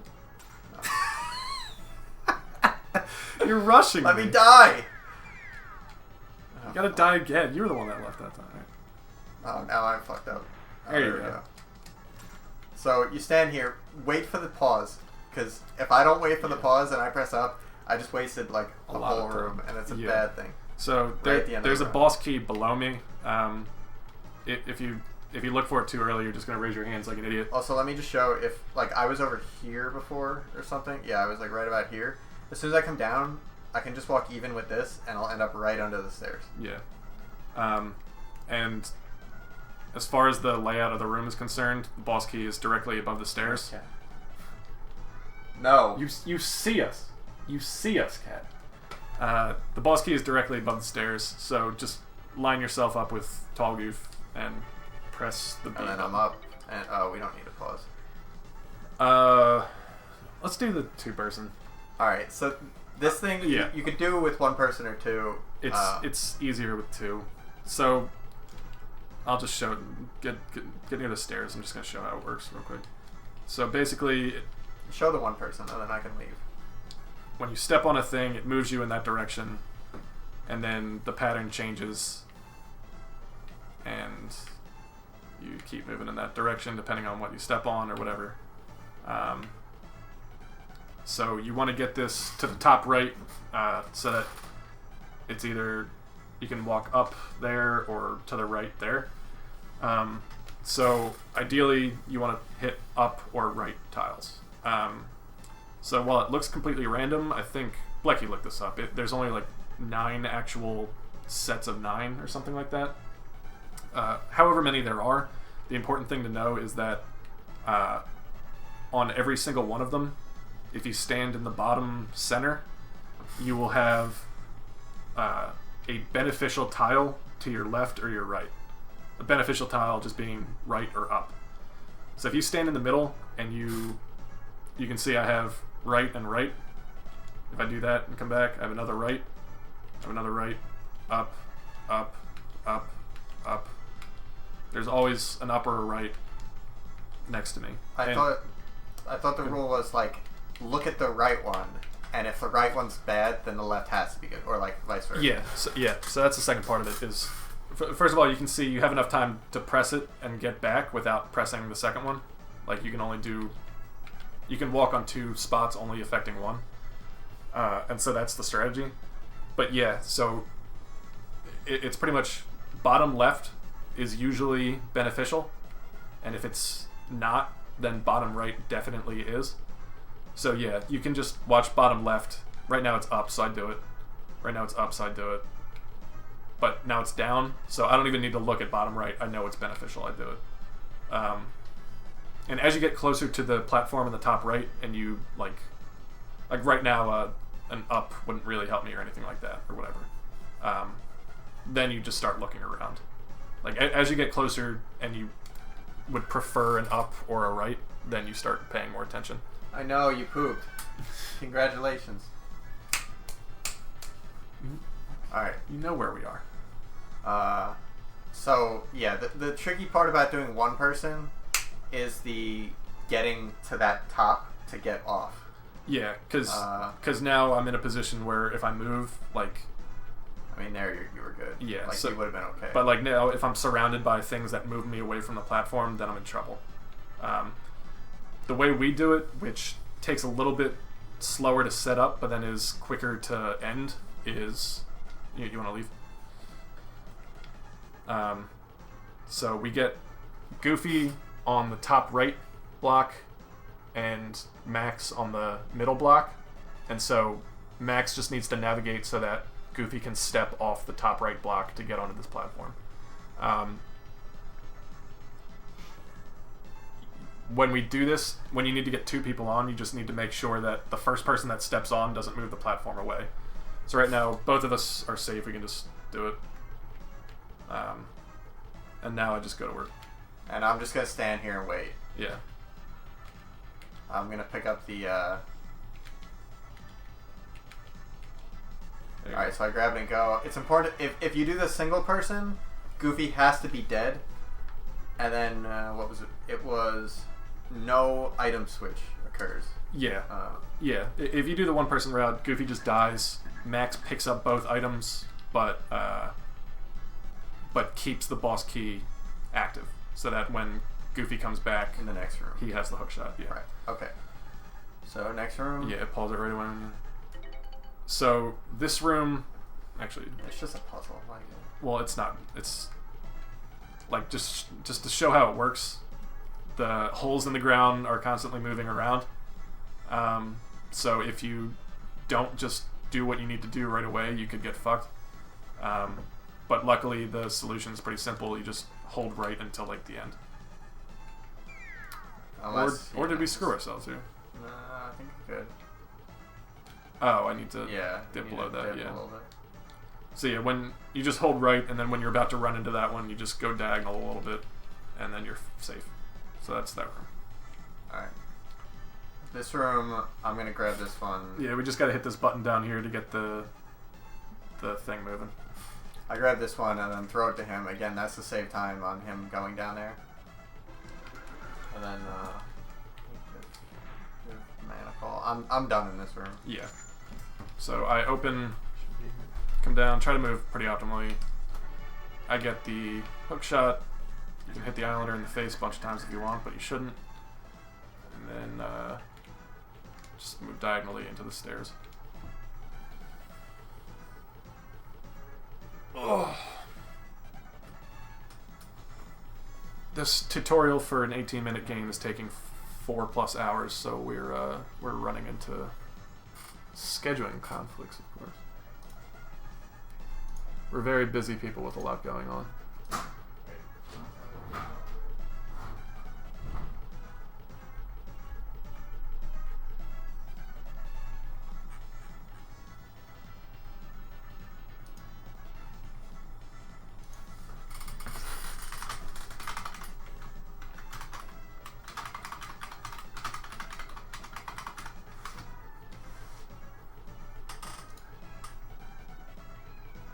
Is that not an actual emote, or did I get it wrong?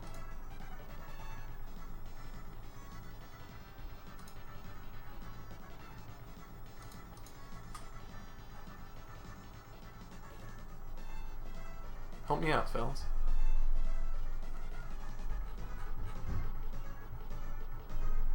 Did they remove that one? No. Takes time. These things take time. What's up, idiot? How you doing? I thought you were gonna be out. Soon? Out where?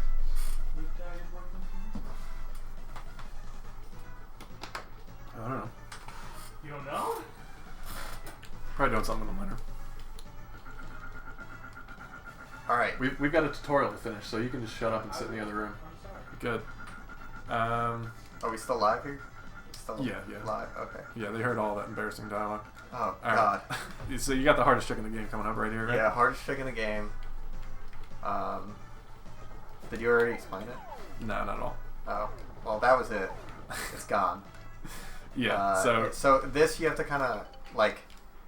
A diagonal walk is almost absolutely necessary. I was just starting the diagonal walk. like across this, like it looks like you should fall off, but I you can... probably could have been a little bit closer even. Like it could look a lot more dangerous than that. Don't you want to learn Goof Troop? Get in here. And then you don't want to be too close. We haven't actually seen any of this, but you don't want to be too close to the edge when you're going to do a hook shot because I'll you will demonstrate miss. down here. Yeah, you will miss. So you, especially this one for some reason, I like to take it very wide. And then once you get it, you're done in this room. You just want to try not to die. So you just, well, to cover max, you hold your hands up going across, and then you can just grab health or whatever. Yeah, because basically the risk is that if you just kind of like walk around normally and hookshot here, you'll like get hit by a cannonball before it reaches the end. So you either need to get there really quick or like loop around and kind of let that cannonball pass by, I feel like. Yeah. But anyway, as soon as that connects, Max walks across, hookshot's here, and then leaves. Just to show you can hookshot cherries. But yeah, too far, it doesn't work. Too close, I guess I wasn't too close. Thank you for taking away my chair. Alright. Alright, this is a puzzle. Oh yeah, and just here, you're not really at risk. Oh. Max isn't really at risk of getting hit by these cannonballs here. I am. I don't care about you. The puzzles we never explained. Yeah, that is the explanation for the puzzle right there. Do it like that. And then this room... So there's a cannon in the middle. The button on the bottom right makes the cannon fire. Goofy is pretty much going to be firing balls at Max, and he's going to be throwing them at these guys. Yeah, Max just stands right here, catches the first one, kills him, catches another one, and then chooses between these two guys to kill. If they're too close to the edge, and you're also right on top of like where they are, like you're as close to them as you can get. If I'm like riding this left rail, the explosion can actually kill you as well. So. And they're throwing swords, so there's some things to look out for. Yeah, and then once they're done, the last cannonball comes out. You throw it down to Goofy and So I'm catching 4 cannonballs like right here. The 4th one I'm walking like right here. Goofy's walking across and stopping, and we're pretty much throwing it along this line. Yeah. Goofy kills him. This guy can wander though. Okay.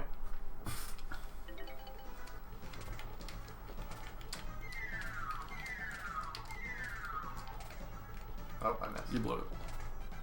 We did that in a PB. We did that too. We did both.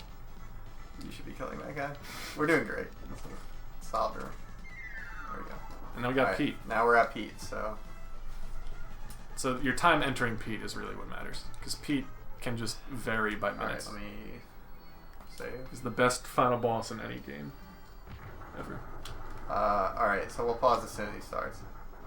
You'll pause. Oh, so anyway, we paused. I should have been pressing start. That's what a it. dialogue box looks like. You literally never see that. All of a sudden. So the deal with Pete is that he is the only one that can provide you with the ammunition to kill him. And he can just decide to not do that for long stretches of time. So while he's down here on the ground, the things he can do are jump around. He can use like a hook shot to grab you and pull you into him, and if he pulls you all the way, then you die. He can turn into a tornado and start throwing bombs all over the place. I think that's all he can do on the ground. Did you cover the jump around? Well, he can jump around on the ground. Yeah. So all of those things, or he can jump up onto these platforms. Yeah. And if he comes up on these platforms, then there's different options he can do. So he can jump back down. That's one. He can jump back down. He can blow his whistle, in which enemies come out of the sides. Once that happens, you never want to leave that phase. If you left that phase, the fight has gone on too long. And then the other thing he can do is he can do 2 more things. He can fire his gun, which like just breaks apart, or he can be a tornado up there and that will throw some bombs down to you. So let's assume he doesn't jump up at all. So like the perfect scenario is that from where he's standing right now, he turns into a tornado, starts throwing bombs all over the place. You pick those bombs up, you get them to Tall Goof. Tall Goof throws them at Pete and kills him, or like hurts him with all of them. As soon as he's done throwing those bombs, ideally he just turns into a tornado again after you hit him and starts doing more bombs. If he starts jumping around, it's wasting time. If he does his hook shot, it wastes time. We find that letting him hook you with the hook shot and then rapidly pressing all the D-pad buttons to break out, we find that that's quicker than just letting him go through the entire hookshot animation of like extending it and bringing it back. You mentioned that Goofy's the only one throwing bombs at him, right? Yeah. So Max should really only ever throw bombs at him if like Goofy already has one, or like there isn't enough time to throw it to Goofy. Yeah. It's just if you have one and it can't be thrown at Pete by Tall Goof. So now let's assume he jumps up onto one of these platforms. At that point, he can jump back and forth. He can... Does he ever turn into a tornado and throw bombs when there's no... He doesn't always blow the whistle when he goes up there, right? No, he could jump back down. Oh, yeah. So he could jump up there, jump down. He could jump up there, shoot his gun. That wastes time. He could jump back and forth, which wastes time. But yeah, if he calls in his minions, he blows his whistle, you see these 2 doors drop, and then 2 people come in and start following you around. If that ever happens, you want to keep them alive. At least one of if them. they die, he can come back and pretty much do anything again. Like, he'll jump back down, and it'll just continue. But once you get to that point, all he can do is jump back and forth, twister, or shoot his gun. Yeah, so once he's up there, he's more likely to give you bombs. And he'll stay up there as long as one of his minions is alive.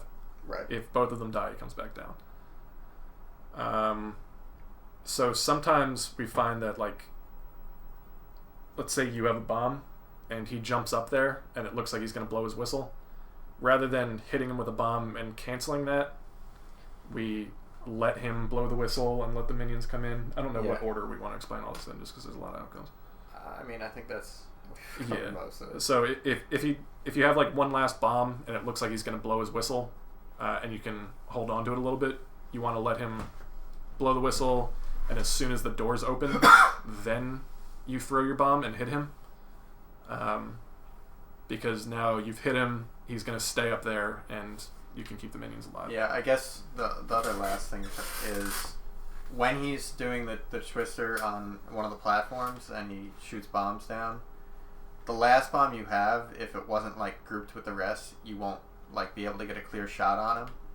So he's gonna do one of two things after that. He's either gonna he'll usually jump.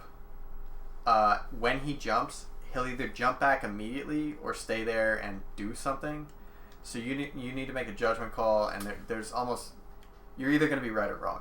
You can't, you'll only know in retrospect, and the choice is either to keep going, assuming he's going to stay on the other side and use your bomb, attempt to hit him in air if he jumps back, and that's like kind of the middle guess, and it's kind of hard to do, or go back to the other platform, assuming he'll jump back. Because you're not going to have a lot of time.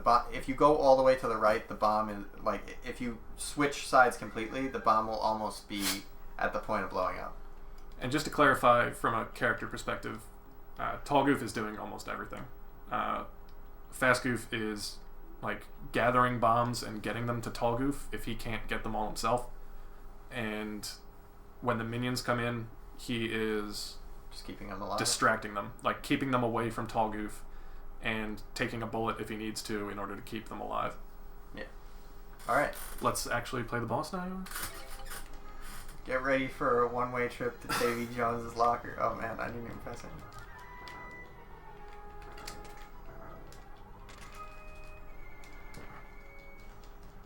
Good jumps, Pete.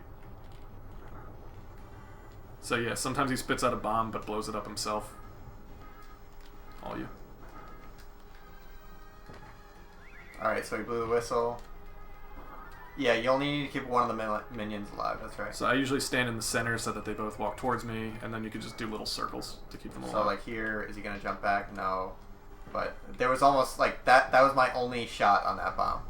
There was nothing else that could have happened. Jump back maybe? No. Again, right, so there's only one left, I gotta keep this one alive. Like, those were two like weird bomb instances that you're kind of relying on shit.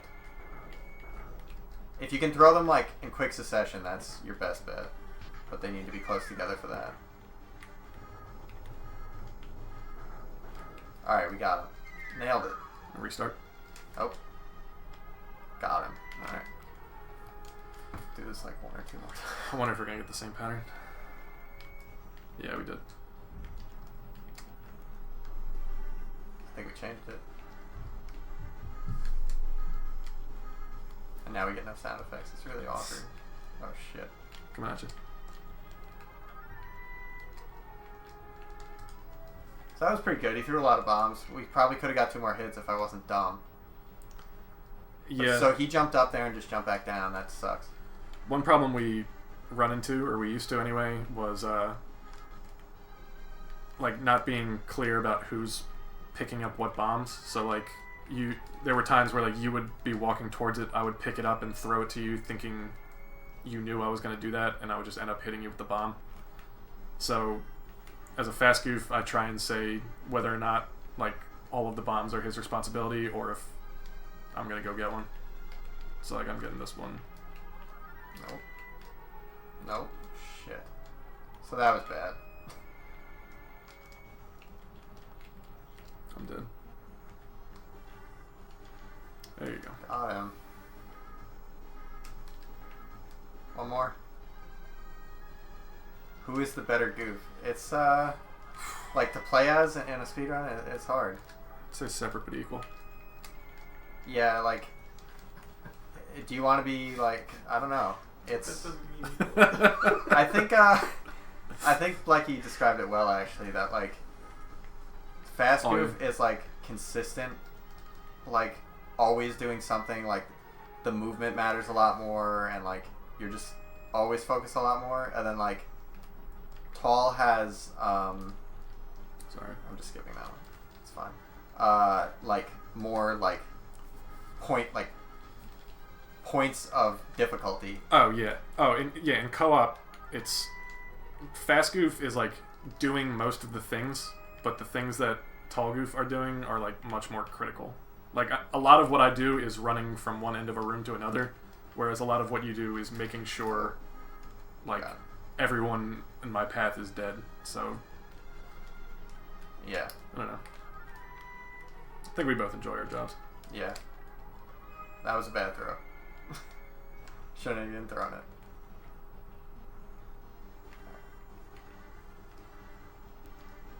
So I'm gonna wait. You blew it. Yeah. But yeah, just to be clear, since we've got it kind of stuck so that we always get a good start with bombs, he can start by just jumping around for like a minute and a half, and there's nothing you can do about it. It can. So if you run this game, you need to be prepared for a lot of lost runs. Otherwise, right good runs. I don't know why I was doing that. I just died. That was dumb. Otherwise, good runs just being ruined by the end boss through no fault of your own. So if you can't laugh about that, what do you do? Just stay the hell away from Goof Troop. Oh fuck! I did it again. You do 3 or 4. You're demonstrating a lot of common mistakes. Good job.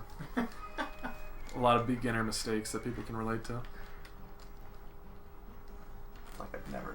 Nice. I like it when he jumps on me sometimes. Oh, that's some nice. 1 out of 4. Come on. So sometimes when they're off screen, they're usable. That one wasn't. Oh, so I just canceled the twister. That was bad. If you see one like just barely go off screen, try running into it and pressing Yeah, A. you'll normally be able to see them like over here. So I think he'll only blow his whistle as the first action when he gets up. Oh, well, You are awful. that's over. See ya. We'll get one more completion. We were doing so well. Just lost focus. It's fine. It's the sound effects, dude. You need the sound effects. Alright, let's not get hit. Come on. Nope. I almost hit you with that. Yeah. The gunshots are always the same. If you like stand slightly off center of them, you won't hit you.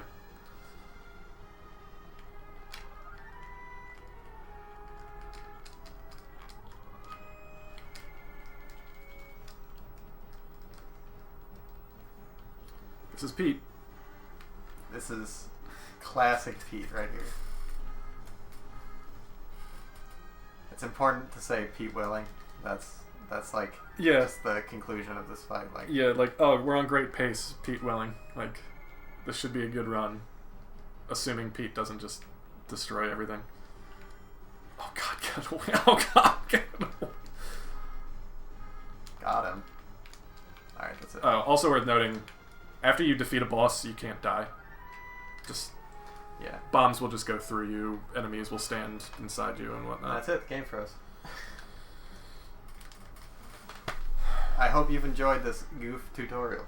Now you can save an additional 2 minutes on Goof. An important thing for us all. I hope there aren't any groundbreaking new strats that make this obsolete like immediately after we republish it. Well, I mean that would be nice. At least we'd have good shit to do.